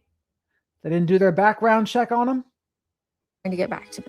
And you were wearing a yarmulke the whole time? Yarmulke, Jews for Trump shirt, Trump shoes, shoes that have Trump on them. And then I just told that guy, my name is Jonah. I just took a Jewish name. I figured Jonah was Jewish, Jonah Rich. I was going to say Rothschild, but I just said Jonah Rich. You were posing as a Jew after a massacre in a synagogue. Do you think there's anything wrong with that when so much anti-Semitism is swirling around and you're not Jewish? And people might interpret it as you making light of a tragedy. My mind at that particular moment for that particular rally was go down there, Jews for Trump, and show that Jews do support Trump. But you're not Jewish, right? No, I'm not Jewish at all. So you were creating disinformation that in the wake of an actual tragedy could be viewed, especially by the people in the Jewish community, as very disrespectful? I'm just thinking of myself in that moment. With different rallies, I try to go with different themes. So I had that Jews for Trump shirt and I had that yarmulke for a while, and it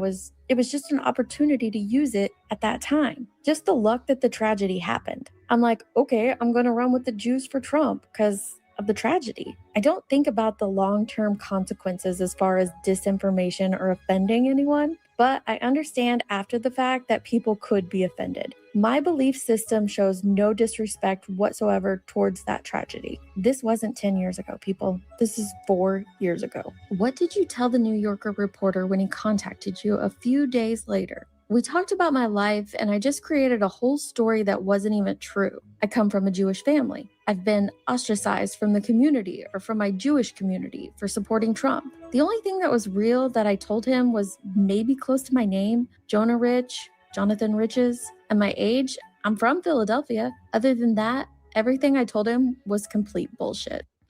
Well, Philadelphia is right by me. I mean, some of this stuff, it's dark. Some of it gives me a chuckle sometimes. Just the fact that it's like he was a Muslim for Hillary and then he's a Jew for Trump. I mean, that's crazy. That's crazy.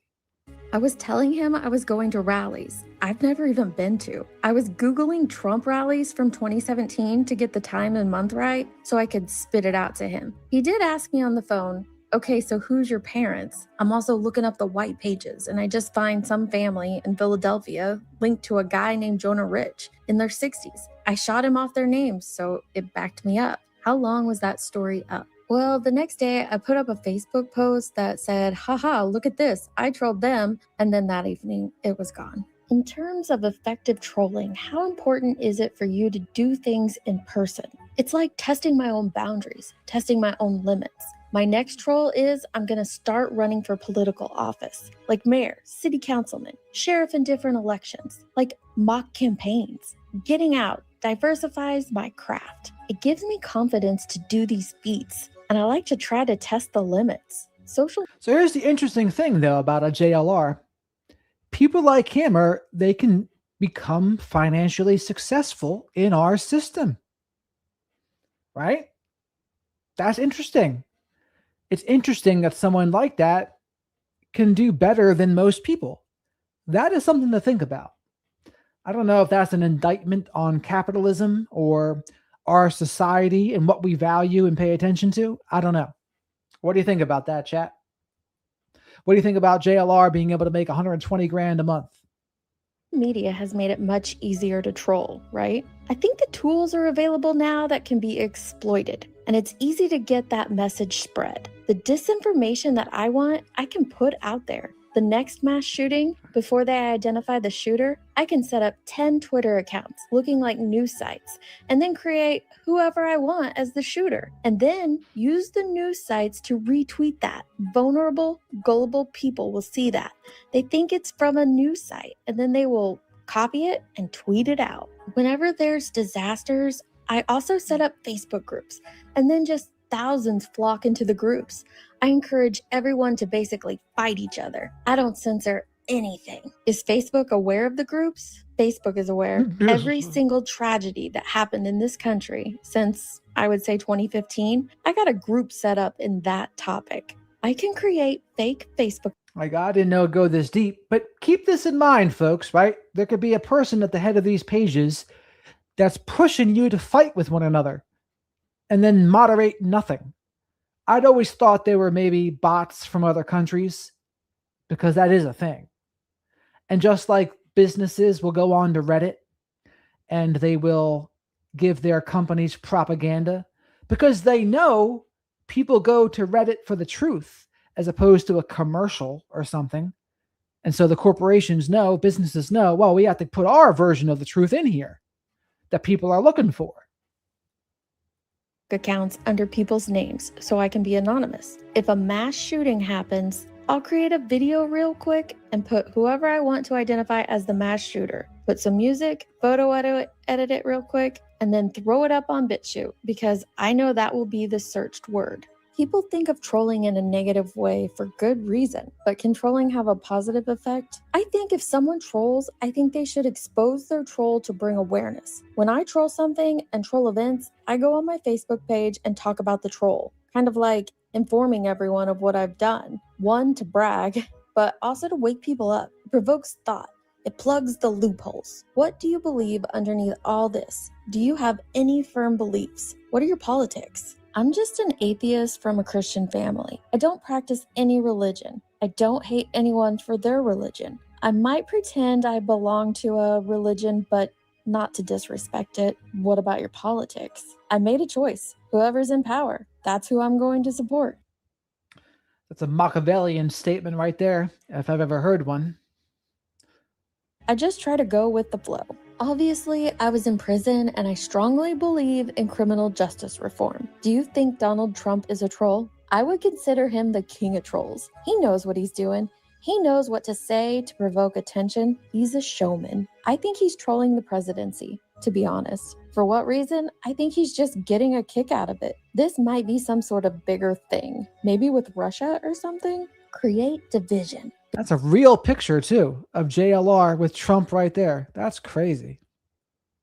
Because there's no unity in this country. It's getting more and more divided. I don't know what the future's going to be like. I just think that 2019 is going to be a bloody political mess right before the election again. It's going to be tense, man. And it depends on what Trump trolls around and tries to excite everybody with. I just know whatever is going on, I'm going to be trolling. Whatever breaking news, you can expect me to troll it. In 2020, COVID hit, and Jonathan continued his political trolling, this time attending school board meetings about mask mandates in counties that he didn't even live in, not to mention the fact that he doesn't even have any children.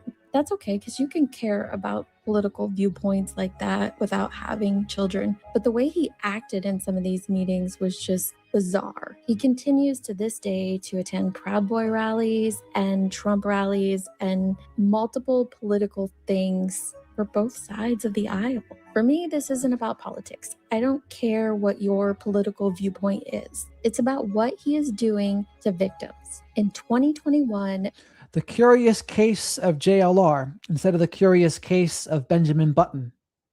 we saw Jonathan switch to true crime when he showed up on the front lawn of the Laundrie's household, screaming into a bullhorn, asking, "Where is Gabby? Where is Gabby?" Now, the whole world wanted to know where Gabby was, and everyone was watching. But Jonathan, he was spreading misinformation during that time as well. He went to Brian's sister's house and harassed her along with Bullhorn Betty. They both harassed her until she came out and gave an interview she had already given to law enforcement and didn't owe to the general public. But because there's this crazy person in her front yard screaming out on a bullhorn while her neighbors are trying to just live, she came out and did it anyway. Jonathan claimed multiple times that he personally knew Gabby Petito's family, yet we've never seen any proof of that whatsoever. He continued creating fake Facebook accounts and fake Facebook pages. Every single tragedy that has happened across this country, I bet you Jonathan Lee Riches has a fake Facebook group for it, and he's probably spreading misinformation inside of it, or at the very least, encouraging his members to fight amongst each other. Why? For his sick, twisted pleasure. We saw later how Jonathan went to the home of Summer Wells. He's gone there multiple times. Jonathan has a sick obsession with Summer Wells. If you scroll through his YouTube, you will see hundreds, if not thousands of videos about Summer, and all of the thumbnails are odd. More importantly, though, he's spreading misinformation about that case. And Reminds me of a Jodie Foster obsession almost. that is not doing that victim any justice whatsoever. He's done it with most major cases that we have seen today. Michael Vaughn's, the Idaho 4 case, the Murdoch case. Anywhere something is happening, Jonathan Lee Riches is there trolling like a parasite. and he has thousands of people commenting under his videos. Thank you so much for this information. Oh my gosh, you're the best ever. What did he do? He told you some narrative that he wants you to believe, and he pointed his hand at it. That's all he did. He continues to dox victims around these cases as well. Right now, his sights are set on Dylan from the Idaho 4 case, and he is going at her at full force, creating narratives and stories that don't make any sense, but harm Dylan and her loved ones. For why? I don't believe that it's for super chats or money like other people in this tragedy pimp community. No, I think Jonathan derives some sick, twisted pleasure from all of this, and I think he has for a very, very long time. And if we keep feeding the troll by giving him clicks and views or attention like this, although I hope this comes across as informative to some people, but if we keep feeding the troll, it's just going to get bigger and bigger. And when will he stop? That's the antidote with any narcissistic people, right? Is you can't give them any attention. And negative reactions and positive reactions both feed them.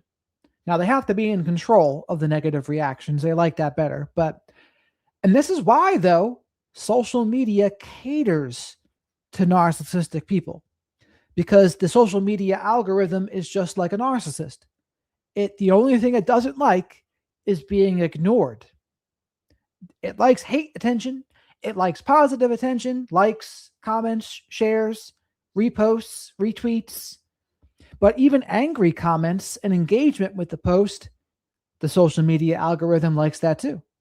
So that's why I say the social media algorithm is like a narcissist. Really stop harming victims and their families. If you made it this far, and I'm sorry, I know it's long, but I hope you learn from Jonathan himself how he teaches us that he is a parasite to the true crime community. So I'm begging, please, please stop exploiting the tragedies in this country. Stop creating division and hate and misinformation, because there's already too much of it in our world. We don't need any more. I also want to take a moment to remember those beautiful souls that were taken way too early.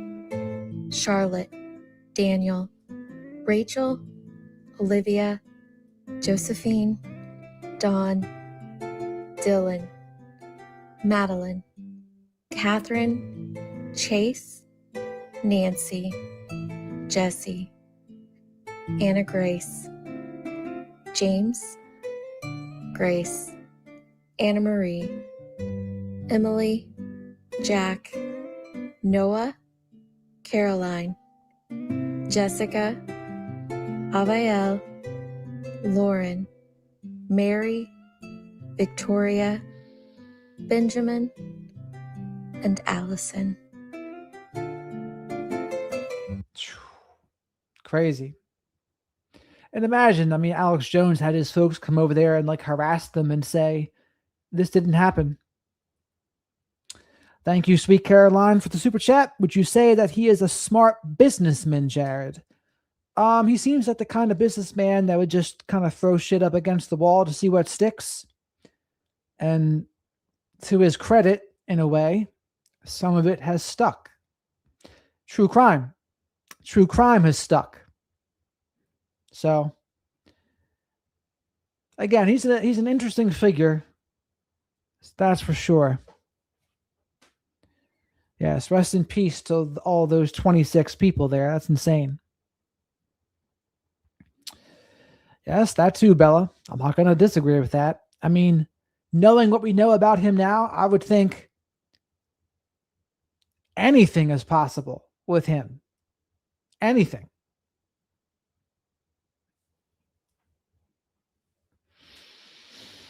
Goodness gracious. I wasn't expecting to go this long tonight, but here we are.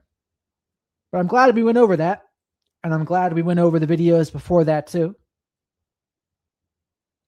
We learned a lot tonight. We stood our ground against the flying monkeys, and then they receded back into the night. But we are here, standing tall in truth like Shadow the Night Owl. Shadow the Night Owl stands tall in truth, thanks to all of your likes, which lead to Hootie Snacks. We don't want to see the Coke video, though, Rooster. So you said. But all right, everybody. That's about it for the night. I'm tired now. I'm worn out. So XD. Yes, me too, D. I'm glad you came out. That was a wild time, huh? I can't even believe it. I didn't know it was that intense. I did not know that. I did not know that. You got it, baby girl. Generic, welcome. Just wow is right, Bless. That's the right way to put it. Thank you to Songbits and Miss Kim for modding if they're still here. Yes, they are. The Coke video. What is this Coke video?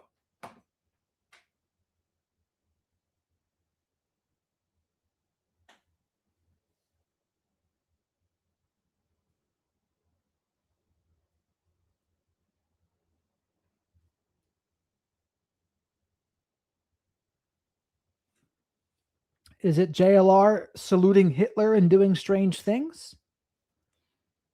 You too, Bella.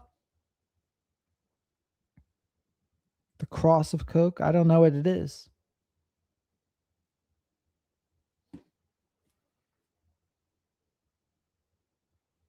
How about people can watch that on their own time, I think. How about that? Thank you, Sarah. Thanks for being here.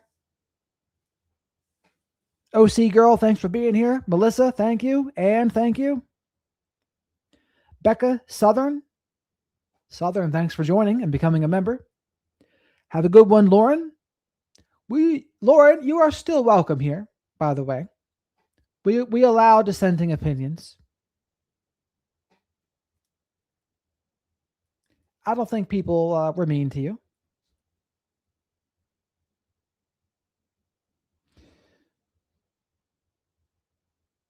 Coca crawl across. You got it, Teresa. I'll check it out. I'll report back. Oh, probably Mace. Holy mackerel. He probably is. Now, he's nothing leaning. He's where the power is leaning. He's Machiavellian. Yes, sir. I don't know. Rooster knows where it is. I don't know where he found it, though. Yes, Becca. You have a great night, too. Tim, have a great night. Mace, have a good night. Praying for the Guthrie family as always. Most likely, Mr. Rooster. Most likely. Thank you, Mr. Rooster, for coming up with the term hootie snacks. That's going to be a staple of the show. All right, guys. Have a great night.